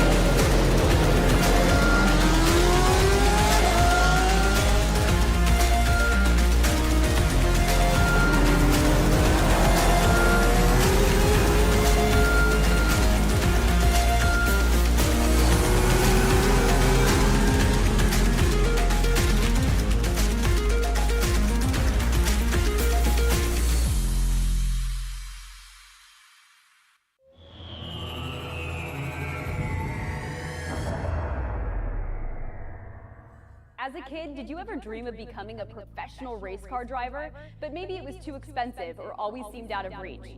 Here at Racing Prodigy, it is our mission to take those dreams and make them a reality.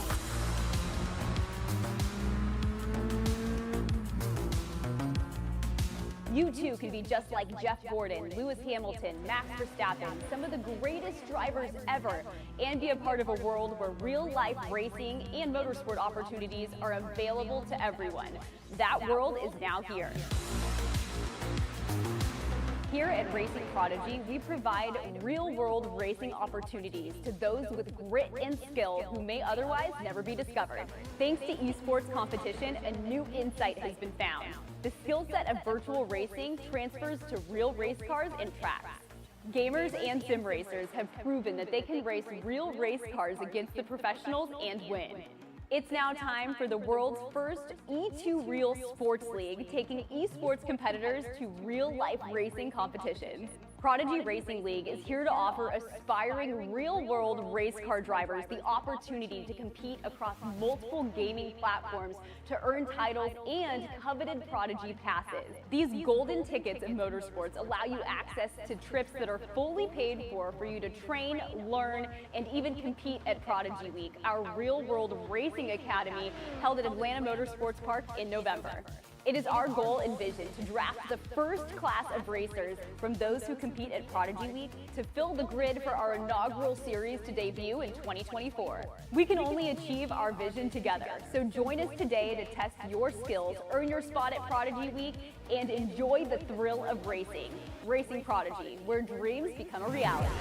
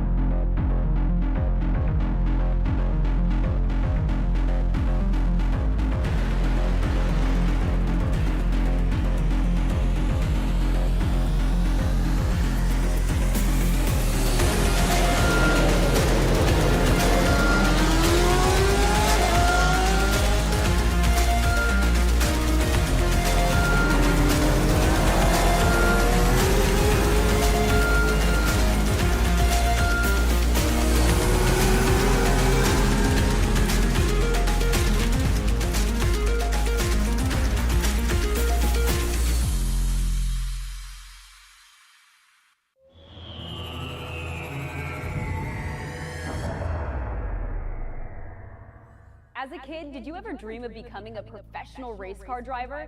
But maybe it was too expensive or always seemed out of reach. Here at Racing Prodigy, it is our mission to take those dreams and make them a reality.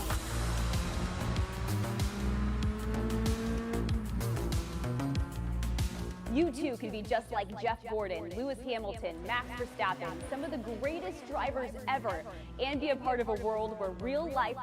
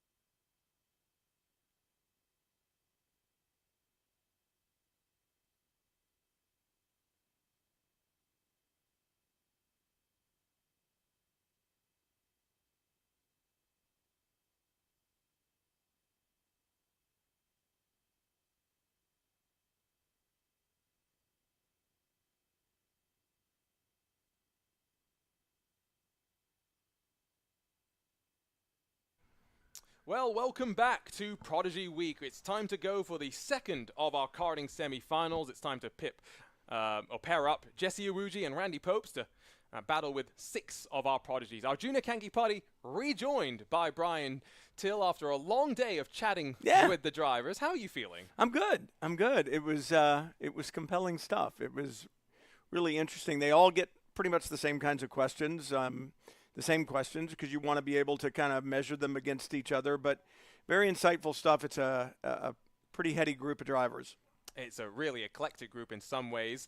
With qualifying underway right now, Lawrence Beerton has just pipped Garrett Lowe to provisional pole and by 40 thousandths of a second. The two of them very, very closely matched. It's then 4/10 back to David Dalton Jr. to Dino Lombardi before we get to the first of our coaches, Randy Popes, currently scored in the 5th position.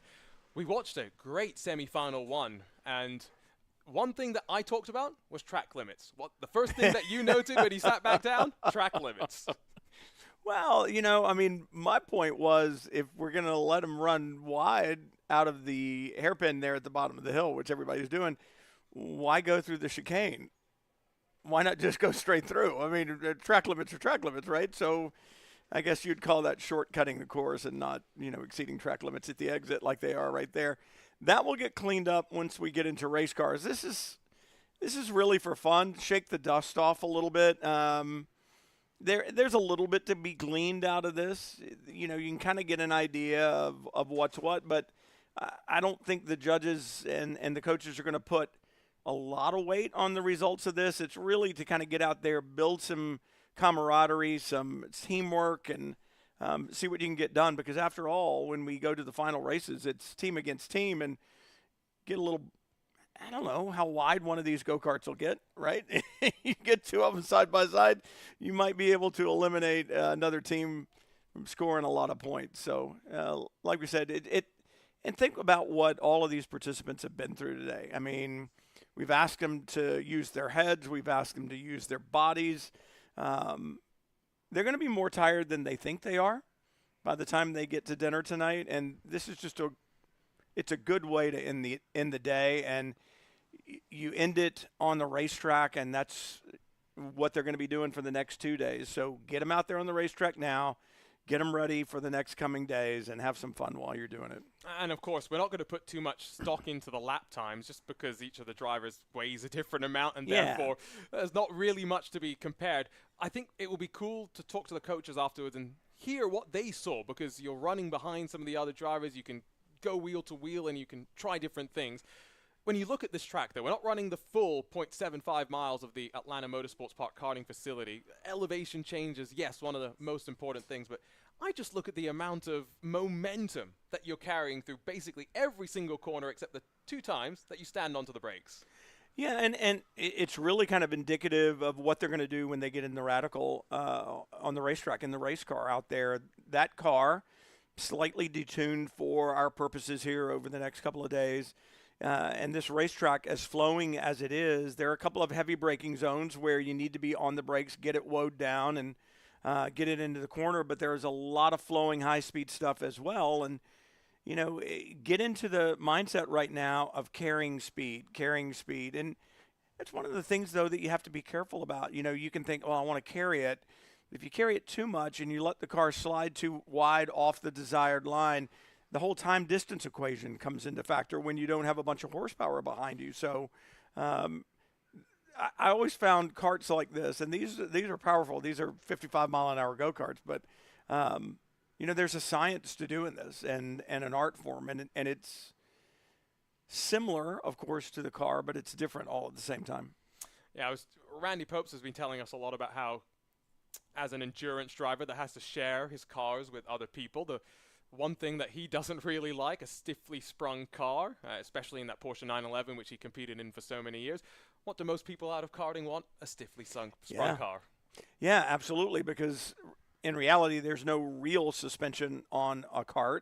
Obviously, the ability of the kart to flex in the modern kart technology is pretty significant. Okay, checkered flag's out. I saw the red waving, kind of scared me.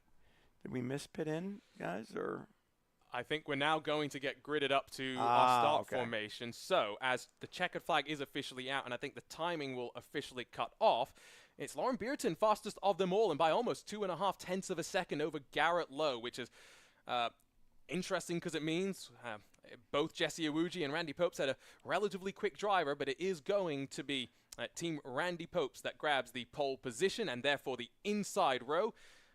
Third was Dino Lombardi. Fourth was David Dalton Jr. The first of our coaches was Randy Popes in 6th, and he was slightly faster than Jesse Iwuji in 7th position. So, of course, already Team Cook has advanced with Payich, Herzing, and Saxon watching on. And now we'll see as they get ready to form themselves up who's going to come out on top. The drivers, the Prodigies, are all in identical blue racing suits. The coaches are in slightly different colors, so that's how you'll be able to identify them. And we start just before that sharp left-hand sweeper. So it's an opening corner without really too much of an opportunity to pass. So I'm looking at how they're lined up there. Team Popes, are they on the left side? And is that Randy that's at the front of the line there? I think that is, although I would...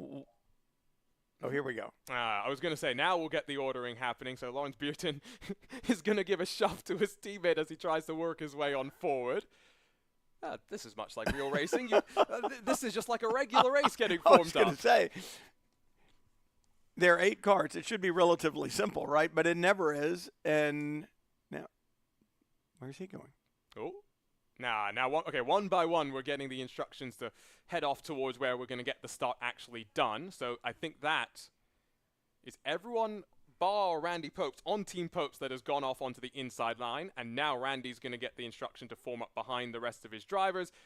There's the starting formation where we will go racing for another 12-minute race. You know, they just did 10, correct, in qualifying, without a big rest in between. And I know that these aren't 125 shifter karts, but this racetrack is punishing. They've already been through their physical training earlier today and their evaluations. These drivers are going to be worn out by the end of the day. The good thing, though, is at least in this scenario, they're switching from qualifying to race pretty quickly. That's something they're used to in the sim racing world, something that in real racing, you have a day usually between qualifying and the race. Thumbs up. We're getting ready to go. And so radio instructions being sent around the track as the marshals communicate amongst themselves. So again, it's Team Iwuji against Team Popes. Already, Team Cook has beaten Team Das. What will happen in our second 12-minute semi-final as the drivers look around and communicate in and amongst their team as much as they are fighting each other in Prodigy Week. 9 points for first, 7 points for second, 6 for third, and so on and so forth, down to just a solitary point for that final driver. They do get a formation lap. We saw some contact on our previous formation lap. I'm hoping that was all in good fun. Obviously, tire warming going on right now. I don't know how much of that you really need, and to some extent, you'd almost think, hey, with us being out here for 10 minutes, not the big break in between, I'm sure these things are plenty warm. We don't want to get them overheated. It's not a hot day here in Dawsonville, Georgia, but it's not real cool either, so make sure you have something to work with. Look at this. If we go any slower up the hill, we may be going backwards here in just a second. They may roll back down the hill, so let's take a look. I'm pretty sure I could walk up the hill faster than they're moving right now. But it's here out of this left-hand hairpin where we will shortcut our way back towards the final sector of the karting track. We ignore a pretty high-speed section of it, at least for today. It's often closed off for public karting consumption as well. So again, remember, it's Lawrence Beerton, it's Garrett Lowe on the front row. And behind them, you expect it to be Dino Lombardi and then Ciro Zambra. It is Popes and Iwuji's teams that make their way up towards the kart building here and get things underway. A bit of hand raising there from a couple of drivers, a bit confused about the start that we had. But down now we will go in towards that left, then right flick before we get onto the brakes for the very first time. Lawrence Beertens has been joined by Dino Lombardi at the very front. Garrett Lowe slightly pipped as they get onto the brakes for the very first time, but no one really sending a move. Lawrence Beerten a little bit wide, and door open for Dino Lombardi. Door open, but then uses the curb. Lawrence does in that chicane that we talked about earlier. Now side by side up the hill. I believe that was Lawrence with the run up the hill and has the lead yet again, but that didn't last long. That was Randy Popes that was trying to get up the inside of, I think, Ciro Sambra and David Dalton Jr. It will be down out of that compression at the hairpin that will rise to complete the first official lap of racing. It is indeed Lawrence Beerten that will lead from Dino Lombardi, I believe. In fact, flip that around. Dino Lombardi's the one that's dropped down. It's Garrett Lowe that's in second, David Dalton Jr. in third. And so it's a Randy Popes driver that leads, two Jesse Iwuji drivers tucked in behind. Down into that first hairpin, and you got to think about how hard do you want to race your teammate. We talked about the length of this race. Good over and under there. Garrett Lowe takes the position from Beerten in the hairpin, does the over and under, and gets that good racecraft there. Northern Carolina zone gets it through, but Beerten's back up the inside, and with a block pass is now going to lose his momentum. David Dalton Jr. might try a bit of a switchback here as we run ourselves wide enough for the track. It's Beerten back to the point, but with still some overlap. There goes Garrett Lowe back to the race lead. This is good stuff, and you wouldn't know their teammates. Look at this. Burton looks down to the inside, now rushing down the hill through the chicane. Good braking zone coming up here. Garrett tries to cover that to the inside, now moves to the outside. Preferred line through the corner. Can he hold on to the lead here? And remember, these karts aren't ballasted as well, so we're going to see these karts perform a little bit differently with different size drivers in them. Up the hill here, big run. You don't want to put me in one of these karts. I'd be all the way down the back. That's another look to the inside. I tell you what, Beerten and Lowe are going back and forth and really showing us the racecraft that they have developed, not just in the sim, but in Garrett Lowe's case, in some of the real-world activities as well. Dalton Jr. and Dino Lombardi. It's three of the Jesse Iwuji drivers inside of the top four right now. It's only Lawrence Beerten that's putting up a bit of a frustrating facade up towards the front. Lowe with another great run, though, down the hill, and now playing bumper karts in towards the braking zone. Beerten with his head on a swivel like a lot of go-kart racers do. See him looking over his shoulder. Let's see if Garrett Lowe can make the move that he did last time. Not close enough to do the over-under. And a good three-way battle up front now. Yeah, they've broken away. Not sure what happened to David Dalton Jr., but he, the winner of our very first Prodigy Pass in the Search Selection Committee, has now dropped to the tail end of the field. Ciro Zambra's up to fourth, and maybe that's why. I don't know if he had a mechanical problem or an off or got together with someone there, but the kart definitely off the racetrack. And looked to me like David Dalton was running out to the edge of the track. I don't think he was waving people by and saying, go, go, go. I think he was pointing at someone. I'm not sure if he was happy or not, but at least as it stands right now, I think David might still get an opportunity to jump back into the kart for the final. We'll have to get final points confirmation, though, come the end of this race. It might actually come down to a situation where if Lawrence Beerten can hold on at the front, it might be enough to bring Randy Pope's team up on forward. Here comes a look up to the hairpin once more. Garrett Lowe's not going to get to the inside, but there's a mistake, a bobble from Beerten. Yeah, that's all it took, but the good thing is he stays wide. That gives him the inside move down into the corner, down at the bottom of the hill. He maintains the position. You see Dalton's stricken go-kart there to the side, and Garrett Lowe not letting Lawrence Beerten get away. And out of that downhill section once more. I don't think Lowe gets as good a run, but once again in the draft and closing forces Beerten to try and cover the inside. Don't think he's going to make a send just here, just yet. He knows there's still some time to go in this race and doesn't want to force it. Does the eNASCAR Coca-Cola iRacing Series driver. Just look at how they carve their way back up towards this uphill section, and this is where Beerten has made a couple of mistakes before. He covers the inside once more. Lowe tries to go the long way around. Beerten all over the brakes there each time, gets a little loose each time, but Garrett Lowe, it's a left-hand corner followed by a right, so if you're inside into the left-hander, you're not in the proper position for the next right-hand corner, so frustrating there. I feel like Garrett Lowe probably has the quicker kart right now, and can run the quicker lap times, but he just can't get by Beerton, and he's made a mistake now, dropping back into the clutch as a third. Yeah, here comes Dino Lombardi to try and slip on through. But again, these are two teammates for Team Jesse Owuji. They may not fight too hard. Oh. Having said that, Dino Lombardi slides up the inside and grabs second away from Garrett Lowe. Yeah, that's interesting. Garrett Lowe, problem at the top of the hill right by the clubhouse. Last time by is what allowed Lombardi in. And now, big move there by Lombardi, and that is going to set him way back. That was a full send moment, and I'm not a big fan of those, and it certainly didn't work out that time. Yeah, that rejoin wasn't great either from Lombardi. Almost got collected by Ciro Zambra and by the two coaches, I think, that have joined the fun as well. So Lawrence Beerton will build a big advantage at the front. It's now up to 3 full seconds that he will lead as he runs his kart down the hill once more. He should surely be into the closing couple of laps of this race, and so now, with the points shaking up as they are, it is still, I think, advantage to Team Randy Popes rather than Team Jesse Owuji, but it could come down to the coaches. 5th and 6th positions to settle it amongst themselves. Again, remember, 9 points, the victory will go to Lawrence Beerton and team. 7 points, 6 points, and 5 points further back. Love this shot from the drone there up the hill, and gives you an idea of just how hard these drivers are working. This racetrack is punishing. These karts are quick. See them get loose there with that rear lockup into the brake zones, that little bit of rotation, and you've got to be careful about how much rotation you get without a lot of horsepower to settle the rear end and really get you moving off the corner. It can really bog you down. You feel like you want it, but then when you get it, all of a sudden it feels like somebody dropped an anchor and you're not going anywhere.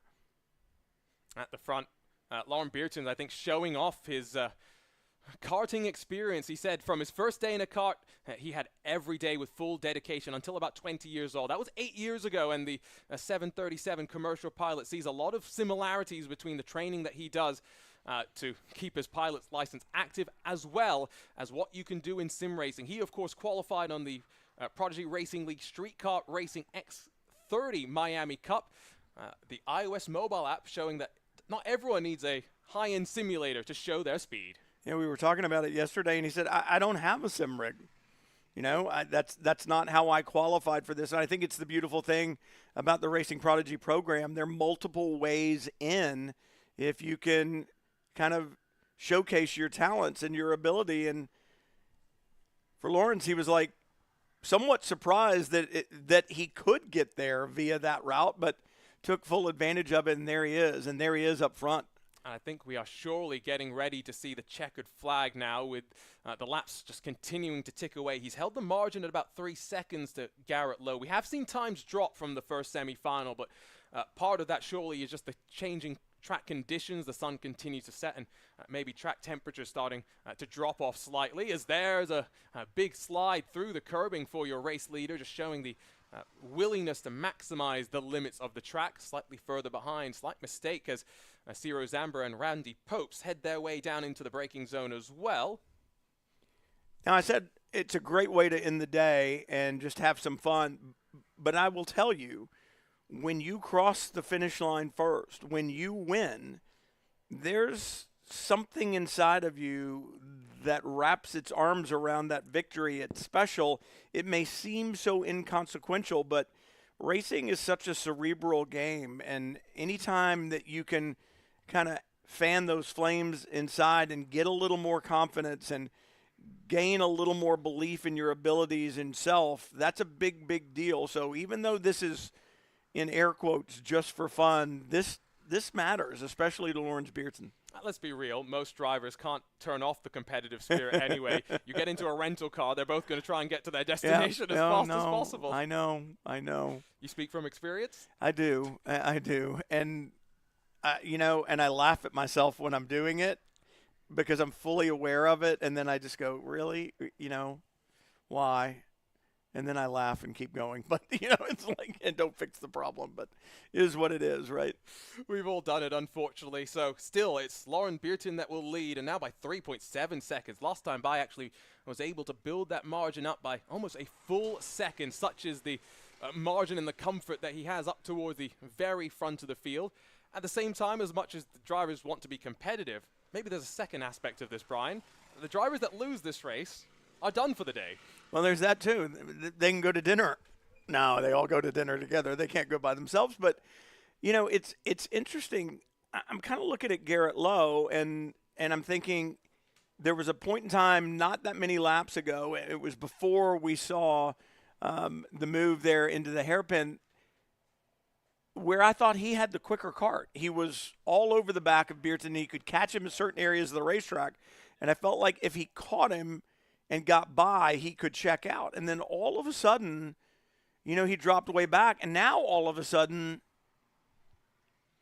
I think it's still 3.4 seconds. That might.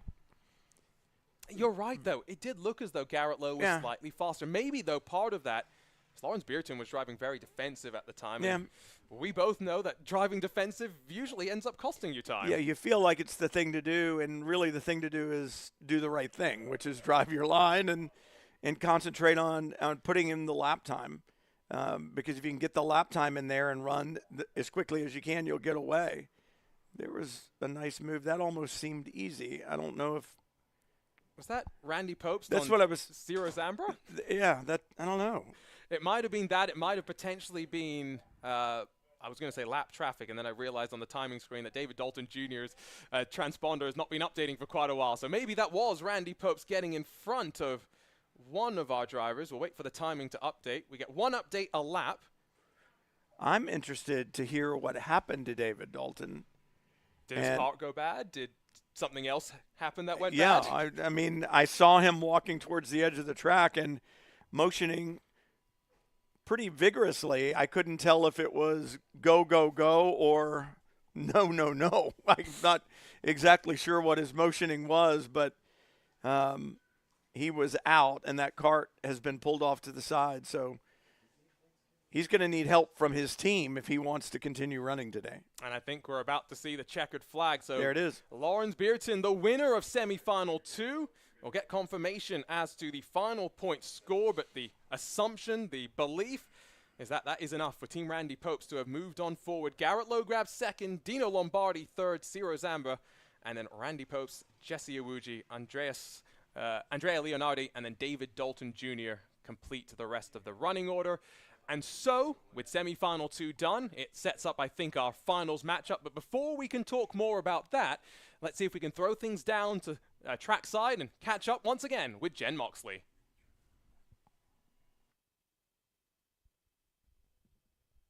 Arjuna, I'm not sure if you and Brian can hear me, but I am here waiting for the drivers to come in from the track and talk about how they perform, talk about how they feel after being real world on the track. And, you know, there's been some tense moments as the drivers have gotten a little anxious about what they were going to anticipate, what happened, what the group before them did. But, of course, they have their coaches with them. There are several coaches that are working with these drivers, both driving on the track with them and then working with them after the fact, assessing, learning, discussing, giving strategy. And then as we've seen throughout the day, the drivers are super collaborative with each other, and they share their own feedback with each other. But I have seen a little bit of breakoffs where they are becoming a little team of 4, and they're seeing themselves as competition against the others. So are there particular drivers you want me to grab and see if I can get interviews with them first? We're going to scoot out of the way here, too, as they all come into the room. Jen, how about some of the drivers, of course, that we won't unfortunately be seeing for the final? Let's see if we can catch up with anyone from Team DAS, maybe Dominic Lukomsky, Jan van der Heide, maybe Gustavo Ariel? That sounds good. As they come in, we'll try to grab Dominic and Jan. Yeah, it's definitely interesting. They have some energy, they have some adrenaline, but they are still all so calm, cool, and collected. So when I say they have energy and adrenaline, it's still at a pretty even keel. Calm, cool, and collected bit often comes across in the nature of esports. Brian, I'm not sure how much of the winning moments you saw of the Prodigy Racing League, but 7 different tournaments. Do you want to guess how many excited winners that we had? I'm going to assume 7. No. 1. 1? Only Lorenz Herzing gave us some emotion as he crossed the line.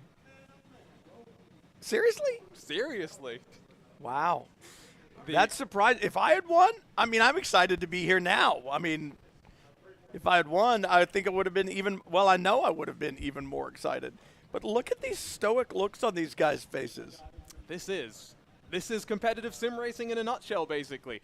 We did get to see a bit more emotion in our Prodigy Search Selection Committee shows as well, so that was quite fun to see.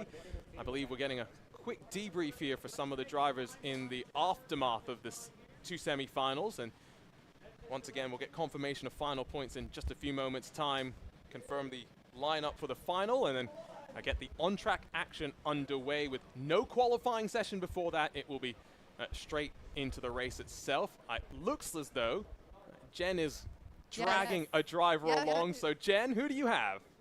You know what? I'm just going to grab them one by one so they can come and talk to me. All right, talk to me about what happened. Tell me how you're feeling after that. Well, amazing. I won, so that feels great. This is what it looks like when you win. Yeah. Although it was very tight, it looked like I didn't have the fastest car. On the straight, Gary was really bumping me all the way, all straight. He was overtaking me all the time. I knew just I had to punch back immediately. So at the end of the straight he came, and then at the U-turn up there, I just took him every lap back until one lap he completely sent it, and I think he lost control with the third at that moment. So from then on I was released, but the kart servers are really brake problem. Yes, every lap I had like only one brake spot, and it was at the U-turn, and at the end I was without brakes. So yeah. Now, does that happen in the sim world where your brakes just go out? No. I think they got overheated because in the end, in these cars, you have to be kind of aggressive. But yeah, that's how I drove. I defended like a lion, in the first lap, and that's what got me the win. Awesome. And are you feeling more confident now that you've been out there, now that you have a win behind you? Because these numbers are a lot more competitive than push-ups and pull-ups. Yeah, it's what matters actually, but we're not there yet. This is just the first step in a long road, and I feel quite nostalgic to be back in a car, and it seems like it's a bit in the genes. I still have it a bit, but it's a long way to go, and it's really enjoyable to drive against the 11 others competitors who are in the same program from Racing Prodigy, trying to make it from game to real. So we are kind of equal. The lap times are really tight, so it's a matter who can handle the pressure the most, who can how know to overtake and so on. So very grateful to have a bit of all of that, and yeah. Thank you. All right, it's not over yet. This is just the beginning. And cheers to everyone at home. All right, we're just going to keep going with the interviews because they got a little bit of fire in them now. They have a little bit of buzz. So what happened out there, David? Yeah, so I started fourth, which was pretty good. You know, I knew my kart's strengths and weaknesses. But yeah, like I think lap 4, the chain gave out going up the hill, so I had to give that place away. And then I got into a kart where the team pulled out the woodwork from like my infield. That kart was even worse, but it was still really fun. I felt I could have held 4th place because I knew, that's where all the carts kind of stack up. You never know what you're going to get, but just have to make the most of it. But it was still a lot of fun. It's a lot of fun. Awesome. Thank you so much. We're just going to keep going through the line, guys. That way, everybody at home can see you on the live stream. All right, how are you feeling after all this? What a day. I mean, I'm feeling very, very good, really. I finished 4th in the end with a very good overall lap time. And I think it was a decent race, but there is something still in it, and I'm just going to try and find it if I'm going to race again. Yeah, and you're hoping you're going to the elevation get you to the elevation through the roller coaster? Definitely did. I mean, so much up and down. Also, the downhill is so hard. I couldn't nail it perfectly. I think there's also some time still. And yeah, the whole track is amazing, really. Makes me fun. You were talking earlier about your weight being a benefit or an issue. So how now, after being on the kart track, how do you feel about your size? Yeah, I think it was good. I think I was a little bit faster on the straight because I'm light. But struggled a little bit with touching the throttle really, so it wasn't that comfortable, but I tried my best with the Kart. Was it intimidating being out there with drivers who've done this before? Drivers who, they were like, oh, I remember this. No, it wasn't at all. I was just excited to race and race against those compete, and it was much fun. Really. Thank you. Hi, we haven't got to talk today since you did your workout this morning. How are you feeling after today's race? Well, I started on third and finished on third. I feel not good because I think I have a chance for win the race, but I make a mistake trying to overtake the first guy. After this mistake, I cannot make anything. Would you do it again? Sorry. Would you do that again? Would you try to make that mistake again? Yes. I have to break a little early. So are you risky as a gamer and take those risks now? Like are you risky in the game? Yes, I feel good because I make karting a lot of time, but I am really surprised with the track because have a lot of elevations, and in Argentina the track is only flat, but it's really funny. And yes, I don't have any more emotions. It seems like you are having a good time. Was it fun? Was it exciting? Are you hyped up? Yes, I see now I have the first time. This is a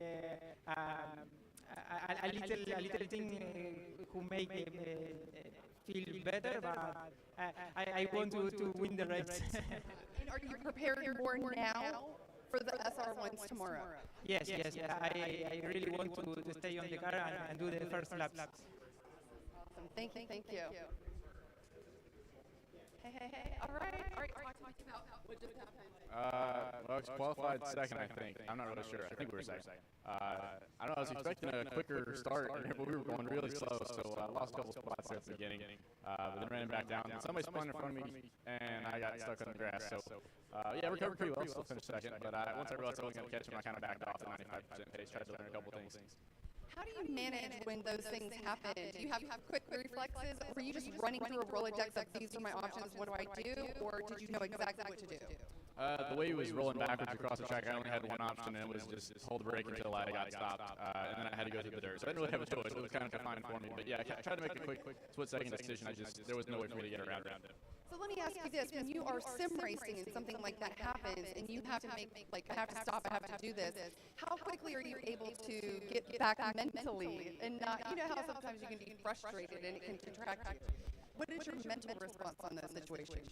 Yeah, the mental response is a little harder on the sim, just because you feel more in control. When you're in kart real life, the adrenaline kind of kicks back in, and you're just back up to speed, and you have to move out of it and continue on with the race. So a little bit easier in the real world scenario for that.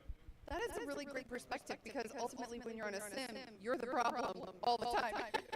It's not the car. But at least now you have, whether you have the car, you have other drivers of the track, you have all these other factors that you can say, I couldn't have done anything about that. I did the best I could, let's focus on the next thing.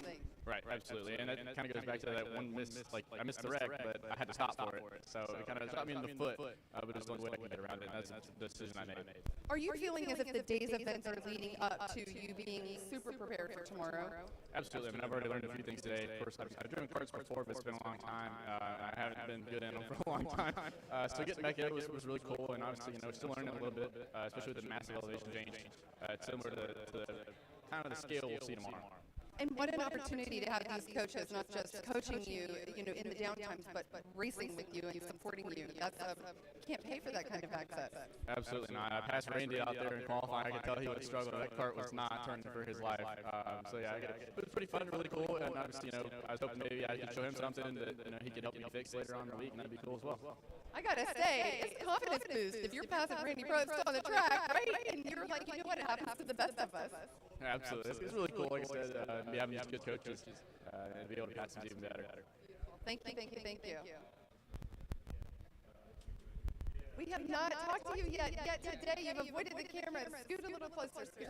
How are you feeling after a full day of working out in media and now this track? How are you feeling?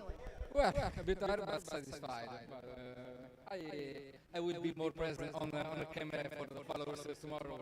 It was a really busy day, but lot of interesting and funny activities, so I'm happy. When's the last time you raced a kart? Have you raced karts before? You've kart raced? Yeah. I'm used to go kart, and but every time it's a different experience for tracks, for kart, because also my kart was not on a good day. So, but I managed to do my best. And what about the coaches? Are they supporting you? Are you learning some new things from them? Yeah, the coach are really also nice people, but really useful. They have a great experience, and their advices are like gold. So I have to ask and to learn. Do you feel like there's a new level of competition for you being here after the kart race? Yeah.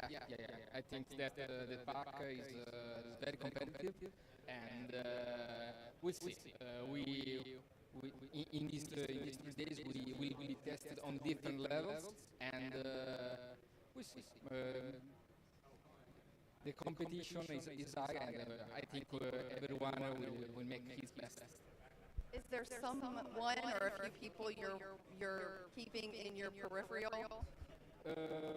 No, I'm focused on myself and to learn and to improve better I can. And I think if I can improve, I will beat the others. Beautiful. Thank you so much. Thank you. All right, I'm looking through the crowd of drivers. I think we've got everybody. I think that's our team. Arjuna, Brian, back to you. And we're going to find out what the next thing these guys are doing. I'll tell you one thing that you two missed that I got to experience. These drivers walked in here to the kart center, and the uniforms were laid out and unveiled. They were hung up. It was such a beautiful moment for them to really feel the brand solidified, the league that they are racing with solidified, and the colors, and it just showed all of them that they are part of something in a way that we had not yet seen today, despite all of the things that we've done together as a group and as a community. So it was really nice for them to get that uniform reveal moment, and then to see all of them on the track wearing the same colors, even though they're competitors. It's amazing. Jesse, you going to talk to us too? All right. So Coach Owuju, let's go. All right, Owuju, tell us what happened on the kart track. First of all, did you have fun? I had fun. No, but my day didn't start off that great on the kart track. So the kart that I was assigned to at first, I had to switch to another one because that one it wouldn't start. So then I jumped into another one, and it wasn't the best out there. But you know what? I went out there and I had fun, and we did what we could. And what about your team? How are you feeling about your team? They were solid. They were actually running really good.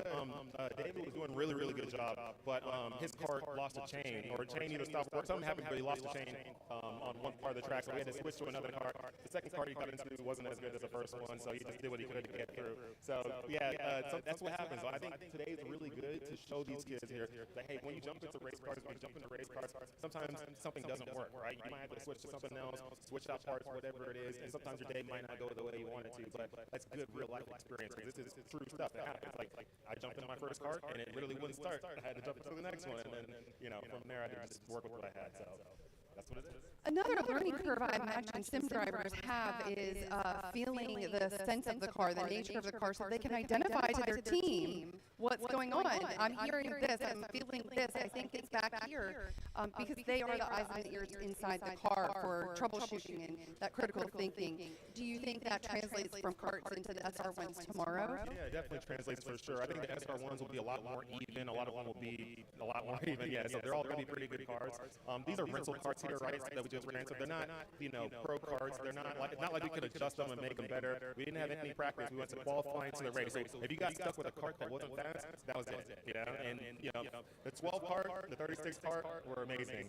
I wish I was in those, but I wasn't. Those guys killed it. They did good both races. I think both of those won. So P1, P2. So yeah, I think what they learned today with the understeer, a little bit of oversteer, braking, all that stuff, learning how to negotiate traffic, that I think is going to apply really well to the SR1 tomorrow. Coach, you said it best earlier, motorsports isn't fair. Yeah, it's not fair at all. It wasn't fair for me, but the thing, this is not my week. This is their week. So for me, if I would have jumped in the crappy cart, which I did, it's whatever. It doesn't matter to me, but for them, I want them to have a good experience. I want them to learn, go out there, whoop up on us. Even Randy was out there, and Randy didn't have a fast cart. Randy's a very fast driver, and he was in the back too because his cart wasn't that great. So, you know, it just goes to show no matter how quick you are as a driver, if you don't get in the right car, then you're not going to get the day that you want. But at the end of the day, it's all about going out there, having fun, competing with what you have, and making the most of it. Don't get down on yourself, just make the most of it. And what we are seeing from all of the guys, I do see them segregating off into teams, so I do see that's a little bit of a competitive nature, but what we see with all the guys, they're assessing, they're talking about it, they're evaluating. So even if you have a slow car, you can talk about why, what that felt like, what it was doing, right? And how you can modify with a slower cart. Yeah, no, you at the end of the day, you make the most of it with what you have. You know, and even in real life, even when you have a full team that's working on your stuff, adjusting it, sometimes, you know, they can only adjust it to a certain bit, and that's it. You got what you got. So make the most of it. You know, do the best that car can do that day, and then you make the most of it the next time. Sounds good. Thank you so much, Coach. I appreciate it. All right. Okay. Brian, I don't know. Oh. Randy, yes. We got to talk about Randy.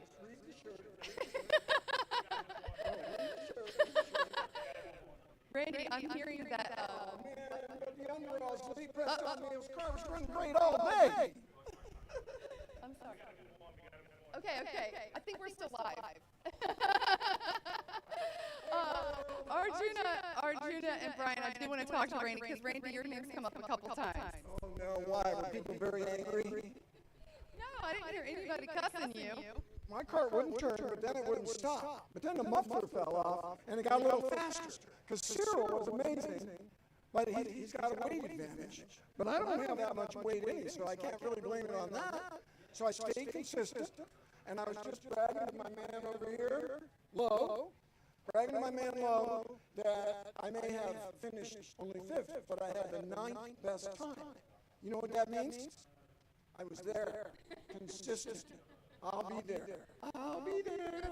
That's right. And we're going to be here. We've got a lot more to do today, a lot more events and coaching and talking and consulting. So once we wrap up today, we do all of that all over again tomorrow. So back to you guys.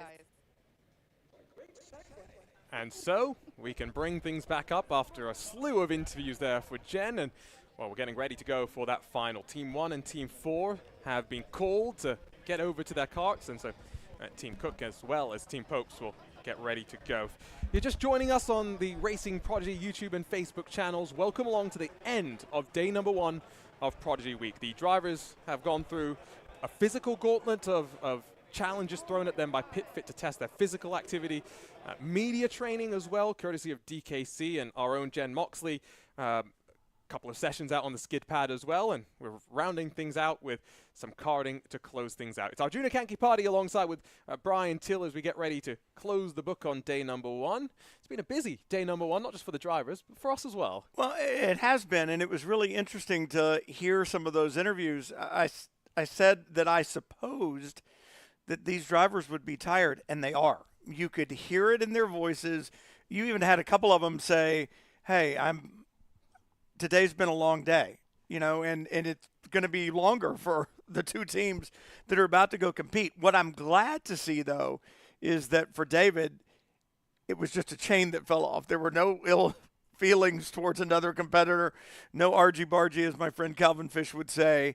You know, it was just a mechanical problem, and out he went. So good to see a smile on his face. I think everybody's treating it the way it needs to be treated, and for Lawrence Beerton, who won that last round, it's exactly as I thought. He said, yeah, it was fun, you know, but then you could hear it in his voice, and he'd say, I haven't forgotten everything. You know, you could tell that win, as inconsequential as some would make it, is not inconsequential to him. You know, he won't stand at dinner tonight and say, the rounds are on me because I won, but he'll take that with him. He will sleep better tonight for it, and he'll feel good. His chest is a little bit bigger because of that. And it is the little things that all add up to be big things, you know. So that's an important victory for him. Yeah, and Ciro Zambro was saying that he wants to jump into the car right now, it sounded like. Yeah. So it's given these drivers this karting exercise tournament, whatever you want to call it, a little bit more motivation after a long day of not really actually being on the track for what tomorrow is going to close. I was looking at the weather, and yeah, there's no chance of rain anymore tomorrow, which is probably good in one sense of the word, but it is looking like it's going to be quite cold, which means it's going to be chilly for them out on track when it comes to getting temperature into their tires.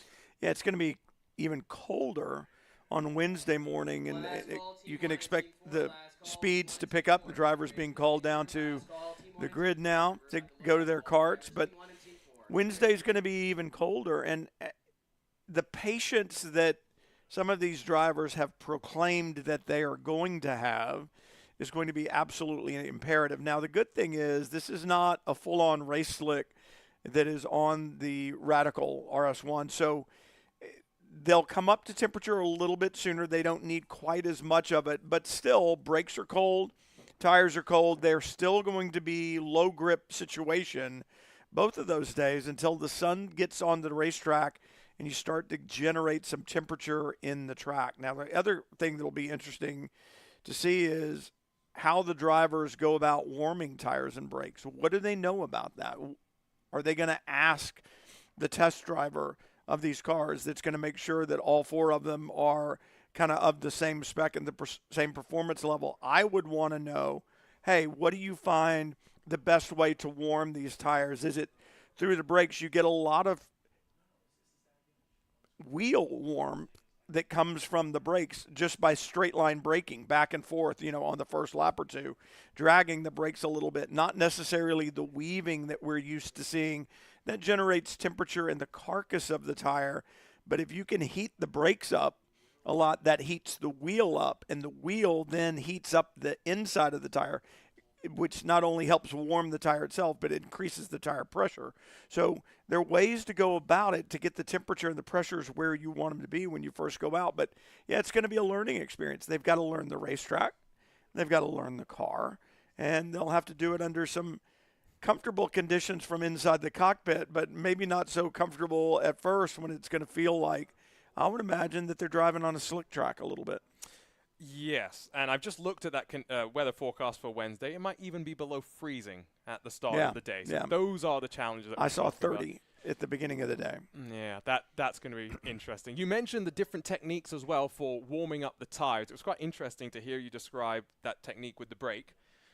That caused a lot of controversy in the sim racing world in the last couple of years. Yeah. Because it has become the de facto way to heat up your tires. Not necessarily the exact same way that you would do it in the real world. Right. Maybe a more exaggerated way of doing it. So what's the problem?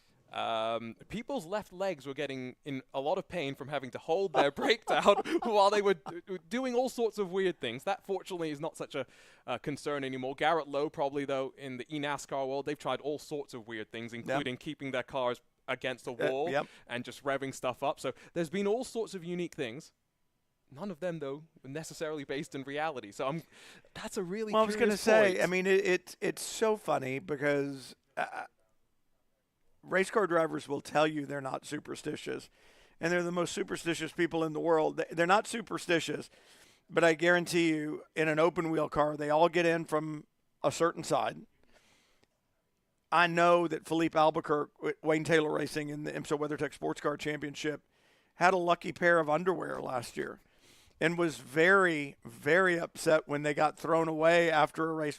We actually have video of it where he was, I mean, not just in a comedic way, he was legitimately upset that the truckie who had cleaned out the lounge threw this pair of underwear away. He had, taken them off after a stint. They were soaking wet with sweat and, and all that. And the truckie was like, they're dirty and they smell bad. I threw them in the garbage can. And Philippe went out and was digging in the garbage can and found them and took them back out of the garbage to take them home and wash them. Well, I saw something just the other day that after the crash at Petit Le Mans this year, he was wearing them. Oh, no. So he's now decided that they need to be burned. Of course, they're Nomex, so they won't burn. But he's decided that they're not lucky anymore, so all the luck has gone out, so they need to go away. Race car drivers are superstitious, and you have habits, you know, and you just do things the same way. We're creatures of habit, and they approach things the same way. And so, yeah, you find something that you think works, and it doesn't matter if science tells you that it doesn't. If for you it does, and you believe that it does, it's really all that matters. That's something in top-level athletes in general, where if you are superstitious, it's something that you very much hold dear. Soccer, I was about to call it football, and then realized which country I was in. Well, I know. I heard several of my European friends in the interviews call it soccer, and I started to say, "You mean football?" But with a U, you know. But go ahead. I'm sorry. No, I was just going to say that a lot of the times you'll see photos of footballers. You'd expect them to have the newest and greatest collection of equipment, but oftentimes, if you've been on a lucky run of form and you're doing all sorts of magic, if your shoes are falling apart, it doesn't matter. You'll wear them until they stop magic. Yep, until the magic's gone out of them. I mean, watch the World Series right now. Mm-hmm. Everybody has a process. They step up to the plate, and whether it's that tightening their gloves or whatever, there is a process that they go through every time. And to some extent, the processes are valid. It puts you in a place mentally to prepare for what's about to happen. And if you can be in the same place every time and find success, well, that's the place naturally that you want to be, right? Because that's working for you. But when it doesn't work and all of a sudden you're 0 for 2 or 3 or 4 and you start changing things up because you're looking for something magic, well, now the superstition is back. There's no magic to it. But it's a process, and you get locked in that process. There's the lonely walk down to the grid. He's getting ready to welcome the drivers as we form on up. Before we talk about the starting formation, talk to us about your superstitious routines before races. Open wheel car, always got in it from the left side. Had a lucky balaclava, had lucky socks that I always wore. Never stepped in an open wheel car from the right side. I don't know if other drivers do the same thing. Being a Texan and having horses when I was a little kid, you always mount a horse from the left side. So I always got in the, I mean, I would walk around a car. I would walk around people and tuggers and everything else. I don't care if I have to go 2 cars up the grid and that back around to mine. I would not get in it from the right side. Interesting. Never. And there, I had a couple of balaclavas. One of them was preferred. I wouldn't say it was the lucky one, but it was preferred. And a pair of socks that I liked. Gloves to me were not as important. Gloves were more like fit, but there were a couple of things, yeah. Just whatever works. That's whatever the works. Thing. I did notice, by the way, when the flagger held the yellow flag just stationary for a sec, there's a lot of wind here today. There is a lot of wind, and you bring that up, and I'm wondering about the system that's going to come through tomorrow. These are downforce cars, the Radicals that they'll be driving, and you look at the elevation change here. Obviously, the tops of hills are going to have a little more wind than other places. Some of the elevation changes are covered by woods on each side, so that can create issues in and of itself. The wind's not blowing straight down the racetrack one direction or another. It will swirl around those areas of trees, and it will create turbulence at the top. And you could have some areas on the racetrack where those swirling winds affect the car. Also, down into one, I need to look at a map and become a little better acclimated to the direction of the straightaways. But tailwinds, all right, so that's north. He's showing me a map. So down the front straightaway, I mean, if you got a north wind, it's relatively shielded, but if you had a north wind, it's going to be right on the rear wing headed into turn 2, and that's going to affect the way the car works. It's not going to want to turn initially because it's got wind pushing it, and if you then get on the brakes and tip the nose and get the wind underneath the rear wing a little bit more because the rake changes on the car, you could take a car that's a little bit pushy with the initial turn in and turn it into a little snap loose at corner entry if it's that way. Same thing if you were turned around coming back into the wind. I think coming down into 6, you'll be in the wind. Heavy braking there. The wind on the nose is going to pin the nose even more, and then the brakes are going to add to that. So the wind will affect the way an aero car works for sure, without a doubt.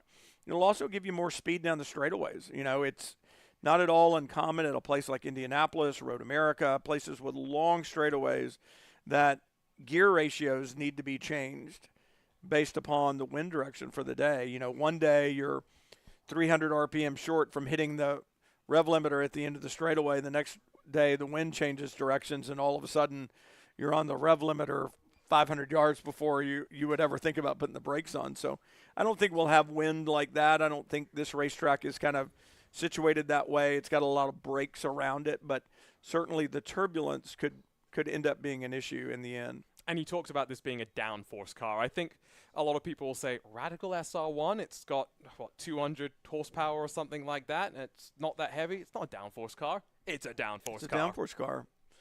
Produces a bunch of it, and that's the thing that's interesting as well.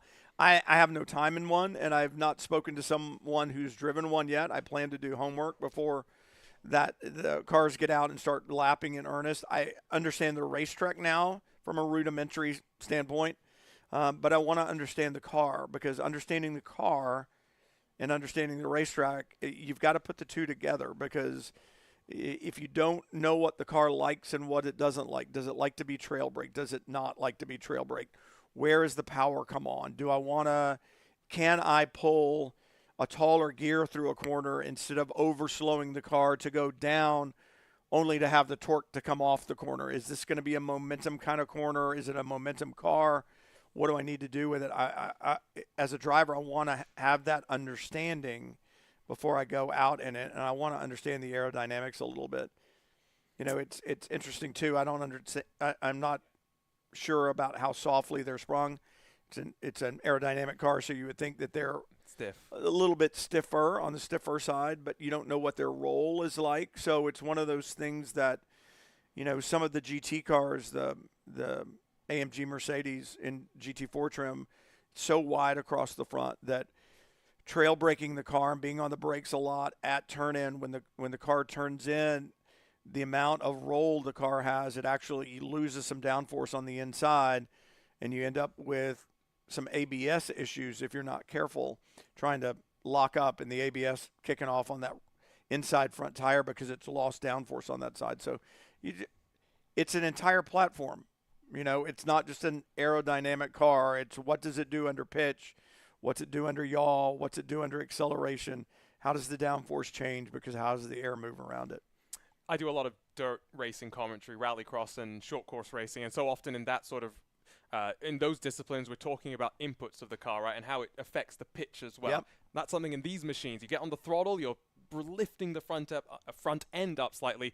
Counterintuitively, you get onto the brakes, the front end dives. These are those little nuances that in the sim world are represented.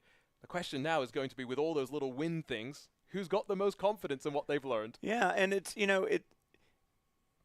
for the drivers that have not driven in the real world, you say it's represented, that pitch and stuff is represented in the sim world, but they're going to feel it much more now. And, the very rudimentary side of driving is, and I know that anybody who's ever heard me teach schools would recognize when I say driving a car is a game of weight management. You move weight forward. When you decelerate, you move it to the back. When you accelerate, you move it side to side with your hands, front to back with your feet. And as a driver, you need to place that weight, or in engineering terms, that force, where you need it to be. Which wheel, which axle do you need it to be on? And you move it around to get the grip that you want. When you've got the added benefit of aerodynamics, moving force through the vehicle too, you need to understand how the mechanical movement of force marries together with the aerodynamic movement of force so that you can put the whole package together. And you as the driver then are in control of all of that as well. So as we're ready to go for the final kart event of day one of Prodigy Week, it is with Team Kenton Cook on the outside, Marco Page, Lorenz Herzing, and Nathan Saxon, the three prodigies in that team. You've got Randy Popes on the left-hand side and his team of Andrea Leonardi, Lauren Bertin, and Ciro Zambra. And I believe that we will also once again get a full formation lap before we get underway as we did in the semi-finals. So 12 minutes on the clock, and again, it's a team race. It's not every man for themselves. So interesting, Randy Popes is lined up second in his team, and I think Kenton is lined up third in his line. How do you think they came up with how they wanted the order to be? My understanding was the coaches actually got Yeah, to pick what order they would go yeah. in. So I wonder what type of strategery Randy Popes has come up with here. He was saying in his interview he had the 9th fastest lap time, but was the 5th fastest machine. 9th fastest because David Dalton had 2 different Right. karts, so therefore Yeah. I think got 2 different lap times. But yeah, this is an interesting point, the fact that the coaches had the ability to kind of dictate how we were going to run to the start of the race. I can't quite figure out who is on the front row, though. How slowly are we going to go here? Well, there's a couple of drivers raising their hands. Yeah, I think we've got a cart that stalled back there in Kenton Cook's line. It looked like the 4th car in line stalled. Yep. Oh, there we go. Quick jump start, and we're off again. So, I'm still trying to figure out which of the 2 bodies is on the front row. It could be anyone. Marco Paich, Lorenz Herzing, Nathan Saxon for Kenton Cook's team, Andrea Leonardi as Lauren Beerton, or Ciro Sambra for Team Randy Popes.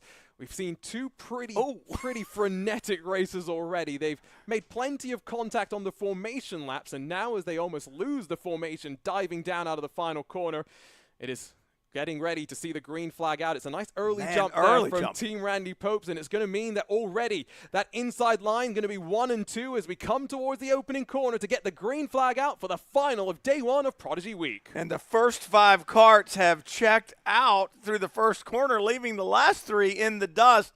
Lawrence Beerton is being shown in first right now, and I don't know if that's just how they went across the line, if there's been a position change or not, so we'll wait and see. And then Randy Popes being shown up to second. I believe that's correct because Randy Popes in that dark driver suit, that's what it looks like to me. And Kenton Cook, I think, was almost up to third for a second there. He is behind Nathan Saxon, I do believe. So it's Team Randy Popes 1 and 2, Team Kenton Cook 3 and 4 is into the hairpin. We go, and there's a spin. It's going to cause the likes of Ciro Zambra and Marco Paich to take avoiding action. I think that was Andrea Leonardi in the number 1. Now, Randy Popes talked about brake problems on his kart last time, and we had another driver talk about the same thing. I think Lawrence Beerton was talking about brake problems towards the end. How hard do you want to push right now? Well, I think if you are Nathan Saxon, you're pushing quite hard. Randy Look Popes at this. looks backwards, but to the inside, Nathan Saxon will grab second with the defense around the outside, though. Randy Popes not going to take this one. Sitting Kenton Cook will slide it up the inside, though, and Popes loses 2 spots in the space of 1 corner. And Kenton Cook, wicked fast there, took advantage of the pass that had been made, and Kenton Cook looking to pick up another position as he heads up the hill. Now through the U-turn, gets the inside, and he's cleared easily down the hill. What a run by Kenton Cook. And that's now 2 places in 1 lap, but loses some momentum back up the hill to the line, and it's going to mean that Saxon has to get off the loud pedal for just a second. So Lawrence Beerton has been very, very good at repelling pressure. We saw him able to frustrate Garrett Lowe, but now Kenton Cook, Nathan Saxon, and Randy Popes all still in line behind. It does seem as though Randy's losing some speed in a straight line to potentially just trying to duck down and be a little bit more aerodynamic. As I tell you what, Kenton Cook almost ran into Lawrence Beerton into the corner. And I did not see the same defensive strategies by Beerton that I saw the last race. And if he's going to use them, he needs to use them now because Kenton Cook is all over the rear bumper. And Cook going to try to go around the outside, which is what you really need to do to be in position for this next corner. Doesn't get it done, but good run off, and he's got a good run up the hill. Who is that in third? That's Nathan Saxon that will close as Kenton Cook will look to the inside and slide to the lead. I think Lawrence Beerton's going to try and switch it back underneath. Nicely done. Goodness, down into the right-left chicane. They're almost still side by side, but can Lawrence Beerton hold on as Kenton Cook brings the momentum around the outside? I think Kenton Cook has DRS. It does seem like it, doesn't it? That was some straight line there by the coach, but he goes a little bit wide, and I think that puts Beerton into the lead. Nathan Saxon hanging in there as well. Oh, that's another aggressive defense up into that hairpin and just trying to run as tight a line as possible. Now we'll cover the inside as we dive down the hill once more.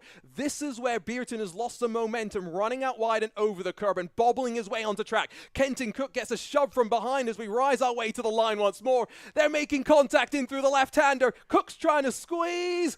I think Beerton's is going to run wide and try and get the momentum down, because now as they squeeze between one another, in the dirt, bouncing over the grass, it's still Beerton's that leads.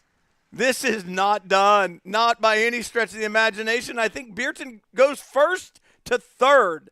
Saxon up to second for about 5 yards, and now back to third. Randy Popes is there as well. Remember, it's 9 points for the win, 7 points for second, 6 for third rather, and fifth if you're in fourth. So right now, winning is what all of these teams and their respective drivers are thinking about, with both of the teams represented up towards the front. There's a slide, a dive down to the inside. Beerton's going to squeeze Cock off the road. And he leaves him out in the dirt as they came up the hill. And now Kenton returns the favor, pushes him wide. And we saw this last time.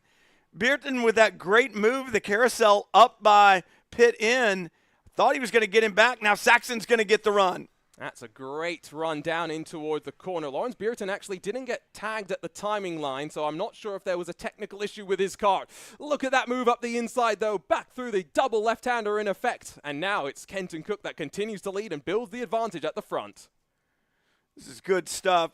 No one told Kenton that he's not in the competition. He's just out here to coach. Telling Kenton Cook that he's not going to be racing, that he's just in it for fun, hearing something and reacting to it are two very different things, right? The inner racing driver has been unleashed back up the inside as the two Prodigies do battle behind your race leader that now has about a 1 odd second advantage. So yes, just a confirmation that Lawrence Beerton's is still in this battle on screen. The timing has slightly miscounted him, but at least for now, they can continue to fight. It will be Nathan Saxon up against Lawrence Beerton into turn one. No swap around happening, but all as the gap to your leader continues to grow. You know, we're supposed to race right after this, after these guys get out. I know which cart I want. The one with DRS on it. The one that Kenton Cook's in. The purple people leader is what I'm going to call it. Kenton Cook in that looks like a purple racing jacket that he has on out in front, and just really kind of putting on a clinic. I'll tell you one thing. Lawrence Beerton may not have been in a kart for a while, but he has no problem being defensive. That was proper karting, wasn't it? That wasn't a casual exhibition to close out day one of Prodigy Week. That was proper battling. What happened to let's just have some fun at the end of the day? That was your words, not mine. Yeah, I know. I'm kind of asking myself. The driver's always competitive. There was Did you see the lockup? Puff of the brakes there as Kenton Cook just continues to cook at the front, and now almost 2 seconds clear of those behind. This is where I think we are seeing some of that experience now, though. With clean air, the ability just to hit the marks, these are what racing drivers are made to do. Yep, over and over and over again. And Beerton a little bit defensive up into the first hairpin there, the left-hander. And every time you do it, you and I talked about this earlier, same thing down there. You get in a little defensively, that gives you that wide exit. And again, in these karts, the time distance equation comes in, and you're just going too far, and you're losing time. You feel like it's the thing to do, but with the additional distance that you're going and the block at the entry, it just makes it difficult to maintain good speed. So Lawrence Beerton on the outside continues to frustrate and hold up Nathan Saxon in this fight for effectively second. Randy Popes has not lost too much ground to them, and I think he'll be pretty happy with that, all things considered. But at least for the time being, as the points are scored right now, it is advantage to Team Cook. It's this battle for second that really isn't going to do too much to change the final equation. It's all just about effectively bragging rights and heading into tomorrow with a bit more confidence. There's a great run, though, up the top of the crest as Nathan Saxon tries to look around the outside. But can he do anything with it? This is where Beerton has been so fast right through here. And no, Saxon gets hung on the outside, can't do anything with it. And the other place that Lawrence Beerton excels is in the brake zone down here into the hairpin. Saxon by him cleanly now, but what we saw last time was Beerton just absolutely a monster on the brakes and does it again and gets right back there to the rear bumper. I thought he was going to be able to get alongside. Maybe struggles in the straight line. You can see him almost urging the car along as we rise up into the hairpin once more. But I think now that Saxon has the position, surely we'll be able to break away with a better top-end speed. But if you make a mistake like that, it doesn't help. And here comes Beerton to the inside. Takes advantage, runs wide. Saxon out of room, stays in it across the grass. Just a friendly little go-kart race at the end of the day. I mean, we've had plenty of fighting in the Prodigy Racing League esports tournaments. This is reminiscent of all of that, and now I think the margin at the front is irrelevant. Kenton Cook is gone, and once again, Saxon with the speed will get on through. Is Lauren Beerton going to be able to send a move around the outside this time? Just look how far back he comes from. Well, and that's the thing. If you've got more top speed, you're going to have to brake a little bit earlier, right? And so Saxon's slowing down earlier. Beerton is an absolute monster on the brakes, and that's where he makes a lot of time. It's also easy to actually pick the two apart, even with the identical racing suits. Nathan Saxon has brought his real racing helmet back to the inside. We'll switch it to Lawrence Beerton. But this is where that drive off the corner just seems to fail him. Around the outside, Nathan Saxon back to second. Close the door. Close the door. Nathan, you got to get in there and close the door. If you leave him, there you go. That's what you needed to do. Now maintain the run down the hill, and with the top speed that you've had, you should be able to clear him. Let's see if it works this time. You'll notice that in the draft, Lawrence Beerton is actually ducking and trying to find a little bit more speed. Once again, sails it into the braking zone. That margin up the front, though, will continue to keep you appraised on it. It is now up to almost 7 full seconds. This is the cost of fighting, though. It's great to watch. It's not always quick. Yeah, we don't care about that right now. We want to watch this, right? I mean, this is good stuff. And you can see mistakes and Hail Marys get thrown in there. And you see the give and take of it. I love these drone shots that we have. You can see that dive on the way in is going to make you have to tighten your hands at the exit of the corner. It's going to hurt the exit speed. And there's just this ebb and flow back and forth. And, of course, for Nathan Saxon, good speed on his number 36 kart right now, and he's got that run down into that hairpin after the long, I'll call it a straightaway, even though it's got some bends in it, and that's really an advantage for him.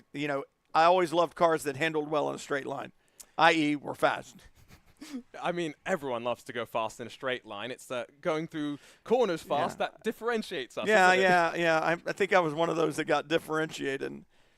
I think, though, we are surely into the final couple of laps now because timing is indicating we're into those closing stages.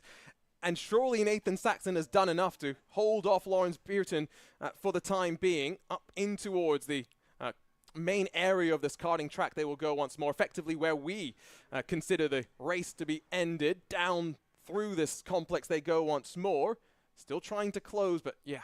I hear something, and I can't tell whether it's Pac-Man or Jaws music, because Randy Popes right there at the bottom of your shot is closing down on this duo in front of him, Beerton and Saxon, as they've had their fights, and that's allowed Randy Popes to kind of sneak back in. It is still quite close in terms of points, though, as the checker flag is going to fly. It's going to be Kenton Cook that wins in our final activities of day one of Prodigy Week. And with Nathan Saxon, Randy Popes, and Marco Page, Ciro Zambro, Lorenz Herzing, and Andrea Leonardi behind, it should be a victory going the way of Team Kenton Cook, led, of course, by sterling display of speed in the closing stages. I'm going to have to give him a hard time for beating up on the Prodigy entrance. It's like, Kenton, you're just sapping their confidence for tomorrow. Or maybe it adds to the confidence, given that, they were holding pretty up there with him. And I wonder, too, if, like for Nathan Saxon, there were areas on this racetrack where he was really fast and areas where Lawrence Beerton was able to just close right back up on him. I wonder how much of that he's filed away in his brain. So if they're back out here, he can utilize that, realize where he made time, where he lost time, and do something with it. Even in these fun little karts like this, there are lessons to be learned if you're willing to learn them. So we will chat for a couple of minutes as the drivers jump out of their karts. We'll send it down then for some post-race and post-karting chats as well, and then we will wrap things up for day one here on Prodigy week, and of course a tiring day for all. We've talked about how much on-track activity there has been, but I think one thing that has maybe not been mentioned, at least on the live stream, the activity started at 8 o'clock in the morning. The drivers left their hotels around 6 o'clock in the morning. Yeah, it's been a long day, a very long day. And Nathan Saxon talking to Lawrence Beerton there. Smiles, that's a good thing. And the purple people eater, Kenton Cook, Stretch as I call him. I've got some friends who are going to love that you've called a kart by that name, because they run a sim racing team under that name as well. Do they really? And they will be very proud to be called the Purple People Eaters. But that's the thing. We talked about the media training, all of this stuff. Those are some of the things that are part of the branding of a team. Sebastian Vettel, back in his heyday at Formula One, every single car that he raced every year got a nickname. Some of them not suitable to be said on air. Yeah, well, there's that. Mature audiences only. Man, this was an awesome race. It really was. I mean, the battle between Saxon and Beerton the whole time, and really when Kenton was working his way up and through, and like you said, got past, created just enough margin that he could go right back to the fast line, that qualifying line, and run it lap after lap without having to be concerned. And that ability to do that while leaving the others to fight amongst themselves is what gave him that lead at the end. So we're just looking inside of that driver's briefing room as they wrap things up. They will get out of their sweaty racing suits now, which are ready for tomorrow as well.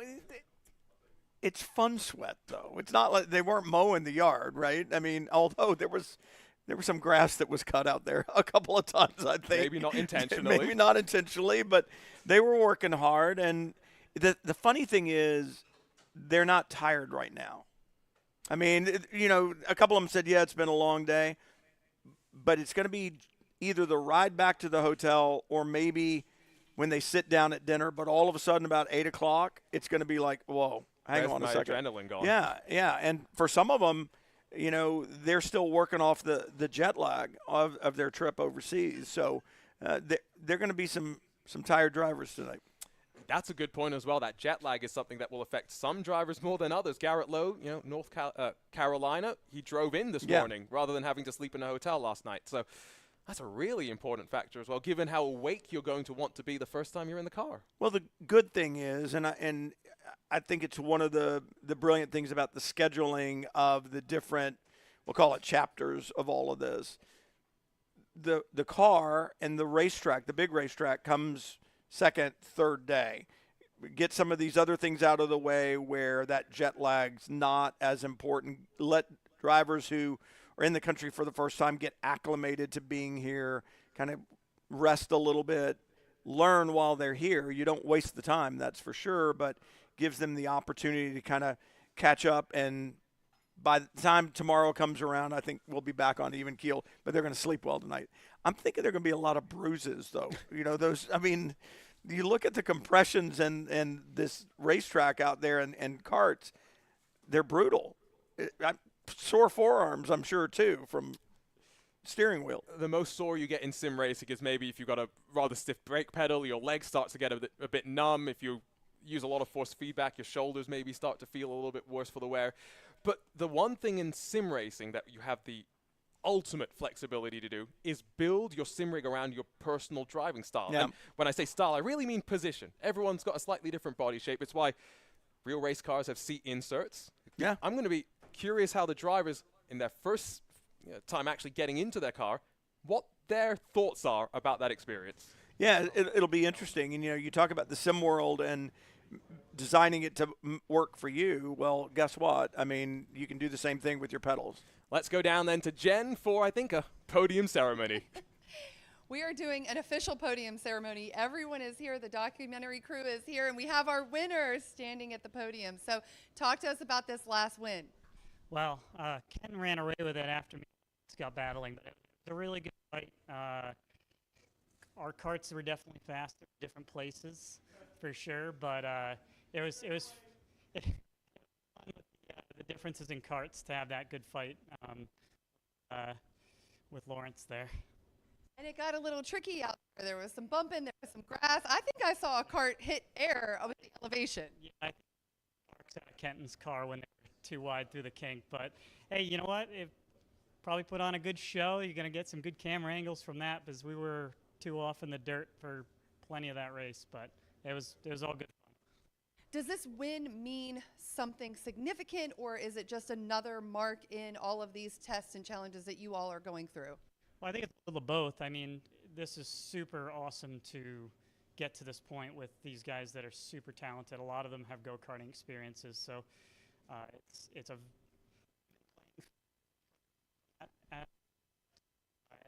it means a lot to be able to, you know, show my skill at an event like this.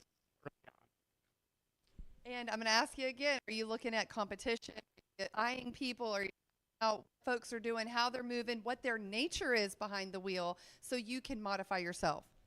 I mean, I definitely look at karting. It's going to be so different when we're in the Radicals tomorrow. It's just completely different set of skills needed, but at the same time, there is stuff that'll transfer. And if I'm in a situation where I'm go-karting, I definitely picked up a few things from these guys today. And thinking about how this takes you one more step closer to this Prodigy League win, what does that start feeling like when you start de-escalating from the track and putting that together? Well, we still got 2 more days to go. I got to finish the job that we started here. But it's an honor to be here, and I don't think it's all going to sink in until we get down to the end of the weekend and we realize it's over. We're heading home. So it's a good start, and we're going to keep the momentum going. Thank you, thank you. Wait, you got to say hi to the friends at home, the family at home that's been cheering you on the live stream. Yep, hi, Mom, Dad, Gabrielle. I know there's some people from Thompson Speedway also watching where I do some coaching and stuff, so hi to Pete and those guys if they're still watching. Yeah, anyone that follows me on socials that tuned in, appreciate it, and come back tomorrow to see some full-bodied car stuff. Let me ask you, are you going to share any of your tips and tricks with the other drivers, either on your team or in the competition with you? How close do you keep the cards to the sleeve? Well, now that the karting competition's over, I think we can hash that out. Tomorrow it might be a different story besides the teammate we'll be working with. So we'll keep some things in the bag. All right, I love that competitive edge that starts to show up, and you know, it is a competition. Even everyone has been amicable with each other and sharing information. The coaches, of course, have been doing a fantastic job of sharing their knowledge on the track, off the course also. So Arjuna and Brian, what other drivers do you want to talk to? Are we wrapping up for the day? Where are we at now? I think we are getting ready to wrap things up, of course, but why don't we continue with this podium celebration? Why don't you see if you can catch up with the other members of Team Cook when you can? I'll look for the other members of Team Cook and see what we got. So that's Marco Page and Lorenz Herzing that we'll hope to have a bit of a chat with as we continue things here in the closing stages of day one.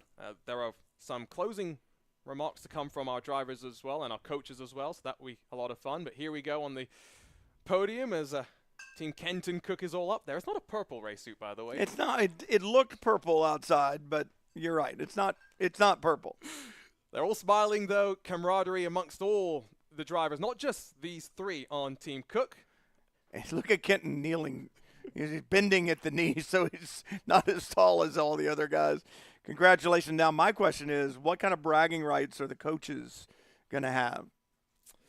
Well, I think they're also going to have to look at lap times because, you know, being coaches, they want to actually look at the data as well. So Kenton had his team perform the best. Now we need to figure out which – I mean, Kenton won the race, so it would be obvious to say he performed the best as well, but – Kenton doesn't care about data. You only care about data when you're second or below. When you win, you don't really care about data. The number one is all the data that you want. It's all the data you need. It's going to maybe sound like a bit of a silly question, but as someone that wears contact lenses / glasses and, you know, grew up for years thinking that my lack of good eyesight would prevent me from becoming a racing driver. Talk to us a little bit about the challenge of that. Contact lenses, glasses behind the helmets. Well, it's funny. I mean, when I was racing, I didn't wear any corrective lenses. I do now. And I wear – I don't know what you need to wear as far as driving with corrected vision. I wear a reader contact in one eye and a distance contact in the other eye. So I have monocular vision, and It's not the best for depth perception. It's fine to drive down the road with it, and I've done a little bit of lead follow and stuff with him on the racetrack.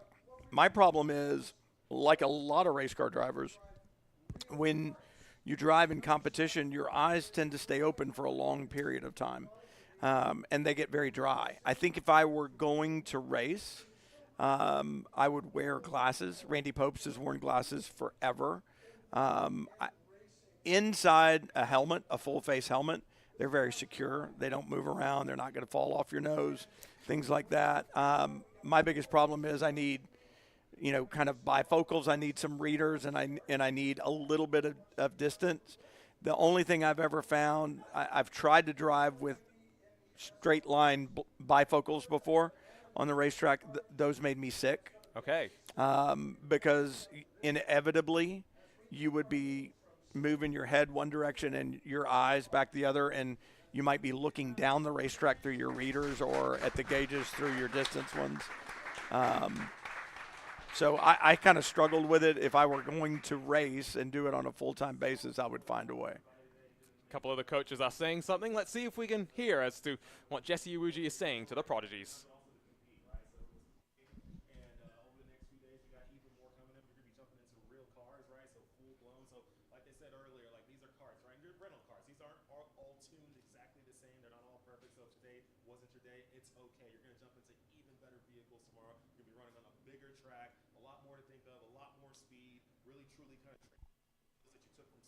Translating it over to real life. So you're really truly getting that virtual to reality experience coming up. It's going to be a good time. You're going to need everything that you've got in you to make it happen to do well. So make sure tonight, hydrate, right? Hydrate, hydrate, hydrate. A lot of you lost water, you didn't even realize it.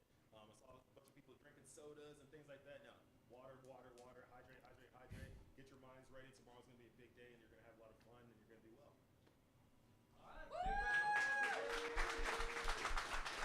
So that was Jesse Iwuji, and I think next, since Randy Post has said something, still have two more coaches that could come and say something. Let's find out. Maybe not. Maybe it's time to head on over to maybe do some podium ceremonies. I saw them breaking out some sparkling grape juice and stuff like that for the drivers to enjoy, and to bring an end to day one of Prodigy Week here at the Atlanta Motorsports Park as the sun continues to set. It's been a really, really nice day to kick things off, but as we mentioned, tomorrow when the drivers are getting into the car, it will be cooler track conditions for them to get accustomed to, as we're really exciting to see them jump behind the wheel of the Radical SR1. There are 4 Radical SR1s that will be tested by a control driver effectively to start the day off. Yeah, and I think that that's important. I think it's important for the peace of mind of the drivers to know that someone has gone to great lengths to make sure that the cars are equal. Talking to the group that's prepping the cars, some of the best in the business, and they're going to make sure that everybody has an even playing field to work from, and that's all the drivers ask for. Just give me a shot and make sure that it's equal. It's not like being out here where somebody's weighing 200 plus pounds and somebody else, Ciro, I think, weighs 119. So yeah, you're going to find that difference out on the kart track. They're going to make sure and work as hard as they can that difference doesn't appear on the racetrack. Yeah, the cars will be ballasted tomorrow to account for the different driver weights. We'll have different fuel loads as well to account for different run plans. That's going to be a lot of fun. And, of course, you can catch that all here on the Racing Prodigy YouTube and Facebook channels. We're going to dinner now. We're going to talk to some of the drivers. What are we expecting to hear from them? We're expecting to hear they're tired, they're ready for tomorrow. What are the things that you took away there from your sit-down chats for them throughout the course of the day? Well, I mean, it's a lot of the messages are the same, right? I mean, they're extremely excited to be here. It was, we talked to all of them about when you got your Prodigy Pass and you knew you were coming here, that was one level of excitement. But when you stepped off the bus this morning, it became very real, and now think about this. For some of these drivers, for the drivers who've never karted, never been in a car, they have a fire suit now. They have a helmet. They have shoes. They'll wear a Hans device when they're in the car tomorrow. There are all these firsts. Each day is more, and each day's Christmas, right? And I hope that regardless of the level of performance that each one of these individuals ends up with at the end of 3 days, that they take the experience away with them as one that they'll always remember, one that was a great opportunity and a great experience, that if they're not able to do something with it here, that they're able to do something with it somewhere else, because it is truly a once-in-a-lifetime kind of opportunity. Just getting here is a success and an achievement Yeah, of its own, absolutely. and I think all of the drivers should recognize that, and they are part of the first step of Racing Prodigy, of course, with the goal being more Prodigy weeks, the Prodigy Racing League, and so many more things in the future. For day one, though, here of Prodigy Week, it's time to close things out from the Atlanta Motorsports Park. For our entire team behind the scenes, thank you so much for joining us. We'll see you tomorrow, bright and early, 8 a.m., to see the drivers get ready to jump into the Radical SR1s here at Prodigy Week.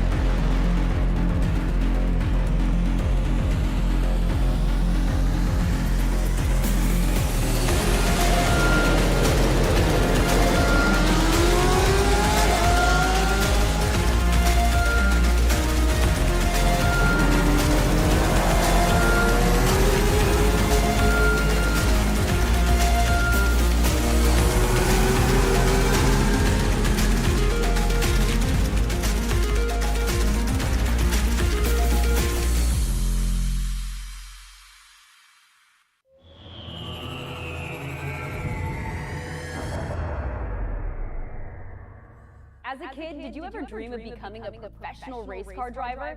But maybe it was too expensive or always seemed out of reach. Here at Racing Prodigy, it is our mission to take those dreams and make them a reality.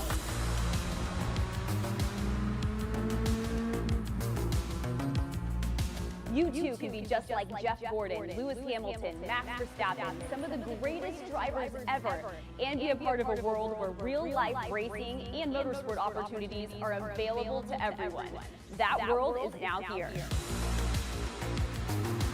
Here at Racing Prodigy, we provide real-world racing opportunities to those with grit and skill who may otherwise never be discovered. Thanks to esports competition, a new insight has been found. The skill set of virtual racing transfers to real race cars and tracks. Gamers and sim racers have proven that they can race real race cars against the professionals and win.